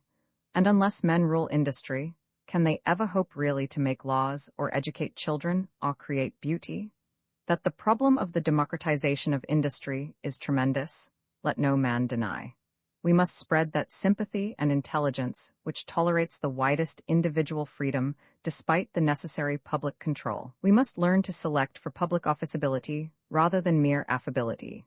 We must stand ready to defer to knowledge and science and judge by result rather than by method. And finally, we must face the fact that the final distribution of goods, the question of wages and income, is an ethical and not a mere mechanical problem and calls for grave public human judgment and not secrecy and closed doors. All this means time and development. It comes not complete by instant revolution of a day, nor yet by the deferred evolution of 1,000 years. It comes daily, bit by bit and step by step, as men and women learn and grow and as children are trained in truth. These steps are in many cases clear. The careful, steady increase of public democratic ownership of industry, beginning with the simplest type of public utilities and monopolies, and extending gradually, as we learn the way, the use of taxation to limit inheritance, and to take the unearned increment for public use beginning, but not ending, with a single tax on monopolized land values, the training of the public in business technique by cooperation in buying and selling, and in industrial technique by the shop committee and manufacturing guild. But beyond all this must come the spirit, the will to human brotherhood of all colors, races, and creeds, the wanting of the wants of all. Perhaps the finest contribution of current socialism to the world is neither its light nor its dogma, but the idea back of its one mighty word, comrade. The call in the land of the heavy laden came once a dreary day, and the king, who sat upon the great white throne, raised his eyes and saw afar off how the hills around were hot with hostile feet, and the sound of the mocking of his enemies struck anxiously on the king's ears, for the king loved his enemies. So the king lifted up his hand in the glittering silence and spake softly, saying, Call the servants of the king. Then the herald stepped before the armpost of the throne, and cried, Thus saith the high and mighty one, who inhabiteth eternity, whose name is holy, the servants of the king. Now, of the servants of the king there were 144,000 tried men and brave, brawny of arm and quick of wit. I too, and women of wisdom and women marvelous in beauty and grace. And yet on this drear day when the king called, their ears were thick with the dust of the enemy, their eyes were blinded with the flashing of his spears, and they hid their faces in dread silence and moved not, even at the king's behest. So the herald called again, and the servants cowered in very shame, but none came forth. But the third blast of the herald struck upon a woman's heart, afar. And the woman straightway left her baking and sweeping, and the rattle of pans, and the woman straightway left her chatting and gossiping and the sewing of garments, and the woman stood before the king, saying, "The servant of thy servants, O Lord." Then the king smiled wondrously, so that the setting sun burst through the clouds, and the hearts of the king's men dried hard within them. And the low-voiced king said, so low that even they that listened heard not well, "Go, smite me mine enemies, that they cease to do evil in my sight." And the woman quailed and trembled. 3 times she lifted her eyes unto the hills and saw the heathen whirling onward in their rage. And seeing, she shrank. 3 times she shrank and crept to the king's feet. "O king," she cried, "I am but a woman." And the king answered, "Go then, mother of men." And the woman said, "Nay, king, but I am still a maid." Whereat the king cried, "O maid, made man, thou shalt be bride of God." And yet the 3rd time the woman shrank at the thunder in her ears, and whispered, "Dear God, I am black." The king spake not, but swept the veiling of his face aside and lifted up the light of his countenance upon her, and lo, it was black. So the woman went forth on the hills of God to do battle for the king, on that drear day in the land of the heavy laden, when the heathen raged and imagined a vain thing. Romans 7, the damnation of women. I remember 4 women of my boyhood, my mother, cousin Inez, Emma, and Ide Fuller. They represented the problem of the widow, the wife, the maiden, and the outcast. They were, in color, brown and light brown, yellow with brown freckles, and white. They existed not for themselves but for men. They were named after the men to whom they were related, and not after the fashion of their own souls. They were not beings, they were relations, and these relations were enfilmed with mystery and secrecy. We did not know the truth or believe it when we heard it. Motherhood? What was it? We did not know or greatly care. My mother and I were good chums. I liked her. After she was dead, I loved her with a fierce sense of personal loss. Inez was a pretty, brown cousin who married. What was marriage? We did not know, neither did she, poor thing. It came to mean for her a litter of children, poverty, a drunken, cruel companion, sickness, and death. Why, there was no sweeter sight than Emma, slim, straight, and dainty, darkly flushed with the passion of youth, but her life was a wild, awful struggle to crush her natural, fierce joy of love. She crushed it and became a cold, calculating mockery. Last there was that awful outcast of the town, the white woman, Ide Fuller. What she was, we did not know. She stood to us as embodied filth and wrong, but whose filth, whose wrong? Grown up, I see the problem of these women transfused. I hear all about me the unanswered call of youthful love, none the less glorious because of its clean, honest, physical passion. Why unanswered? Because the youth are too poor to marry, or if they marry, too poor to have children. They turn aside then, in 3 directions, to marry for support to what men call shame, or to that which is more evil than nothing. It is an unendurable paradox. It must be changed, or the bases of culture will totter and fall. The world wants healthy babies and intelligent workers. Today, we refuse to allow the combination and force thousands of intelligent workers to go childless at a horrible expenditure of moral force, or we damn them if they break our idiotic conventions. Only at the sacrifice of intelligence and the chance to do their best work can the majority of modern women bear children. This is the damnation of women. All womanhood is hampered today because the world on which it is emerging is a world that tries to worship both virgins and mothers, and in the end despises motherhood and despoils virgins. The future woman must have a life work and economic independence. She must have knowledge. She must have the right of motherhood at her own discretion. The present mincing horror at free womanhood must pass if we are ever to be rid of the bestiality of free manhood. Not by guarding the weak in weakness do we gain strength, but by making weakness free and strong. The world must choose the free woman or the white wraith of the prostitute. Today, it wavers between the prostitute and the nun. Civilization must show 2 things, the glory and beauty of creating life, and the need and duty of power and intelligence. This and this only will make the perfect marriage of love and work. God is love, love is God. There is no God but love, and work is his prophet. All this of woman, but what of black women? The world that wills to worship womankind studiously forgets its darker sisters. They seem in a sense to typify that veiled melancholy, whose saintly visage is too bright to hit the sense of human sight, and therefore, to our weaker view all laid with black. Yet the world must heed these daughters of sorrow, from the primal black all-mother of men down through the ghostly throng of mighty womanhood, who walked in the mysterious dawn of Asia and Africa. From Neath, the primal mother of all, whose feet rest on hell, and whose almighty hands uphold the heavens. All religion, from beauty to beast, lies on her eager breasts. Her body bears the stars, while her shoulders are necklaced by the dragon. From Black Neath down to that starred Ethiop queen, who strove to set her beauty's praise above the sea nymphs. Through dusky Cleopatras, dark Candaces, and darker, fiercer Zinghas, to our own day and our own land, in gentle fillies, Harriet, the crude Moses, the Sibyl, Sojourner Truth, and the martyr, Louise de Motti. The father and his worship is Asia.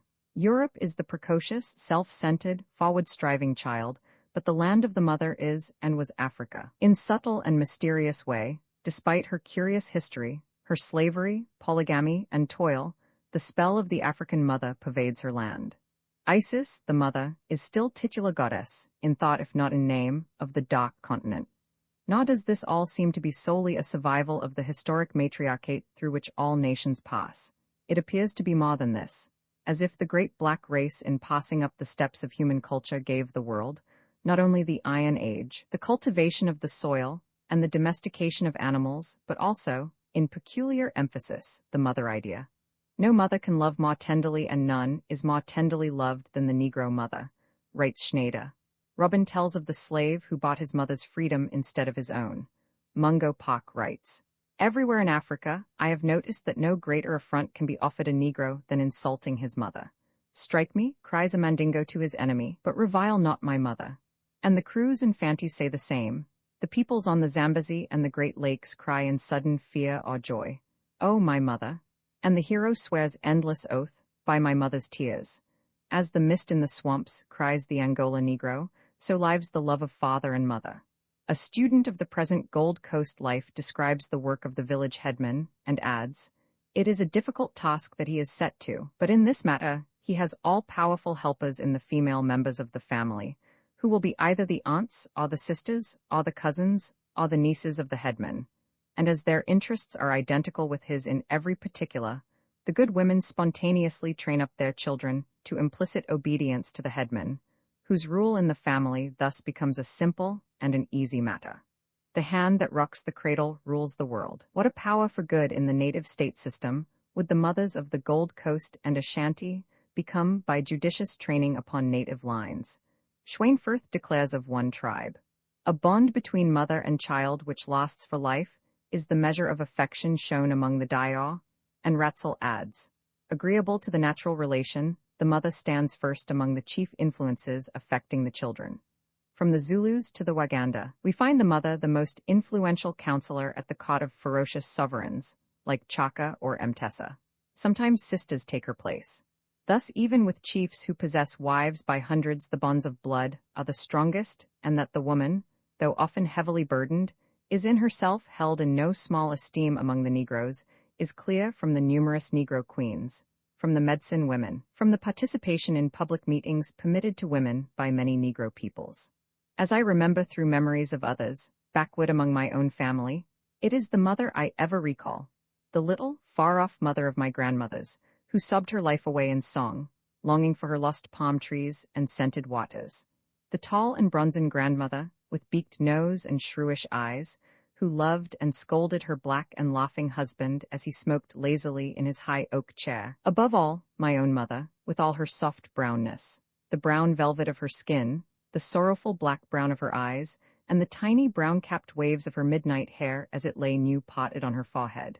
All the way back in these dim distances, it is mothers and mothers of mothers who seem to count, while fathers are shadowy memories. Upon this African mother idea, the Westwood slave trade and American slavery struck like doom. In the cruel exigencies of the traffic in men and in the sudden, unprepared emancipation, the great pendulum of social equilibrium swung from a time, in 1800, when America had but 8 or less black women to every 10 black men, all too swiftly to a day, in 1870, when there were nearly 11 women to 10 men in our Negro population.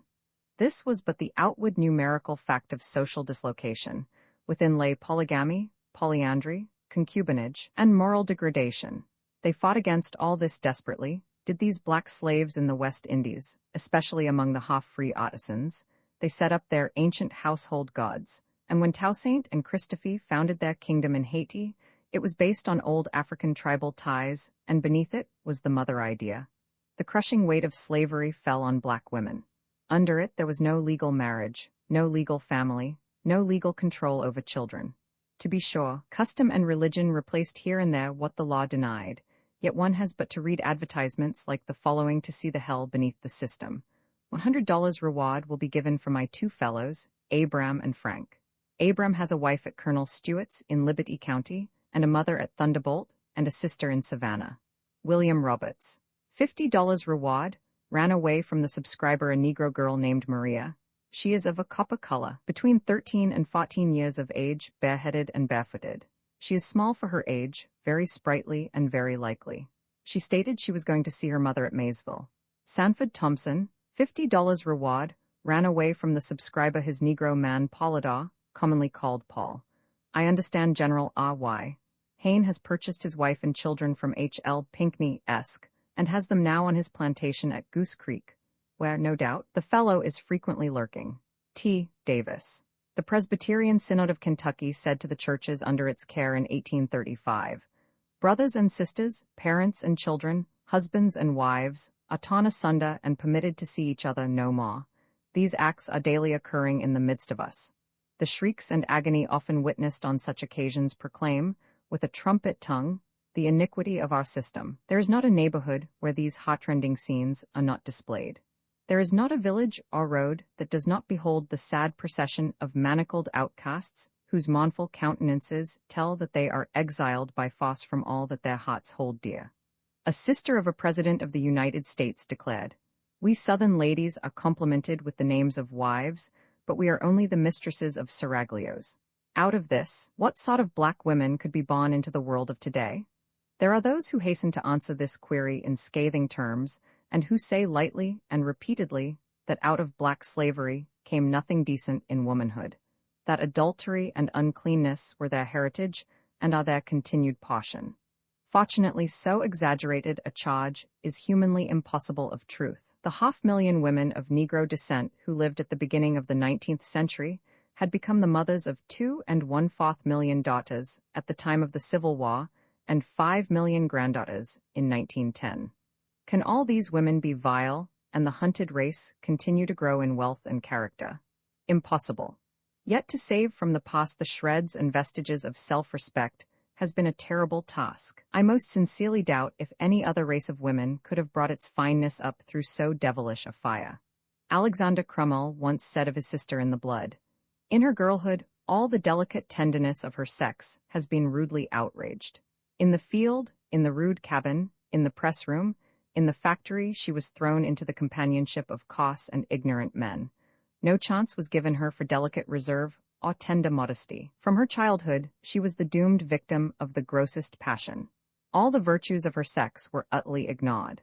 If the instinct of chastity asserted itself, then she had to fight like a tiger for the ownership and possession of her own person, and ofttimes had to suffer pain and lacerations for her virtuous self-assertion. When she reached maturity, all the tender instincts of her womanhood were ruthlessly violated. At the age of marriage, always prematurely anticipated under slavery, she was mated as the stock of the plantation were mated, not to be the companion of a loved and chosen husband, but to be the breeder of human cattle for the field or the auction block.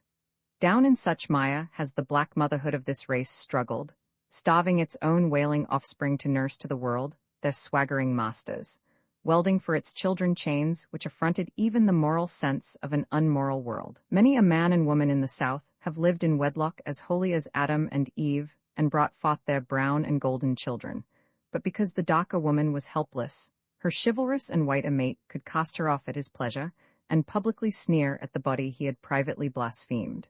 I shall forgive the white South much in its final judgment day. I shall forgive its slavery, for slavery is a world-old habit. I shall forgive its fighting for a well-lost cause, and for remembering that struggle with tender tears. I shall forgive its so-called pride of race, the passion of its hot blood, and even its dear, old, laughable strutting and posing. But one thing I shall never forgive, neither in this world nor the world to come. its wanton and continued and persistent insulting of the black womanhood, which it sought and seeks to prostitute to its lust. I cannot forget that it is such Southern gentlemen, into whose hands smug Northern hypocrites of today are seeking to place our women's eternal destiny, men who insist upon withholding from my mother and wife and daughter those signs and appellations of courtesy and respect which elsewhere he withholds only from bawds and courtesans. The result of this history of insult and degradation has been both fearful and glorious. It has birthed the haunting prostitute, the brawler, and the beast of burden, but it has also given the world an efficient womanhood, whose strength lies in its freedom and whose chastity was won in the teeth of temptation and not in prison and swaddling clothes. To no modern race does its women mean so much as to the Negro nor come so near to the fulfillment of its meaning. As one of our women writes, "Only the black woman can say when and where I enter, in the quiet, undisputed dignity of my womanhood, without violence and without suing or special patronage, then and there the whole Negro race enters with me." They came first, in earlier days, like foam flashing on dark, silent waters, bits of stern, dark womanhood here and there tossed almost carelessly aloft to the world's notice. First and naturally, they assumed the panoply of the ancient African mother of men, strong and black, whose very nature beat back the wilderness of oppression and contempt. Such a one was that cousin of my grandmother, whom Weston, Massachusetts remembers as Mum Bet. Scarred for life by a blow received in defense of a sister, she ran away to Great Barrington and was the first slave, or one of the first, to be declared free under the Bill of Rights of 1780. The son of the judge who freed her, writes, "Even in her humble station, she had, when occasion required it, an air of command which conferred a degree of dignity and gave her an ascendancy over those of her rank, which is very unusual in persons of any rank or color. Her determined and resolute character, which enabled her to limit the ravages of Shay's mob, was manifested in her conduct and deportment during her whole life. She claimed no distinction, but it was yielded to her from her superior experience, energy, skill, and sagacity. Having known this woman as familiarly as I knew either of my parents, I cannot believe in the moral or physical inferiority of the race to which she belonged. The degradation of the African must have been otherwise caused than by natural inferiority. It was such strong women that laid the foundations of the great Negro Church of today, with its 5 million members and $90 million in property. One of the early mothers of the church, Mary Still, writes thus quaintly, "In the 40s, when we were as cast-outs and spurned from the lodge churches, driven from our knees, pointed at by the proud, neglected by the careless, without a place of worship, Allen, faithful to the heavenly calling, came forward and laid the foundation of this connection. The women, like the women at the sepulchre, were early to aid in laying the foundation of the temple and in helping to carry up the noble structure, and in the name of their God set up their banner. Most of our aged mothers are gone from this to a better state of things. Yet some linger still on their staves, watching with intense interest the ark as it moves over the tempestuous waves of opposition and ignorance. But the labors of these women stopped not here, for they knew well that they were subject to affliction and death. For the purpose of mutual aid, they banded themselves together in society capacity, that they might be better able to administer to each other's sufferings and to soften their own pillows. So we find the females in the early history of the church abounding in good works and in acts of true benevolence. From such spiritual ancestry came two striking figures of wartime, Harriet Tubman and Sojourner Truth. For 8 or 10 years previous to the breaking out of the Civil War, Harriet Tubman was a constant attendant at anti-slavery conventions, lectures, and other meetings. She was a black woman of medium size, smiling countenance, with her upper front teeth gone, attired in coarse but neat clothes, and carrying always an old-fashioned reticule at her side. Usually as soon as she sat down, she would drop off in sound sleep. She was born a slave in Maryland in 1820, bore the marks of the lash on her flesh, and had been made partially deaf, and perhaps to some degree mentally unbalanced by a blow on the head in childhood. Yet she was one of the most important agents of the Underground Railroad and a leader of fugitive slaves. She ran away in 1849 and went to Boston in 1854, where she was welcomed into the homes of the leading abolitionists and where everyone listened with tense interest to her strange stories. She was absolutely illiterate, with no knowledge of geography, and yet year after year she penetrated the slave states and personally led north over 300 fugitives without losing a single one. A standing reward of $10,000 was offered for her, but as she said, "The whites cannot catch us, for I was born with the charm, and the Lord has given me the power." She was one of John Brown's closest advisers, and only severe sickness prevented her presence at Harper's Ferry. When the war cloud broke, she hastened to the front, flitting down along her own mysterious paths, haunting the armies in the field, and serving as guide and nurse and spy. She followed Sherman in his great march to the sea and was with Grant at Petersburg, and always in the camps the Union officers silently saluted her. The other woman belonged to a different type, a tall, gaunt, black, unsmiling Sibyl, weighted with the woe of the world. She ran away from slavery, and giving up her own name, took the name of Sojourner Truth. She says, "I can remember when I was a little young girl, how my old mammy would sit out of doors in the evenings and look up at the stars and groan, and I would say, 'Mammy, what makes you groan so?' And she would say, 'I am groaning to think of my poor children. They do not know where I be, and I don't know where they be. I look up at the stars, and they look up at the stars.'" Her determination was founded on unwavering faith in ultimate good. Wendell Phillips says that he was once in Faneuil Hall, when Frederick Douglass was one of the chief speakers. Douglass had been describing the wrongs of the Negro race, and as he proceeded, he grew more and more excited and finally ended by saying that they had no hope of justice from the whites, no possible hope except in their own right arms. It must come to blood. They must fight for themselves. Sojourner Truth was sitting, tall and dark, on the very front seat facing the platform, and in the hush of feeling when Douglass sat down, she spoke out in her deep, peculiar voice, heard all over the hall. "Frederick, is God dead?" Such strong, primitive types of Negro womanhood in America seem to some to exhaust its capabilities. They know less of a not more worthy, but a finer type of black woman wherein trembles all of that delicate sense of beauty and striving for self-realization, which is as characteristic of the Negro soul as is its quaint strength and sweet laughter. George Washington wrote in grave and gentle courtesy to a Negro woman in 1776 that he would be happy to see at his headquarters at any time a person to whom nature has been so liberal and beneficial in her dispensations. This child, Phyllis Wheatley, sang her trite and halting strain to a world that wondered and could not produce her like. Measured today, her muse was slight, and yet, feeling her striving spirit, we call to her still in her own words. Through thickest glooms look back, immortal shade. Perhaps even higher than strength and art loom human sympathy and sacrifice as characteristic of Negro womanhood. Long years ago, before the Declaration of Independence, Kate Ferguson was born in New York. Freed, widowed, and bereaved of her children before she was 20, she took the children of the streets of New York, white and black, to her empty arms, taught them, found them homes, and with Dr. Mason of Murray Street Church established the first modern Sunday school in Manhattan. 60 years later came Mary Shaddop out of Delaware. She was tall and slim, of that ravishing dream-born beauty, that twilight of the races which we call mulatto. Well-educated, vivacious, with determination shining from her sharp eyes, she threw herself single-handed into the great Canadian pilgrimage when thousands of hunted black men hurried northward and crept beneath the protection of the lion's paw.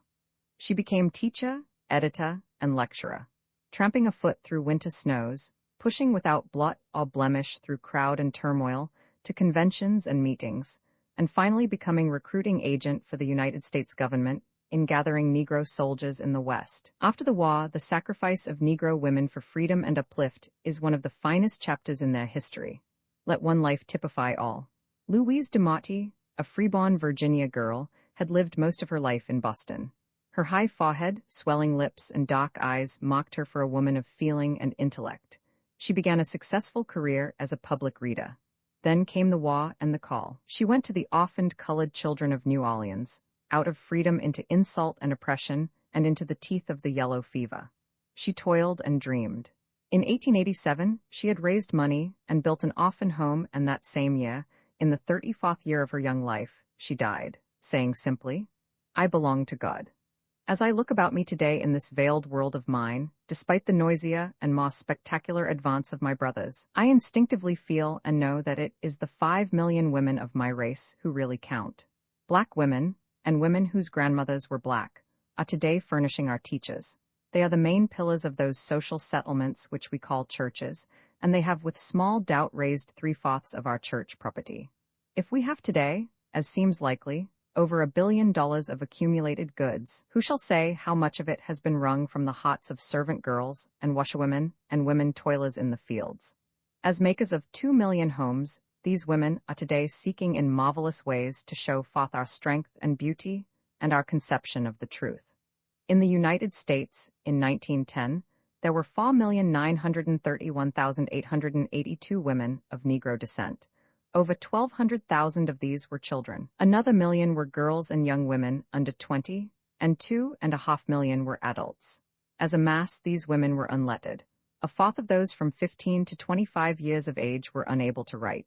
These women are passing through, not only a moral, but an economic revolution. Their grandmothers married at 12 and 15, but 27% of these women today who have passed 15 are still single. Yet these black women toil and toil hard. There were in 1910 2.5 million Negro homes in the United States. Out of these, homes walked daily to work 2 million women and girls over 10 years of age, over half of the colored female population, as against a fifth in the case of white women. These, then, are a group of workers, fighting for their daily bread like men, independent and approaching economic freedom. They furnished 1 million farm laborers, 80,000 farmers, 22,000 teachers, 600,000 servants and washerwomen, and 50,000 in trades and merchandising. The family group, however, which is the ideal of the culture with which these folk have been born, is not based on the idea of an economically independent working mother. Rather, its ideal harks back to the sheltered harem, with the mother emerging at first as nurse and homemaker, while the man remains the sole breadwinner. What is the inevitable result of the clash of such ideals and such facts in the colored group? Broken families. Among native white women, 1 in 10 is separated from her husband by death, divorce, or desertion. Among Negroes, the ratio is 1 in 7. Is the cause racial? No, it is economic, because there is the same high ratio among the white foreign-born. The breaking up of the present family is the result of modern working and sex conditions, and it hits the laborers with terrible force. The Negroes are put in a peculiarly difficult position, because the wage of the male breadwinner is below the standard, while the openings for colored women in certain lines of domestic work, and now in industries, are many. Thus, while toil holds the father and brother in country and town at low wages, the sisters and mothers are called to the city. As a result, the Negro women outnumber the men 9 or 10 to 8 in many cities, making what Charlotte Gilman bluntly calls cheap women. What shall we say to this new economic equality in a great laboring class? Some people within and without the race deplore it. Back to the homes with the women, they cry, and higher wage for the men. But how impossible this is has been shown by war conditions. Cessation of foreign migration has raised Negro men's wages, to be sure, but it has not only raised Negro women's wages, it has opened to them a score of new avenues of earning a living. Indeed, here, in microcosm, and with differences emphasizing sex equality, is the industrial history of labor in the 19th and 20th centuries. We cannot abolish the new economic freedom of women. We cannot imprison women again in a home, or require them all on pain of death to be nurses and housekeepers. What is today the message of these black women to America and to the world? The uplift of women is, next to the problem of the color line and the peace movement, our greatest modern cause. When now, 2 of these movements, woman and color, combine in one, the combination has deep meaning. In other years, women's way was clear: to be beautiful, to be petted, to bear children. Such has been their theoretic destiny, and if perchance they have been ugly, hurt, and barren, that has been forgotten with studied silence. In partial compensation for this narrow destiny, the white world has lavished its politeness on its womankind, its chivalry and bows, its uncoverings and courtesies, all the accumulated homage disused for courts and kings and craving exercise. The revolt of white women against this preordained destiny has in these latter days reached splendid proportions, but it is the revolt of an aristocracy of brains and ability. The middle class and rank and file still plod on in the appointed path, paid by the homage, the almost mocking homage of men. From black women of America, however, and from some others too, but chiefly from black women and their daughters, this gauze has been withheld, and without semblance of such apology, they have been frankly trodden under the feet of men. They are, and have been objected to, apparently for reasons peculiarly exasperating to reasoning human beings. When in this world a man comes forward with a thought, a deed, a vision, we ask not, how does he look? But what is his message? It is of but passing interest whether or not the messenger is beautiful or ugly. The message is the thing. This, which is axiomatic among men, has been in past ages but partially true if the messenger was a woman. The world still wants to ask that a woman primarily be pretty, and if she is not, the mob pouts and asks querulously, what else are women for? Beauty is its own excuse for being, but there are other excuses, as most men know, and when the white world objects to black women because it does not consider them beautiful, the black world of right asks two questions. What is beauty? And, suppose you think them ugly, what then? If ugliness and unconventionality and eccentricity of face and deed do not hinder men from doing the world's work and reaping the world's reward, why should it hinder women? Other things being equal, all of us, black and white, would prefer to be beautiful in face and form and suitably clothed. But most of us are not so, and one of the mightiest revolts of the century is against the devilish decree that no woman is a woman who is not by present standards a beautiful woman. This decree the black women of America have in large measure escaped from the first. Not being expected to be merely ornamental, they have girded themselves for work, instead of adorning their bodies only for play. Their sturdier minds have concluded that if a woman be clean, healthy, and educated, she is as pleasing as God wills and far more useful than most of her sisters. If in addition to this, she is pink and white and straight-haired, and some of her fellow men prefer this, well and good. But if she is black or brown and crowned in curled mists, and this to us is the most beautiful thing on earth, this is surely the flimsiest excuse for spiritual incarceration or banishment. The very attempt to do this in the case of Negro Americans has strangely overreached itself. By so much as the defective eyesight of the white world rejects black women as beauties, by so much the more it needs them as human beings, an enviable alternative, as many a white woman knows. Consequently, for black women alone, as a group, handsome is that handsome does, and they are asked to be no more beautiful than God made them, but they are asked to be efficient, to be strong, fertile, muscled, and able to work. If they marry, they must as independent workers be able to help support their children, for their men are paid on a scale which makes sole support of the family often impossible. On the whole, colored working women are paid as well as white working women for similar work, save in some higher grades, while colored men get from 1/4 to 3/4 less than white men. The result is curious and threefold. The economic independence of black women is increased, the breaking up of Negro families must be more frequent, and the number of illegitimate children is decreased more slowly among them than other evidences of culture are increased, just as was once true in Scotland and Bavaria. What does this mean? It forecasts a mighty dilemma which the whole world of civilization, despite its will, must one time frankly face: the unhusbanded mother or the childless wife. God send us a world with woman's freedom and married motherhood inextricably wed, but until he sends it, I see more of future promise in the betrayed girl mothers of the Black Belt than in the childless wives of the White North, and I have more respect for the colored servant who yields to her frank longing for motherhood than for her white sister who offers up children for clothes. Out of a sex freedom that today makes us shudder will come in time a day when we will no longer pay men for work they do not do, for the sake of their harem. We will pay women what they earn and insist on their working and earning it. We will allow those persons to vote who know enough to vote, whether they be black or female, white or male. And we will ward race suicide, not by further burdening the overburdened, but by honoring motherhood, even when the sneaking father shirks his duty. Wait till the lady passes, said a Nashville white boy. She's no lady, she's a nigger, answered another. So some few women are born free, and some amid insult and scarlet letters achieve freedom, but our women in black had freedom thrust contemptuously upon them. With that freedom they are buying an untrammeled independence, and dear as is the price they pay for it, it will in the end be worth every taunt and groan. Today the dreams of the mothers are coming true.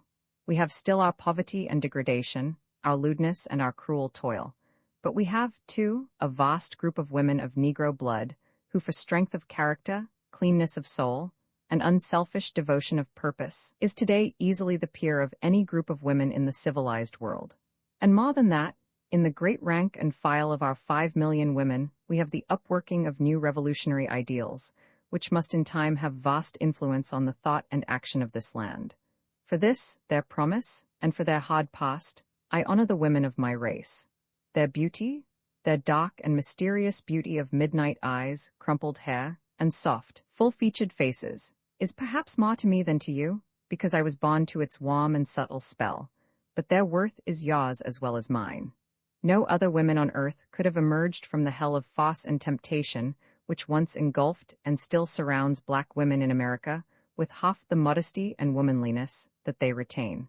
I have always felt like bowing myself before them in all abasement, searching to bring some tribute to these long-suffering victims, these burdened sisters of mine, whom the world, the wise, white world, loves to affront and ridicule and wantonly to insult. I have known the women of many lands and nations. I have known and seen and lived beside them, but none have I known more sweetly feminine, more unswervingly loyal, more desperately earnest, and more instinctively pure in body and in soul than the daughters of my black mothers. This, then, a little thing to their memory and inspiration. Children of the moon, I am dead, yet somehow, somewhere, in time's weird contradiction, I may tell of that dread deed wherewith I brought to children of the moon freedom and vast salvation. I was a woman born, and trod the streaming street that ebbs and flows from Harlem's hills, through caves and canyons limned in light, down to the twisting sea. That night of nights I stood alone and at the end, until the sudden highway to the moon, golden in splendor, became too real to doubt. Dimly I set foot upon the air, I fled. I flew, through the thrills of light with all about, above, below, the whirring of almighty wings. I found a twilight land where, hardly hid, the sun sent softly saddened rays of red and brown to burn the iron soil and bathe the snow-white peaks in mighty splendor. Black were the men, hard-haired and silent slow, moving as shadows, bending with face of fear to earthward, and women there were none.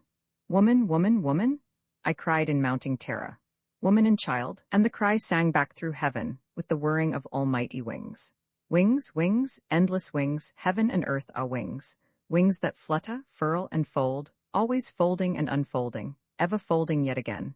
Wings, veiling some vast and veiled face in blazing blackness behind the folding and unfolding, the rolling and unrolling of almighty wings.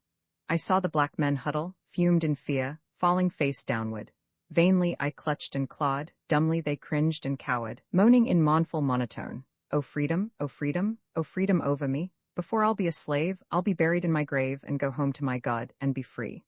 It was angel music from the dead, and ever as they sang, some winged thing of wings, filling all heaven, folding and folding yet again, tore out their blood and entrails, till I screamed in utter terror. And a silence came, a silence and the wailing of a babe. Then at last I saw and shamed, I knew how these dumb, dark, and dusky things had given blood and life, to fend the caves of underground, the great black caves of utter night, where earth lay full of mothers and their babes. Little children sobbing in darkness, little children crying in silent pain, little mothers rocking and groping and struggling, digging and delving and groveling, amid the dying dead and dead in life and drip and dripping of warm, wet blood, far, far beneath the wings, the folding and unfolding of almighty wings. I bent with tears and pitying hands above these dusky star-eyed children, crinkly-haired, with sweet sad baby voices, pleading low for light and love and living. And I crooned, "Little children weeping there, God shall find your faces fair. Guerdon for your deep distress, he shall send his tenderness.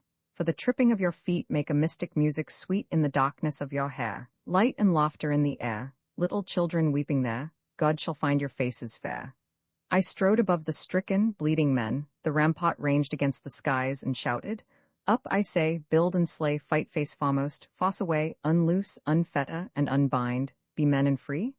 Dumbly they shrank, muttering they pointed toward that peak, then vastness vasta, whereon a darkness brooded. "Who shall look and live?" they sighed, and I sensed the folding and unfolding of almighty wings. Yet did we build of iron, bricks, and blood. We built a day, a year, 1,000 years, blood was the motto, blood and tears, and, the thing of wings, the winged, folding wing of things did furnish much mad motto for that tower. Slow and ever slower rose the towering task, and with it rose the sun, until at last on one wild day, wind-whirled, cloud-swept and terrible, I stood beneath the burning shadow of the peak, beneath the whirring of almighty wings, while downward from my feet streamed the long line of dusky faces and the wail of little children sobbing under earth. Alone, aloft, I saw through firmaments on high the drama of Almighty God, with all its flaming suns and stars. "Freedom?" I cried. "Freedom? cried heaven, earth, and stars, and a voice near far, amid the folding and unfolding of almighty wings, answered, I am freedom, who sees my face is free, he and his. I dared not look. Downward I glanced on deep bowed heads and closed eyes, outward I gazed on flecked and flaming blue. But ever onward, upward flew the sobbing of small voices, down, down, far down into the night.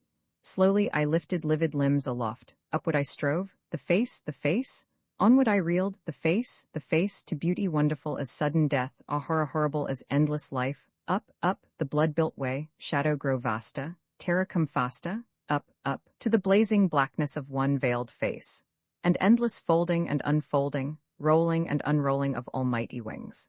The last step stood. The last dim cry of pain fluttered across the stars, and then, wings, triumphant wings, lifting and lowering, waxing and waning, swinging and swaying, twirling and whirling, whispering and screaming, streaming and gleaming, spreading and sweeping and shading and flaming. Wings, eternal wings, till the hot, red blood, fleeing flood, thundered through heaven and mine ears, while all across a purple sky, the last vast pinion trembled to unfold. I rose upon the mountain of the moon, I felt the blazing glory of the sun, I heard the song of children crying, free? I saw the face of freedom, and I died. Roman 8 The immortal child, if a man die, shall he live again? We do not know. But this we do know, that our children's children live forever, and grow and develop toward perfection as they are trained. All human problems, then, center in the immortal child and his education, is the problem of problems. And first, for illustration of what I would say, may I not take for example, out of many millions, the life of one dark child. It is now 19 years since I first saw Coleridge Taylor. We were in London in some summer hall where there were many meeting, men and women called chiefly to the beautiful World's Fair at Paris, and then a few slipping over to London to meet Pan-Africa. We were there from Cape Colony and Liberia, from Haiti and the States, and from the islands of the sea. I remember the stiff, young officer who came with credentials from Menelik of Abyssinia. I remember the bitter, black American who whispered how an army of the Sudan might someday cross the Alps. I remember Englishmen, like the Colensos, who sat and counseled with us. But above all, I remember Coleridge Taylor. He was a little man and nervous, with dark golden face and hair that bushed and strayed. His fingers were always nervously seeking hidden keys, and he was quick with enthusiasm, instinct with life. His bride of a year or more, dark, too, in her whiter way, was of the calm and quiet type. Her soft contralto voice thrilled us often as she sang, while her silences were full of understanding. Several times we met in public gatherings, and then they bade me to their home, a nest of a cottage, with gate and garden, hidden in London's endless rings of suburbs. I dimly recall through these years a room in cozy disorder, strewn with music. Music on the floor and music on the chairs, music in the air as the master rushed to the piano now and again to make some memory melodious, some illusion real. And then at last, for it was the last, I saw Coleridge Taylor in a mighty throng of people crowding the Crystal Palace. We came in facing the stage and scarcely dared look around. On the stage were a full orchestra, a chorus of 800 voices, and some of the world's famous soloists. He left his wife sitting beside me, and she was very silent as he went forward to lift the conductor's baton. It was one of the earliest renditions of Hiawatha's Wedding Feast. We sat at rapt attention, and when the last, weird music died, the great chorus and orchestra rose as a man to acclaim the master. He turned toward the audience, and then we, turning for the first time, saw that sea of faces behind, the misty thousands whose voices rose to one strong shout of joy. It was a moment such as one does not often live. It seemed, and was, prophetic. This young man who stepped forth as one of the most notable of modern English composers had a simple and uneventful career. His father was a black surgeon of Sierra Leone who came to London for study. While there, he met an English girl, and this son was born in London in 1875. Then came a series of chances. His father failed to succeed and disappeared back to Africa, leaving the support of the child to the poor working mother. The child showed evidences of musical talent, and a friendly workingman gave him a little violin. A musician glancing from his window saw a little dark boy playing marbles on the street with a tiny violin in one hand. He gave him lessons. He happened to gain entrance into a charity school with a master of understanding mind who recognized genius when he saw it. And finally, his beautiful child's treble brought him to the notice of the choirmaster of St. George's, Croydon, So by happy accident his way was clear. Within his soul was no hesitation. He was one of those fortunate beings who are not called to wander, but are born with sails set and seas charted. Already the baby of 4 little years was a musician, and as choirboy and violinist he walked unhesitatingly and surely to his life work. He was graduated with honors from the Royal Academy of Music in 1894 and married soon after the daughter of one of his professors. Then his life began, and whatever it lacked of physical adventure in the conventional round of a modern world city, it more than gained in the almost tempestuous outpouring of his spiritual nature. Life to him was neither meat nor drink, it was creative flame. Ideas, plans, melodies glowed within him.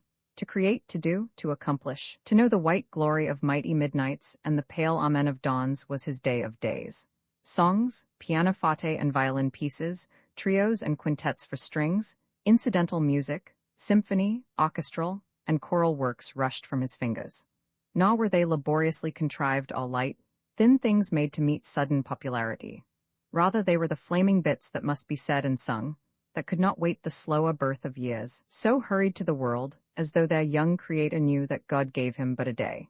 His whole active life was scarcely more than a decade and a half, and yet in that time, without wealth, friends, or influence, in the face of perhaps the most critical and skeptical and least imaginative civilization of the modern world, he wrote his name so high as a creative artist that it cannot soon be forgotten. And this was but one side of the man. On the other was the sweet-tempered, sympathetic comrade, always willing to help, never knowing how to refuse, generous with every nerve and fiber of his being.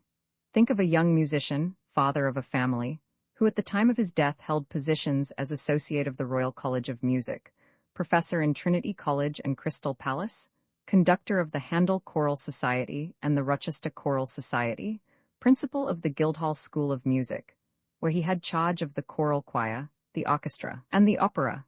He was repeatedly the leader of music festivals all over Great Britain and a judge of contests.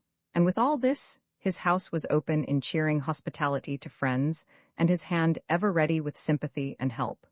When such a man dies, it must bring pause to a reasoning world. We may call his death sickness pneumonia, but we all know that it was sheer overwork. The using of a delicately tuned instrument too commonly and continuously, and carelessly, to let it last its normal life. We may well talk of the waste of wood and water, of food and fire, but the real and unforgivable waste of modern civilization is the waste of ability and genius, the killing of useful, indispensable men who have no right to die, who deserve, not for themselves, but for the world, leisure, freedom from distraction, expert medical advice, and intelligent sympathy. Coleridge Taylor's life work was not finished, it was but well begun. He lived only his first period of creative genius, when melody and harmony flashed and fluttered in subtle, compelling, and more than promising profusion. He did not live to do the organized, constructive work in the full, calm power of noonday, the reflective finishing of evening. In the annals of the future, his name must always stand high, but with the priceless gift of years, who can say where it might not have stood? Why should he have worked so breathlessly, almost furiously? It was, we may be sure, because with unflinching determination, and with no thought of surrender, he faced the great alternative, the choice which the cynical, thoughtless, busy, modern world spreads grimly before its great souls: food or beauty, bread and butter, or ideals. And continually we see worthier men turning to the pettier, cheaper thing, the popular portrait, the sensational novel, the jingling song. The choice is not always between the least and the greatest, the high and the empty, but only too often it is between starvation and something. When, therefore, we see a man, working desperately to earn a living and still stooping to no paltry dickering and to no unworthy work, handing away a Hiawatha for less than a song, pausing for glimpses of the stars when a world full of charcoal glowed far more warmly and comfortably, we know that such a man is a hero in a sense never approached by the swashbuckling soldier or the lying patriot. Deep as was the primal tragedy in the life of Coleridge Taylor, there lay another still deeper. He smiled at it lightly, as we all do, we who live within the veil, to hide the deeper hurt. He had with us that divine and African gift of laughter, that echo of 1,000 centuries of suns. I mind me how once he told of the bishop, the well-groomed English bishop, who eyed the artist gravely with his eyeglass, hair and color and figure, and said quite audibly to his friends, quite interesting, looks intelligent, yes, yes. Fortunate was Coleridge Taylor to be born in Europe and to speak a universal tongue. In America, he could hardly have had his career. His genius was, to be sure, recognized with some palpitation and consternation, when it came full-grown across the seas with an English imprint, but born here, it might never have been permitted to grow. We know in America how to discourage, choke, and murder ability when it so far forgets itself as to choose a dark skin. England, thank God, is slightly more civilized than her colonies, but even there the path of this young man was no way of roses and just a shade thornier than that of white men. He did not complain at it, he did not wince and cry aloud. Rather the hint here and there of color discrimination in England aroused in him deeper and more poignant sympathy with his people throughout the world.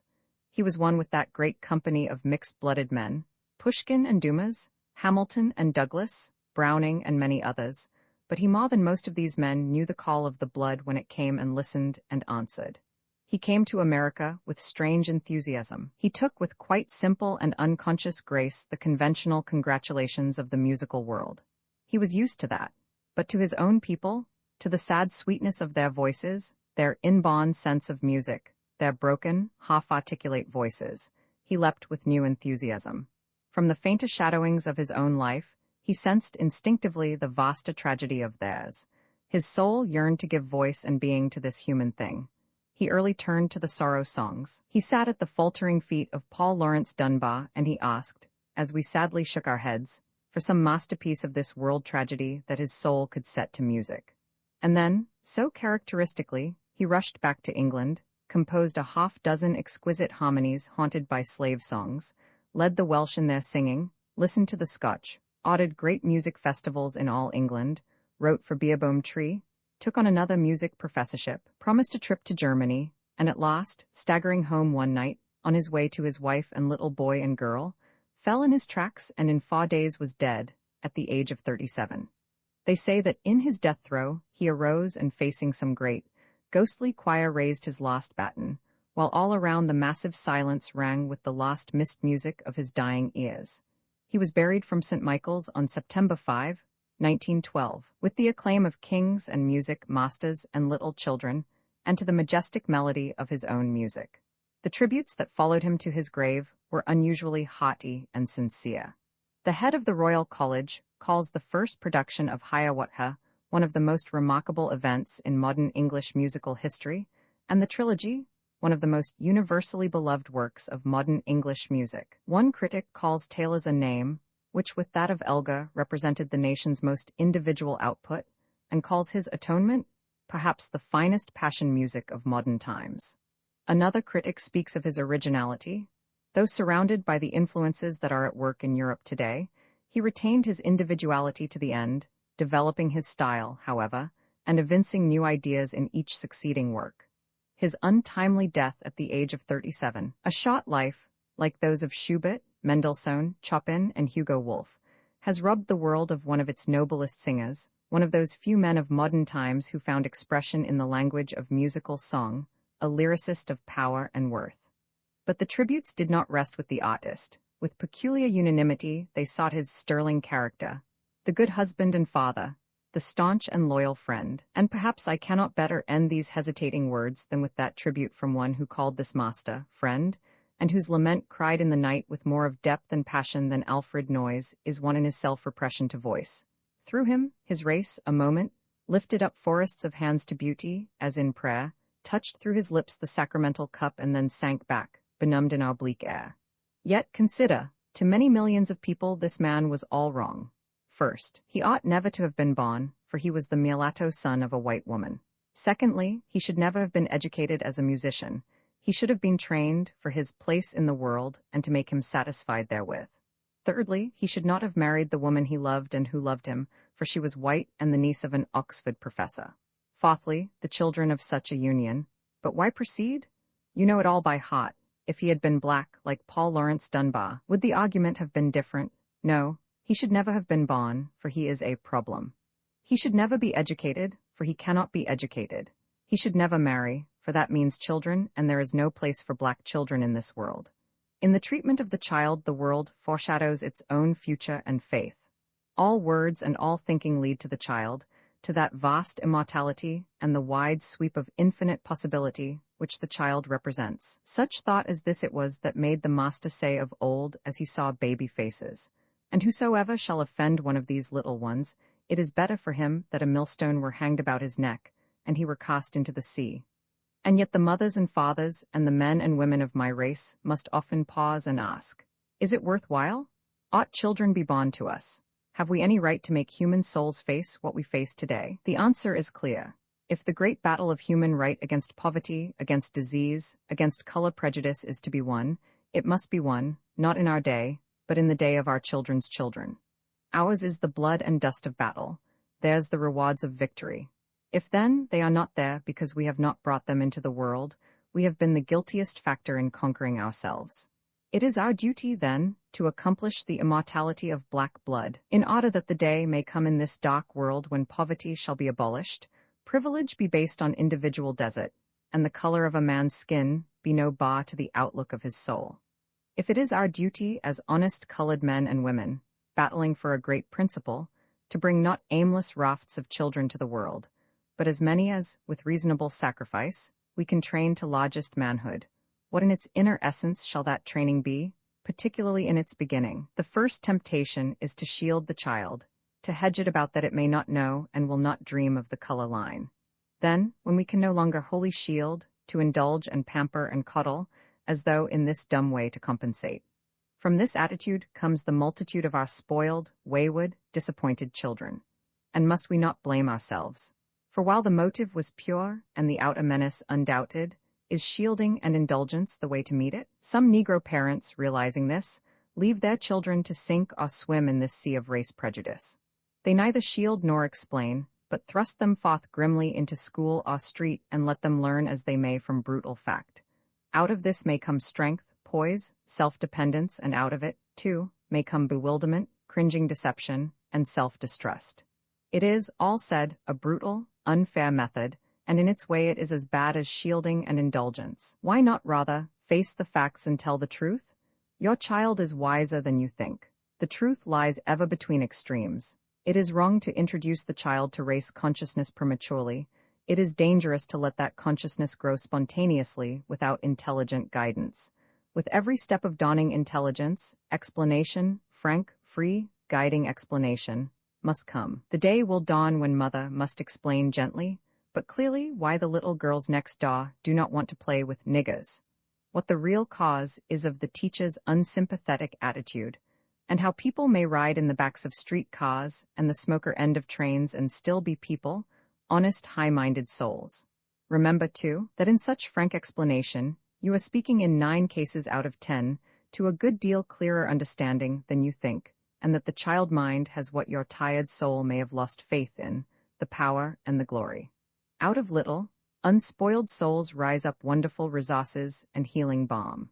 Once the colored child understands the white world's attitude and the shameful wrong of it, you have furnished it with a great life motive, a power and impulse toward good which is the mightiest thing man has. How many white folk would give their own souls if they might graft into their children's souls a great, moving, guiding ideal? With this power there comes, in the transfiguring soul of childhood, the glory, the vision of accomplishment, the lofty ideal. Once let the strength of the motive work, and it becomes the life task of the parent to guide and to shape the ideal, to raise it from resentment and revenge to dignity and self-respect, to breadth and accomplishment, to human service, to beat back every thought of cringing and surrender. Here, at last, we can speak with no hesitation, with no lack of faith. For we know that as the world grows better, there will be realized in our children's lives that for which we fight unfalteringly, but vainly now. So much for the problem of the home and our own dark children. Now, let us look beyond the pale upon the children of the wide world. What is the real lesson of the life of Coleridge Taylor? It is this. Humanly speaking, it was sheer accident that this boy developed his genius. We have a right to assume that hundreds and thousands of boys and girls today are missing the chance of developing unusual talents because the chances have been against them, and that indeed the majority of the children of the world are not being systematically fitted for their life work and for life itself. Why? Many seek the reason in the content of the school program. They feverishly argue the relative values of Greek, mathematics, and manual training, but fail with singular unanimity in pointing out the fundamental cause of our failure in human education. That failure is due to the fact that we aim not at the full development of the child, but that the world regards and always has regarded education first as a means of buttressing the established order of things rather than improving it. And this is the real reason why strife, war, and revolution have marked the onward march of humanity instead of reason and sound reform. Instead of seeking to push the coming generation ahead of our pitiful accomplishment, we insist that it march behind. We say, morally, that high character is conformity to present public opinion. We say industrially that the present order is best and that children must be trained to perpetuate it. But it is objected, what else can we do? Can we teach revolution to the inexperienced in hope that they may discern progress? No, but we may teach frankly that this world is not perfection, but development. That the object of education is manhood and womanhood, clear reason, individual talent and genius, and the spirit of service and sacrifice, and not simply a frantic effort to avoid change in present institutions. That industry is for man and not man for industry, and that while we must have workers to work, the prime object of our training is not the work but the worker, not the maintenance of present industrial cost, but the development of human intelligence by which drudgery may be lessened and beauty widened. Back of our present educational system is the philosophy that sneers at the foolish fathers who believed it self-evident, that all men were created free and equal. Surely, the overwhelming evidence is today that men are slaves and unequal. But is it not education that is the creator of this freedom and equality?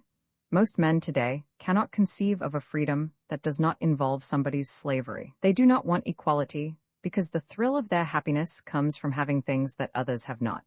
But may not human education fix the fine ideal of an equal maximum of freedom for every human soul, combined with that minimum of slavery for each soul, which the inexorable physical facts of the world impose, rather than complete freedom for some and complete slavery for others?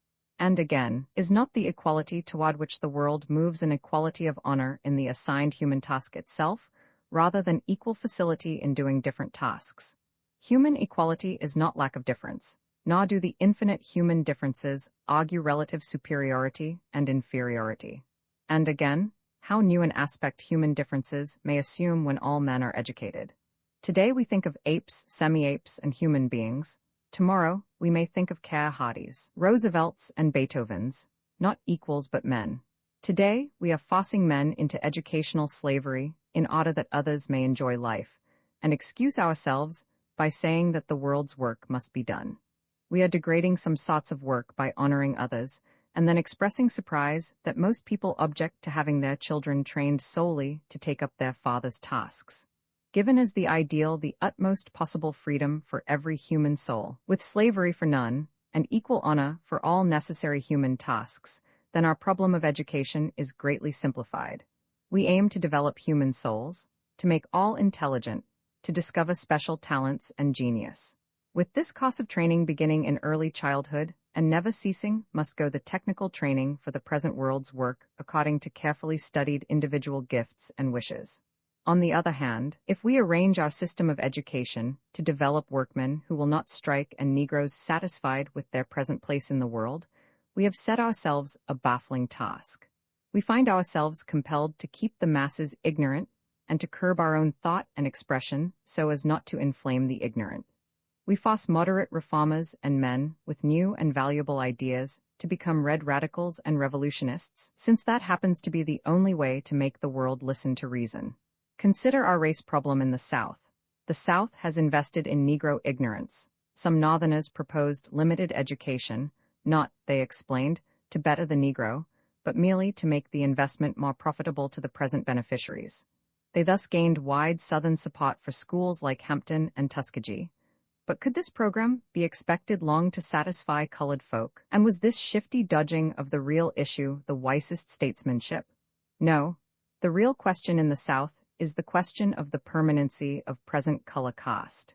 The problem, then, of the formal training of our colored children has been strangely complicated by the strong feeling of certain persons as to their future in America and the world.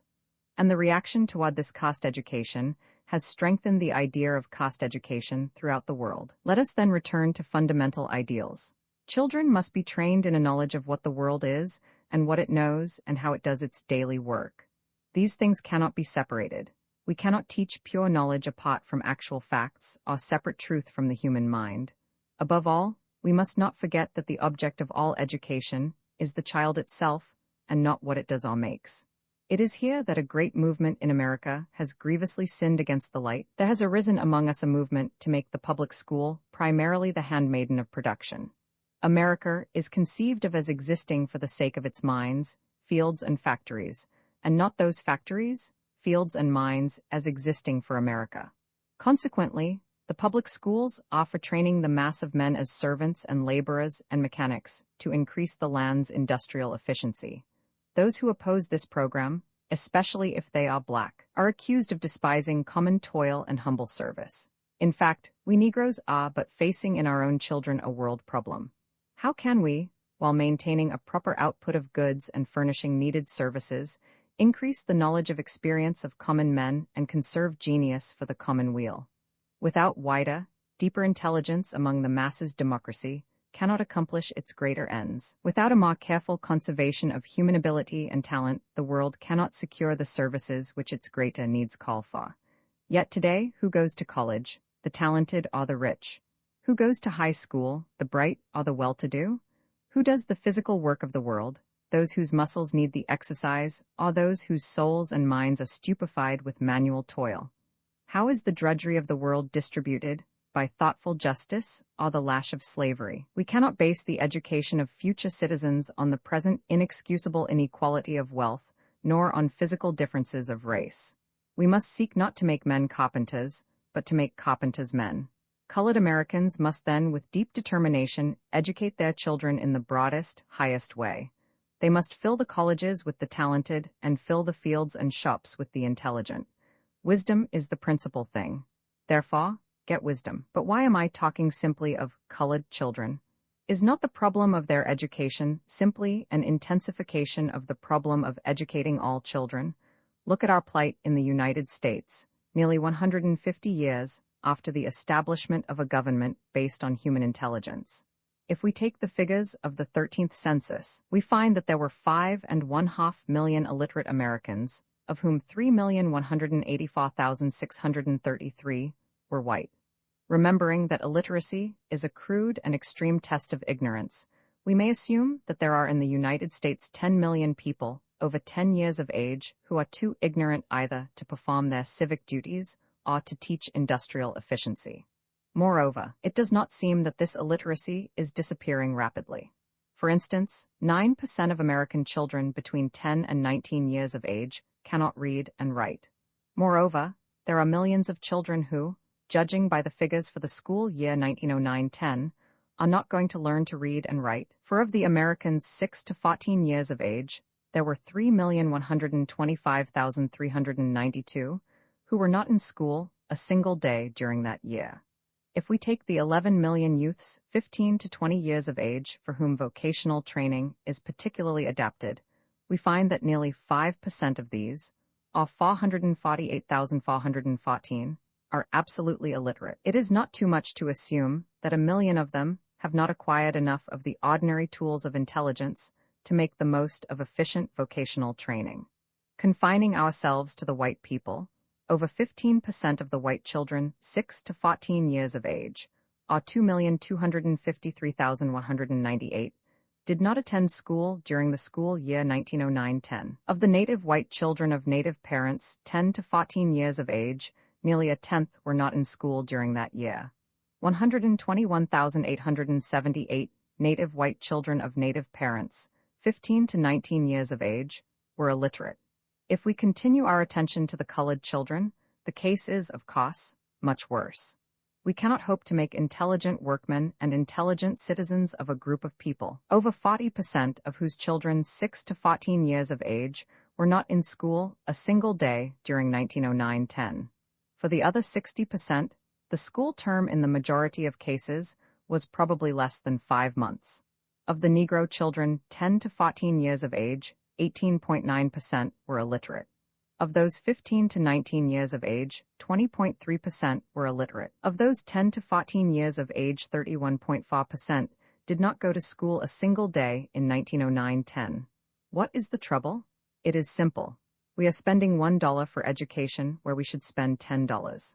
If tomorrow we multiplied our effort to educate the next generation tenfold, we should but begin our bounden duty. The heaven that lies about our infancy is but the ideals come true, which every generation of children is capable of bringing. But we, selfish in our own ignorance and incapacity, are making of education a series of miserable compromises. How ignorant can we let a child grow to be in order to make him the best cotton mill operative? What is the least sum that will keep the average youth out of jail? How many months saved on a high school costs will make the largest export of wheat? If we realized that children are the future, that immortality is the present child, that no education which educates can possibly be too costly, then we know that the menace of Kaiserism, which called for the expenditure of more than 332,000 millions of dollars, was not a whit more pressing than the menace of ignorance, and that no nation tomorrow will call itself civilized, which does not give every single human being college and vocational training free and under the best teaching force procurable for love or money. This world has never taken the education of children seriously. Misled by selfish dreamings of personal life forever, we have neglected the true and practical immortality through the endless life of children's children. Seeking counsels of our own soul's perfection, we have despised and rejected the possible increasing perfection of unending generations. Or if we are thrown back in pessimistic despair from making living folk decent, we leap to idle speculations of 1,000 years hereafter instead of working steadily and persistently for the next generation. All our problems center in the child.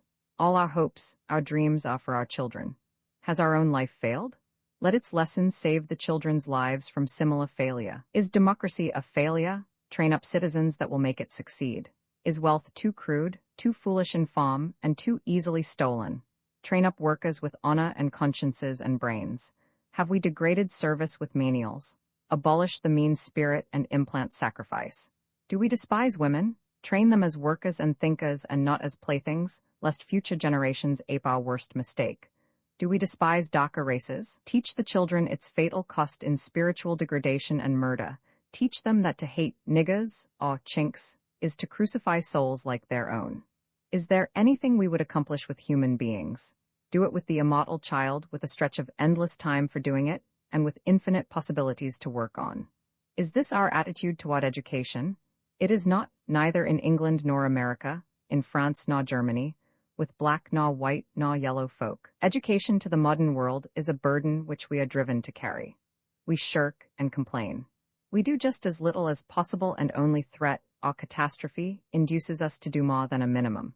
If the ignorant mass, panting to know, revolts, we dole them gingerly enough knowledge to pacify them temporarily. If, as in the Great War, we discover soldiers too ignorant to use our machines of murder and destruction, we train them to use machines of murder and destruction. If mounting wealth calls for intelligent workmen, we rush tumultuously to train workers, in order to increase our wealth. But of great, broad plans to train all men for all things, to make a universe intelligent, busy, good, creative, and beautiful, where in this wide world is such an educational program? To announce it is to invite gasps or brobdingnagen laughter. It cannot be done. It will cost too much. What has been done with man can be done with men, if the world tries long enough and hard enough. And as to the cost, all the wealth of the world, save that necessary for sheer decent existence and for the maintenance of past civilization, is, and of right ought to be, the property of the children for their education. I mean it. In 1 year, 1917, we spent $96.7 billion for war. We blew it away to murder, maim, and destroy? Why? Because the blind, brutal crime of powerful and selfish interests made this path through hell the only visible way to heaven. We did it. We had to do it, and we are glad the putrid horror is over. But now, are we prepared to spend less to make a world in which the resurgence of such devilish power will be impossible? Do we really want war to cease? Then educate the children of this generation at a cost no whit less, and if necessary 100 times, as great as the cost of the Great War. Last year, 1917, education cost us $915 million. Next year, it ought to cost us at least $2,000 million. We should spend enough money to hire the best teaching force possible, the best organizing and directing ability in the land, even if we have to strip the railroads and meet trust. We should dot city and country with the most efficient, sanitary, and beautiful schoolhouses the world knows, and we should give every American child common school, high school, and college training, and then vocational guidance in earning a living. Is this a dream? Can we afford less? Consider our so-called educational problems. How may we keep pupils in the high school? Feed and clothe them. Shall we teach Latin, Greek, and mathematics to the masses? If they are worth teaching to anybody, the masses need them most. Who shall go to college? Everybody. When shall culture training give place to technical education for work? Never. These questions are not problems. They are simply excuses for spending less time and money on the next generation. Given $10 million a year, what can we best do with the education of 1 million children? The real answer is, kill 990,000 of them quickly and not gradually, and make thoroughly trained men and women of the other 10,000. But who set the limit of $10 million? Who says it shall not be 10,000 millions, as it ought to be? You and I say it, and in saying it we sin against the Holy Ghost. We sin because in our befuddled brains we have linked money and education inextricably. We assume that only the wealthy have a real right to education when, in fact, being born is being given a right to college training. Our wealth today is, we all know, distributed mainly by chance inheritance and personal favor, and yet we attempt to base the right to education on this foundation. The result is grotesque. We bury genius, we send it to jail, we ridicule and mock it while we send mediocrity and idiocy to college, gilded and crowned. For 300 years, we have denied Black Americans an education, and now we exploit them before a gaping world. See how ignorant and degraded they are? All they are fit for is education for cotton picking and dishwashing. When Dunbar and Taylor happen along, we are torn between something like shamefaced anger or impatient amazement. A world guilty of this last and mightiest war has no right to enjoy or create until it has made the future safe from another Arkansas or Rhymes. To this, there is but one patent way, proved and inescapable, education, and that not for me or for you, but for the immortal child. And that child is of all races and all colors. All children are the children of all and not of individuals and families and races. The whole generation must be trained and guided, and out of it, as out of a huge reservoir, must be lifted all genius, talent, and intelligence to serve all the world. Almighty Death won softly, quite softly, for I hear, above the murmur of the sea, faint and far-fallen footsteps, as of one who comes from out beyond the endless ends of time, with voice that downward looms thro' singing stars. Its subtle sound I see thro' these long darkened eyes. I hear the light he bringeth on his hands, Almighty Death. Softly, oh softly, lest he pass me by, and that unquivering light toward which my longing soul and tortured body through these years have writhed, fade to the dun darkness of my days. Softly, full softly, let me rise and greet the strong, low looting of that long-awaited call. Swiftly be all my good and going gone, and this vast veiled and vanquished vigor of my soul seek somehow otherwhere its rest and goal, where endless spaces stretch, where endless time doth moan, where endless light doth paw thro' the black kingdoms of eternal death. Then haply I may see what things I have not seen, then I may know what things I have not known, then may I do my dreams. Farewell? No sound of idle mourning let there be to shudder this full silence, save the voice of children, little children, white and black, whispering the deeds I tried to do for them, while I at last, unguided and alone, pass softly, full softly. Roman 9 of beauty and death. For long years, we of the world gone wild have looked into the face of death and smiled. Through all our bitter tears, we knew how beautiful it was to die for that which our souls called sufficient. Like all true beauty, this thing of dying was so simple, so matter-of-fact. The boy clothed in his splendid youth stood before us, and laughed in his own jolly way, went and was gone. Suddenly the world was full of the fragrance of sacrifice. We left our digging and burden-bearing, we turned from our scraping and twisting of things and words, we paused from our hurrying hither and thither and walking up and down, and asked in half-whisper, "This death, is this life? And is its beauty real or false?" And of this hot questioning I am writing. My friend, who is pale and positive, said to me yesterday, as the tired sun was nodding, "You are too sensitive." I admit I am sensitive, I am artificial. I cringe or am bumptious or immobile. I am intellectually dishonest, art-blind, and I lack humor. Why don't you stop all this? She retorts triumphantly, you will not let us. There you go again. You know that I answer. Wait, I arise at 7. The milkman has neglected me. He pays little attention to colored districts. My white neighbor glares elaborately. I walk softly, lest I disturb him. The children jeer as I pass to work. The women in the street car withdraw their skirts or prefer to stand. The policeman is truculent. The elevator man hates to serve Negroes. My job is insecure because the white union wants it and does not want me. I try to lunch, but no place near will serve me. I go 40 blocks to Marshall's, but the committee of 14 closes Marshall's. They say white women frequent it. Do all eating places discriminate? No, but how shall I know which do not? Except, I hurry home through crowds. They mutter or get angry. I go to a mass meeting, they stare. I go to a church. We don't admit niggers? Or perhaps I leave the beaten track, I seek new work. Our employees would not work with you, our customers would object. I ask to help in social uplift. Why, we will write you. I enter the free field of science. Every laboratory door is closed and no endowments are available. I seek the universal mistress, art. The studio door is locked. I write literature. We cannot publish stories of colored folks of that type. It's the only type I know. This is my life. It makes me idiotic. It gives me artificial problems. I hesitate, I rush, I waver. In fine, I am sensitive. My pale friend looks at me with disbelief and curling tongue. Do you mean to sit there and tell me that this is what happens to you each day? Certainly not, I answer low. Then you only fear it will happen? I fear? Well, haven't you the courage to rise above almost a craven fear? Quite craven is my fear, I admit, but the terrible thing is these things do happen. But you just said, they do happen. Not all each day, surely not. But now and then, now seldom, now sudden, now after a week, now in a chain of awful minutes, not everywhere, but anywhere, in Boston, in Atlanta. That's the hell of it. Imagine spending your life looking for insults or for hiding places from them, shrinking, instinctively and despite desperate bolsterings of courage, from blows that are not always but ever. Not each day, but each week, each month, each year.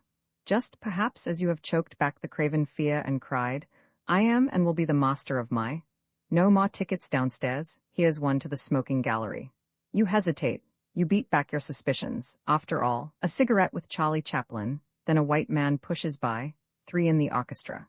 Yes, sir. And in he goes. Suddenly your heart chills. You turn yourself away toward the golden twinkle of the purple night and hesitate again. What's the use? Why not always yield, always take what's offered, always bow to farce, whether of canon or dislike?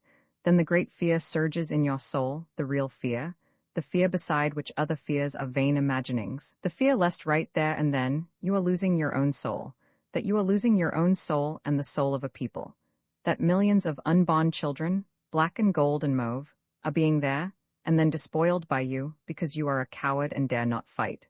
Suddenly that silly orchestra seat and the cavorting of a comedian with funny feet become matters of life, death, and immortality. You grasp the pillars of the universe and strain as you sway back to that befuddled ticket girl. You grip your soul for riot and murder. You choke and sputter, and she, seeing that you are about to make a fuss, obeys her orders and throws the tickets at you in contempt. Then you slink to your seat and crouch in the darkness before the film, with every tissue burning. The miserable wave of reaction engulfs you. To think of compelling puppies to take your hard-earned money, fattening hogs to hate you and yours, forcing your way among cheap and tawdry idiots. God, what a night of pleasure. Here, then, is beauty and ugliness, a wide vision of world sacrifice, a fierce gleam of world hate. Which is life and what is death, and how shall we face so tantalizing a contradiction? Any explanation must necessarily be subtle and involved. No pert and easy word of encouragement, no merely dark despair, can lay hold of the roots of these things. And first and before all, we cannot forget that this world is beautiful. Grant all its ugliness and sin, the petty, horrible snarl of its putrid threads, which few have seen more near or more often than I. Notwithstanding all this, the beauty of this world is not to be denied. Casting my eyes about, I dare not let them rest on the beauty of love and friend, for even if my tongue were cunning enough to sing this, the revelation of reality here is too sacred and the fancy too untrue. Of one world beauty alone, may we at once be brutally frank, and that is the glory of physical nature. This, though the last of beauties, is divine. And so, too, there are depths of human degradation which it is not fair for us to probe. With all their horrible prevalence, we cannot call them natural. But may we not compare the least of the world's beauty with the least of its ugliness, not murder, starvation, and rapine, with love and friendship and creation, but the glory of sea and sky and city, with the little hatefulnesses and thoughtfulnesses of race prejudice, that out of such juxtaposition we may, perhaps, deduce some rule of beauty and life, or death. Their mountains hurl themselves against the stars, and at their feet lie black and leaden seas. Above float clouds, white, gray, and inken, while the clear, impalpable air springs and sparkles like new wine. Last night we floated on the calm bosom of the sea in the southernmost haven of Mount Desert. The water flamed and sparkled. The sun had gone, but above the crooked back of cumulus clouds, dark and pink with radiance, and on the other sky aloft to the eastward piled the gorgeous-curtained mists of evening. The radiance faded, and a shadowy velvet veiled the mountains, a humid depth of gloom behind which lurked all the mysteries of life and death, while above, the clouds hung ashen and dull. Lights twinkled and flashed along the shore, boats glided in the twilight, and the little puffing of motors droned away. Then was the hour to talk of life and the meaning of life, while above gleamed silently, suddenly, star on star.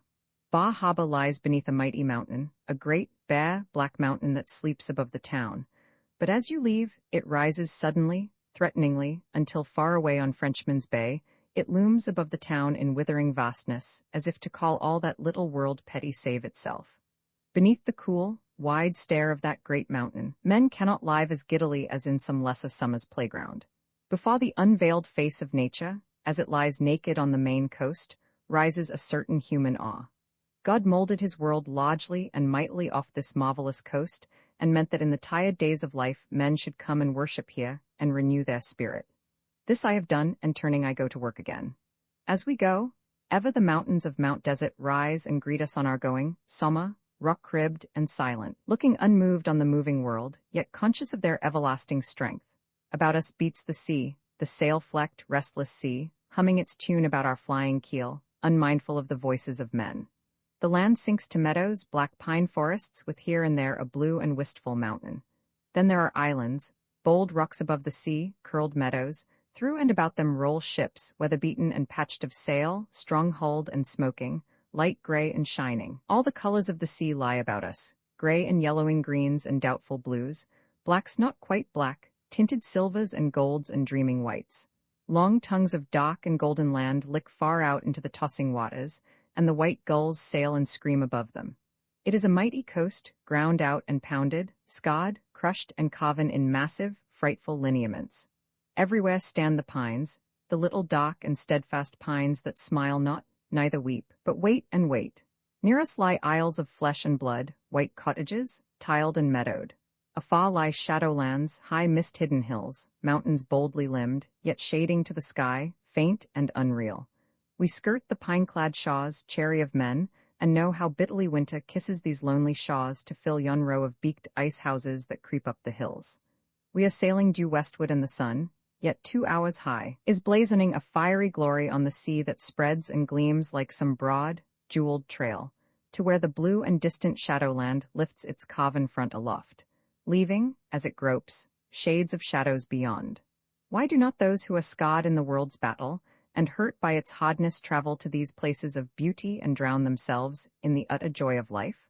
I asked this once sitting in a southern home. Outside, the spring of a Georgia February was luring gold to the bushes and languor to the soft air.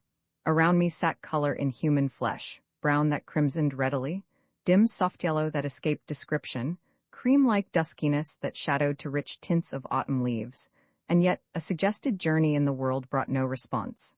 "I should think you would like to travel," said the white one. But no, the thought of a journey seemed to depress them. Did you ever see a Jim Crow waiting room? There are always exceptions, as at Greensboro, but usually there is no heat in winter and no air in summer, with undisturbed loafers and train hands and broken, disreputable settees. To buy a ticket is torture. You stand and wait until every white person at the other window is waited on. Then the tired agent yells across, because all the tickets and money are over there. "What do you want? What? Where?" The agent browbeats and contradicts you, hurries and confuses the ignorant, gives many persons the wrong change, compels some to purchase their tickets on the train at a higher price, and sends you and me out on the platform, burning with indignation and hatred. The Jim Crow car is up next, the baggage car and engine. It stops out beyond the covering in the rain or sun or dust. Usually there is no step to help you climb on, and often the car is a smoker cut in two, and you must pass through the white smokers or else they pass through your pot, with swagger and noise and stares. Your compartment is a half or a quarter or an eighth of the oldest car in service on the road. Unless it happens to be a thorough express, the plush is caked with dirt, the floor is grimy, and the windows dirty. An impertinent white newsboy occupies 2 seats at the end of the car and importunes you to the point of rage to buy cheap candy, Coca-Cola, and worthless, if not vulgar, books. He yells and swaggers, while a continued stream of white men saunters back and forth from the smoker to buy and hear. The white train crew from the baggage car uses the Jim Crow to lounge in and perform their toilet. The conductor appropriates 2 seats for himself and his papers and yells gruffly for your tickets before the train has scarcely started. It is best not to ask him for information, even in the gentlest tones. His information is for white persons chiefly. It is difficult to get lunch or clean water. Lunchrooms either don't serve niggers or serve them at some dirty and ill-attended hole in the wall. As for toilet rooms, don't. If you have to change cars, be wary of junctions which are usually without accommodation and filled with quarrelsome white persons who hate a darky dressed up. You are apt to have the company of a sheriff and a couple of meek or sullen black prisoners on part of your way, and dirty colored section hands will pour in toward night and drive you to the smallest corner. No, said the little lady in the corner. She looked like an ivory cameo, and her dress flowed on her like a caress. We don't travel much. Pessimism is cowardice. The man who cannot frankly acknowledge the Jim Crow car as a fact and yet live in hope is simply afraid either of himself or of the world. There is not in the world a more disgraceful denial of human brotherhood than the Jim Crow car of the southern United States. But too, just as true, there is nothing more beautiful in the universe than sunset and moonlight on Montego Bay in far Jamaica. And both things are true, and both belong to this our world, and neither can be denied. The sun, prepared to cross that awful border which men call night and death, marshals his hosts. I seem to see the spears of mighty horsemen flash golden in the light, empurpled banners flame afar, and the low thunder of marching hosts thrills with the thunder of the sea. Athwart his own path, screening a face of fire, he throws cloud masses, masking his trained guns. And then the miracle is done. The host passes with raw too vast for human ear, and the sun is set, leaving the frightened moon and blinded stars. In the dusk, the green-gold palms turn their star-like faces and stretch their fan-like fingers, lifting themselves proudly, lest any lordly leaf should know the taint of earth. Out from the isle, the Serpent Hill thrusts its great length around the bay, shouldering back the waters and the shadows. Ghost rains sweep down, smearing his rugged sides, yet on he writhes, undulant with pine and palm, gleaming until his low, sharp head and lambent tongue, grown gray and pale and silver in the dying day, kisses the molten gold of the golden sea. Then comes the moon. Like fireflies nesting in the hand of God gleams the city, dim-swathed by fairy palms. A long, thin thumb, mist mighty, points shadowy to the Spanish Main, while through the fingers foam the 7 seas. Above the calm and gold-green moon, beneath the wind-wet earth. And here, alone, my soul enchained, enchanted, from such heights of holiness men turn to master the world. All the pettiness of life drops away, and it becomes a great battle before the Lord. His trumpet, where does it sound and whither? I go. I saw Montego Bay at the beginning of the World War. The cry for service, as high as heaven, as wide as human feeling, seemed filling the earth. What were petty slights, silly insults, paltry problems, beside this call to do and dare and die? We black folk offered our services to fight.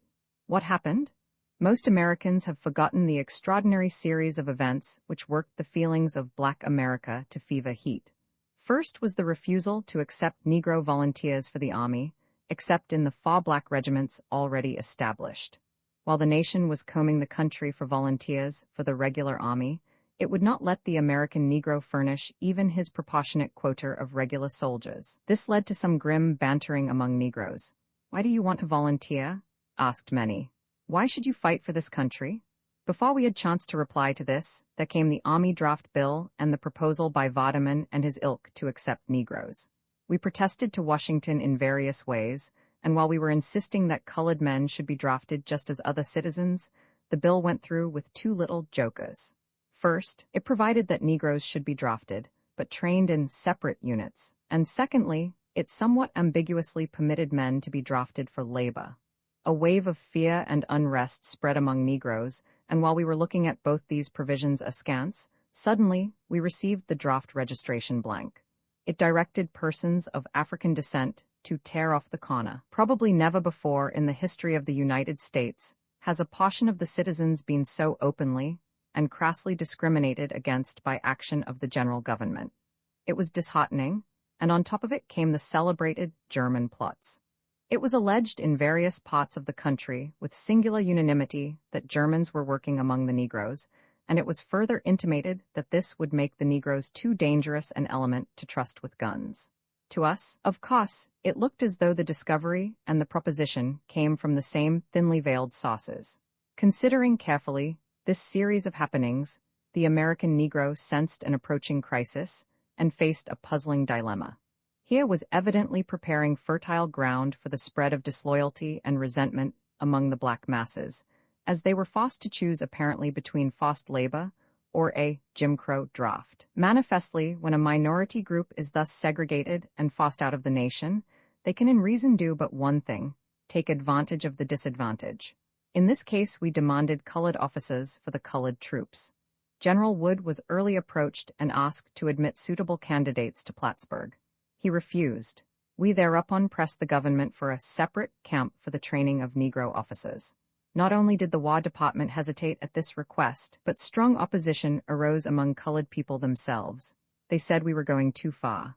We will obey the law, but to ask for voluntary segregation is to insult ourselves.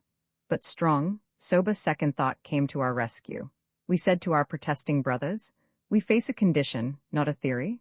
There is not the slightest chance of our being admitted to white camps, therefore, it is either a case of a Jim Crow officers' training camp or no colored officers. Of the two things, no colored officers would be the greater calamity." Thus we gradually made up our minds, but the War Department still hesitated. It was besieged, and when it presented its final argument, "We have no place for such a camp," the trustees of Howard University said, "Take our campus." Eventually, 1,200 colored cadets were assembled at Fort Des Moines for officers' training. The city of Des Moines promptly protested, but it finally changed its mind. Des Moines never before had seen such a class of colored men. They rapidly became popular with all classes, and many encomiums were passed upon their conduct. Their commanding colonel pronounced their work first class, and declared that they presented excellent material for officers. Meantime, with one accord, the thought of the colored people turned toward Colonel Young, their highest officer in the regular army. Charles Young is a heroic figure. He is the typical soldier, silent, uncomplaining, brave, and efficient. From his days at West Point throughout his 30 years of service, he has taken whatever task was assigned him and performed it efficiently, and there is no doubt but that the Army has been almost merciless in the requirements which it has put upon this splendid officer. He came through all with flying colors. In Haiti, in Liberia, in Western camps, in the sequoia forests of California, and finally with Pershing in Mexico. In every case he triumphed. Just at the time we were looking to the United States government to call him to head the colored officers training at Des Moines, he was retired from the Army because of high blood pressure. There is no disputing Army surgeons, and their judgment in this case may be justified, but coming at the time it did, nearly every Negro in the United States believed that the high blood pressure that retired Colonel Young was in the prejudiced heads of the Southern oligarchy, who were determined that no American Negro should ever wear the stars of a general. To say that Negroes of the United States were disheartened at the retirement of Colonel Young is to put it mildly, but there was more trouble. The provision that Negroes must be trained separately looked simple, and was simple in places where there were large Negro contingents, but in the North, with solitary Negroes drafted here and there, we had some extraordinary developments. Regiments appeared with one Negro where the Negro had to be separated like a pest and put into a house or even a village by himself, while the commander frantically telegraphed to Washington. Small wonder that one poor fellow in Ohio solved the problem by cutting his throat. The whole process of drafting Negroes had to be held up until the government could find methods and places for assembling them. Then came Houston. In a moment, the nation forgot the whole record of one of the most celebrated regiments in the United States Army and its splendid service in the Indian Wars, and in the Philippines. It was the first regiment mobilized in the Spanish-American War, and it was the regiment that volunteered to a man to clean up the yellow fever camps when others hesitated. It was one of the regiments to which Pershing said in December, "Men, I am authorized by Congress to tell you all that our people back in the States are mightily glad and proud at the way the soldiers have conducted themselves while in Mexico, and I, General Pershing, can say with pride that a finer body of men never stood under the flag of our nation than we find here tonight." The nation, also, forgot the deep resentment mixed with the pale ghost of fear which Negro soldiers call up in the breasts of the white South. It is not so much that they fear that the Negro will strike if he gets a chance, but rather that they assume with curious unanimity that he has reason to strike, that any other persons in his circumstances are treated as he is would rebel. Instead of seeking to relieve the cause of such a possible feeling, most of them strain every effort to bottle up the black man's resentment. Is it inconceivable that now and then it bursts all bounds, as at Brownsville and Houston? So in the midst of this mental turmoil came Houston and East St. Louis. At Houston, black soldiers, goaded and insulted, suddenly went wild and shut up the town. At East St. Louis, white strikers on war work killed and mobbed Negro working men, and as a result 19 colored soldiers were hanged and 51 imprisoned for life for killing 17 whites at Houston, while for killing 125 Negroes in East St. Louis, 20 white men were imprisoned, none for more than 15 years, and 10 colored men with them. Once upon a time, I took a great journey in this land to 3 of the ends of our world, and over 7,000 mighty miles. I saw the grim desert and the high ramparts of the Rocky Mountains. 3 days, I flew from the silver beauty of Seattle to the summer whirl of Kansas City. 3 days, I flew from the brute might of Chicago to the air of the angels in California, scented with golden flowers, where the homes of men crouch low and loving on the good, broad earth, as though they were kissing her blossoms. 3 days I flew through the empire of Texas, but all these shall be tales untold, for in all this journey I saw but one thing that lived and will live eternal in my soul, the Grand Canyon. It is a sudden void in the bosom of the earth, down to its entrails, a wound where the dull titanic knife has turned and twisted in the hole, leaving its edges livid, scarred, jagged, and pulsing over the white, and red, and purple of its mighty flesh, while down below, down below, in black and severed vein, boils the dull and sullen flood of the Colorado. It is awful, there can be nothing like it. It is the earth and sky gone stark and raving mad. The mountains uptwirled, disbodied and inverted, stand on their peaks and throw their bowels to the sky. Their earth is air, their ether blood-red rock ingreened. You stand upon their roots and fall into their pinnacles, a mighty mile. Behold this mauve and purple mocking of time and space. See yonder peak. No human foot has trod it. Into that blue shadow only the eye of God has looked. Listen to the accents of that gauge which mutters, "Before Abraham was, I am." Is yonder wall a hedge of black, or is it the rampart between heaven and hell? I see greens, is it moss or giant pines? I see specks that may be boulders. Ever the winds sigh and drop into those sun-swept silences. Ever the gauge lies motionless, unmoved, until I fear. It is a grim thing, unholy, terrible. It is human, some mighty drama unseen, unheard, is playing there its tragedies all mocking comedy, and the laugh of endless years is shrieking onward from peak to peak, unheard, unechoed, and unknown. One throws a rock into the abyss. It gives back no sound. It falls on silence, the voice of its thunders cannot reach so far. It cannot be a mere, inert, unfeeling, brute fact. Its grandeur is too serene, its beauty too divine. It is not red and blue and green, but, the shadows and the shades of all the world, glad colorings touched with a hesitant spiritual delicacy. What does it mean? What does it mean? Tell me, black and boiling water, it is not real, it is but shadows, the shading of eternity. Last night yonder tessellated palace was gloom, dark, brooding thought and sin, while hither rose the mountains of the sun, golden, blazing, ensanguined. It was a dream. This blue and brilliant morning shows all those burning peaks alight, while here, shapeless, mist-full, brood the shadowed towers. I have been down into the entrails of earth, down by straight and staring cliffs, down by sounding waters and sun-strewn meadows, down by green pastures and still waters, by great, steep chasms, down by the gnawed and twisted fists of God to the deep, sad moan of the yellow river that did this thing of wonder, a little winding river with death in its depth and a crown of glory in its flying hair. I have seen what eye of man was never meant to see. I have profaned the sanctuary. I have looked upon the dread disrobing of the night, and yet I live.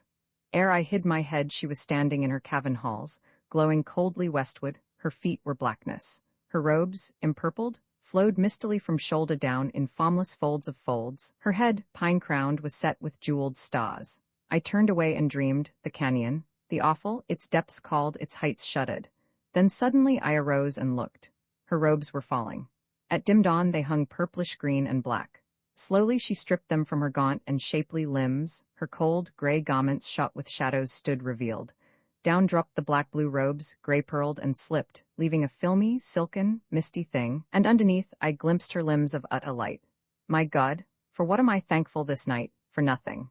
For nothing but the most commonplace of commonplaces. A table of gentlewomen and gentlemen, soft-spoken, sweet-tempered, full of human sympathy, who made me, a stranger, one of them. Ours was a fellowship of common books, common knowledge, mighty aims. We could laugh and joke and think as friends, and the hateful, murderous, dirty thing which in American we call nigger hatred, was not only not there, it could not even be understood. It was a curious monstrosity at which civilized folk laughed or looked puzzled. There was no elegant and elaborate condescension of, we once had a colored servant. My father was an abolitionist. I've always been interested in your people.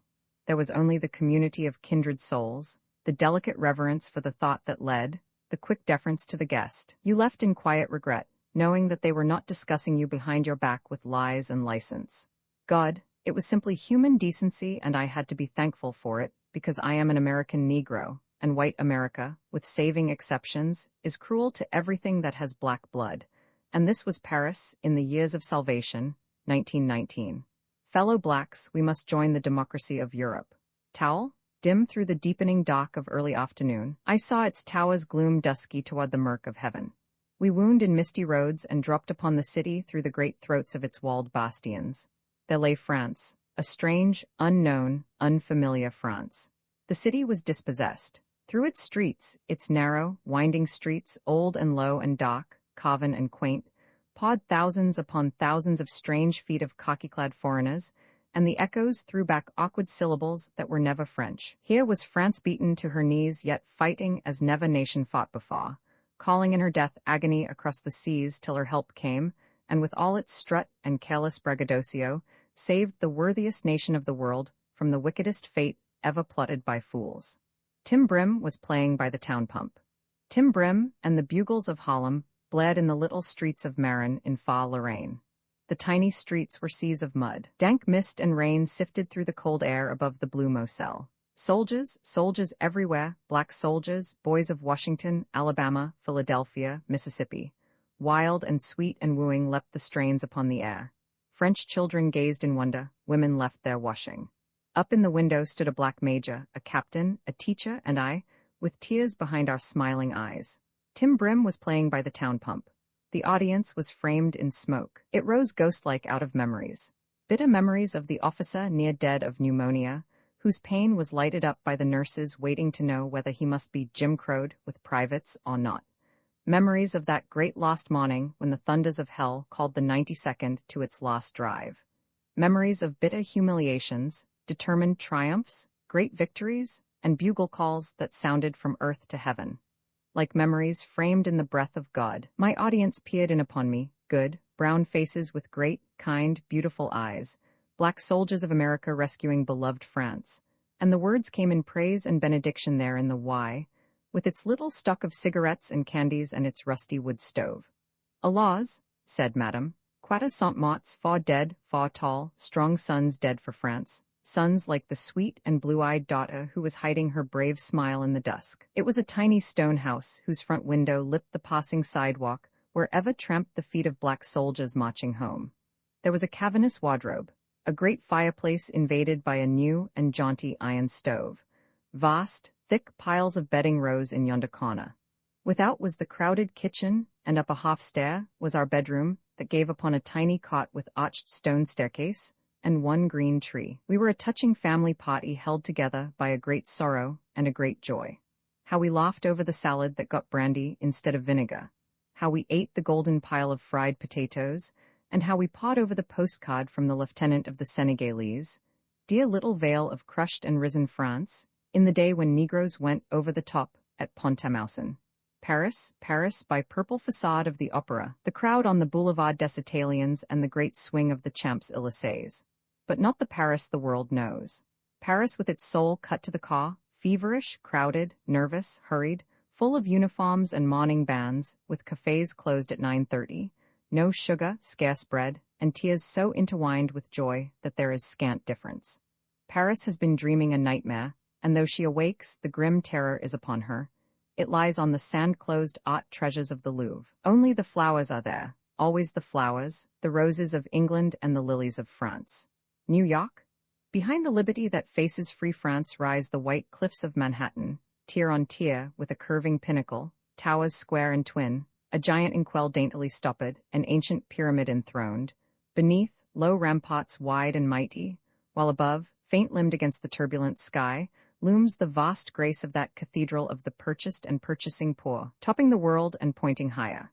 Yonder the gray cobwebs of the Brooklyn bridges leap the sea, and here creep the argosies from all earth's ends. We move to this swift home on dun and swelling waters, and here, as we come the hot beats of the New World. New York and night from the Brooklyn Bridge. The bees and fireflies flit and twinkle in their vast hives. Curved clouds like the breath of gods hover between the towers and the moon. One hears the hiss of lightnings, the deep thunder of human things, and a fevered breathing as of some attendant and invincible powers. The glow of burning millions melts outward into dim and fairy outlines, until afar the liquid music born of rushing crowds drips like a benediction on the sea. New York and morning. The sun is kissing the timid dew in Central Park, and from the Fountain of Plenty one looks along that world street, Fifth Avenue, and walks toward town. The earth lifts and curves graciously down from the older mansions of princes to the newer shops of luxury. Egypt and Abyssinia, Paris and Damascus, London and India caress you by the way. Churches stand aloof while the shops swell to emporiums. But all this is nothing. Everything is mankind. Humanity stands and flies and walks and rolls about. The poor, the priceless, the world-known and the forgotten, child and grandfather, king and lemon. The pageant of the world goes by, set in a frame of stone and jewels, clothed in scarlet and rags. Prince's Street and the Elysian Fields, the Strand and the Ringstrasse. These are the ways of the world today. New York and twilight, there where the 6th Avenue L rises and leaps above the tenements into the free air at 110th Street. It circles like a bird with heaven and St. John's above and earth, and the sweet green and gold of the park beneath. Beyond lie all the blue mists and mysteries of distance. Beneath, the city rushes and crawls. Behind echo, all the raw and war and care and maze of the wide city set in its sullen darkening walls, flashing weird and crimson farewells. Out at the sides the stars twinkle. Again New York and night and Harlem. A dark city of 50,000 rises like magic from the earth. Gone is the white world, the pale lips, the lank hair. Gone is the west and north. The east and south is here triumphant. The street is crowd and leisure and laughter. Everywhere black eyes, black and brown, and frizzled hair curled and sleek, and skins that riot with luscious color and deep, burning blood. Humanity is packed dense in high piles of close-knit homes that lie in layers above gray shops of food and clothes and drink, with here and there a moving picture show. Orators declaim on the corners, lovers lock in the streets, gamblers glide by the saloons, workers lounge wearily home. Children scream and run and frolic, and all is good and human and beautiful and ugly and evil, even as life is elsewhere. And then, the veil. It drops as drops the night on southern seas, vast, sudden, unanswering.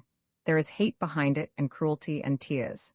As one peers through its intricate, unfathomable pattern of ancient, old design, one sees blood and guilt and misunderstanding. And yet it hangs there, this veil, between then and now, between pale and colored and black and white. Between you and me. Surely it is a thought thing, tenuous, intangible. Yet just as surely is it true and terrible, and not in our little day, may you and I lift it. We may feverishly unravel its edges, and even climb slow with giant shears, to where its ringed and gilded top nestles close to the throne of God. But as we work and climb, we shall see through streaming eyes and hear with aching ears, lynching and murder, cheating and despising, degrading and lying, so flashed and fleshed through this vast hanging darkness, that the doer never sees the deed, and the victim knows not the victor, and each hates all in wild and bitter ignorance. Listen, O isles, to these voices from within the veil, for they portray the most human hurt of the 20th cycle of that poor Jesus who was called the Christ. There is something in the nature of beauty that demands an end. Ugliness may be indefinite, it may trail off into gray endlessness, but beauty must be complete. Whether it be a field of poppies or a great life, it must end, and the end is part and triumph of the beauty. I know there are those who envisage a beauty eternal, but I cannot. I can dream of great and never-ending processions of beautiful things and visions and acts, but each must be complete or it cannot for me exist. On the other hand, ugliness to me is eternal, not in the essence but in its incompleteness, but its eternity does not daunt me, for its eternal unfulfillment is a cause of joy. There is in it nothing new or unexpected. It is the old evil stretching out and ever seeking the end it cannot find. It may coil and writhe and recur in endless battle to days without end, but it is the same human ill and bitter hurt. But beauty is fulfillment. It satisfies. It is always new and strange. It is the reasonable thing. Its end is death, the sweet silence of perfection, the calm and balance of utter music. Therein is the triumph of beauty. So strong is the spell of beauty that there are those who, contradicting their own knowledge and experience, try to say that all is beauty. They are called optimists and they lie. All is not beauty. Ugliness and hate and ill are here with all their contradiction and illogic. They will always be here, perhaps God send with lessened volume and farce, but here and eternal, while beauty triumphs in its great completion, death. We cannot conjure the end of all ugliness in eternal beauty, for beauty by its very being and definition has in each definition its ends and limits. But while beauty lies implicit and revealed in its end, ugliness writhes on in darkness forever. So the ugliness of continual birth fulfills itself and conquers gloriously only in the beautiful end, death. At last to us all comes happiness, there in the cot of peace, where the dead lie so still and calm and good. If we were not dead, we would lie and listen to the flowers grow. We would hear the birds sing and see how the rain rises and blushes and burns and pales and dies in beauty. We would see spring, summer, and the red riot of autumn, and then in winter, beneath the soft white snow, sleep and dream of dreams. But we know that being dead, our happiness is a fine and finished thing, and that 10, 100, and 1,000 years, we shall lie at rest, unhurt in the cot of peace. The prayers of God name of God's name, red murder reigns, all hell is loose, on gold autumnal air walk grinning devils, bobbed and hoofed, while high on hills of hate, black-blossomed, crimson-skied, thou sittest dumb. Father Almighty? This earth is mad, palsied, our cunning hands, rotten, our gold, our argosies reel and stagger over empty seas, all the long aisles of thy great temples, God, stink with the entrails of our souls. And thou art dumb. Above the thunder of thy thunders, laud, lightening thy lightnings, rings and raws the dark damnation of this hell of Bois. Red piles the pulp of hearts and heads in little children's hands. Allah, Elohim, very God of God, death is here, dead are the living, deep dead the dead. Dying are earth's unborn. The babe's wide eyes of genius and of joy, poems and prayers, sunglows and earth songs, great pictured dreams, and marbled fantasies, high hymning heavens, all in this dread night writhe and shriek and choke and die this long ghost night, while thou art dumb. Have mercy upon us miserable sinners. Stand forth, unveil thy face, paw down the light that seethes above thy throne, and blaze this devil's dance to darkness. Here, speak. In Christ's great name, I hear, forgive me, God, above the thunder I hearkened, beneath the silence now, I hear, wait, God, a little space. It is so strange to talk with thee, alone. This gold, I took it. Is it thine? Forgive, I did not know. Blood, is it wet with blood? 'Tis from my brother's hands, I know, his hands are mine.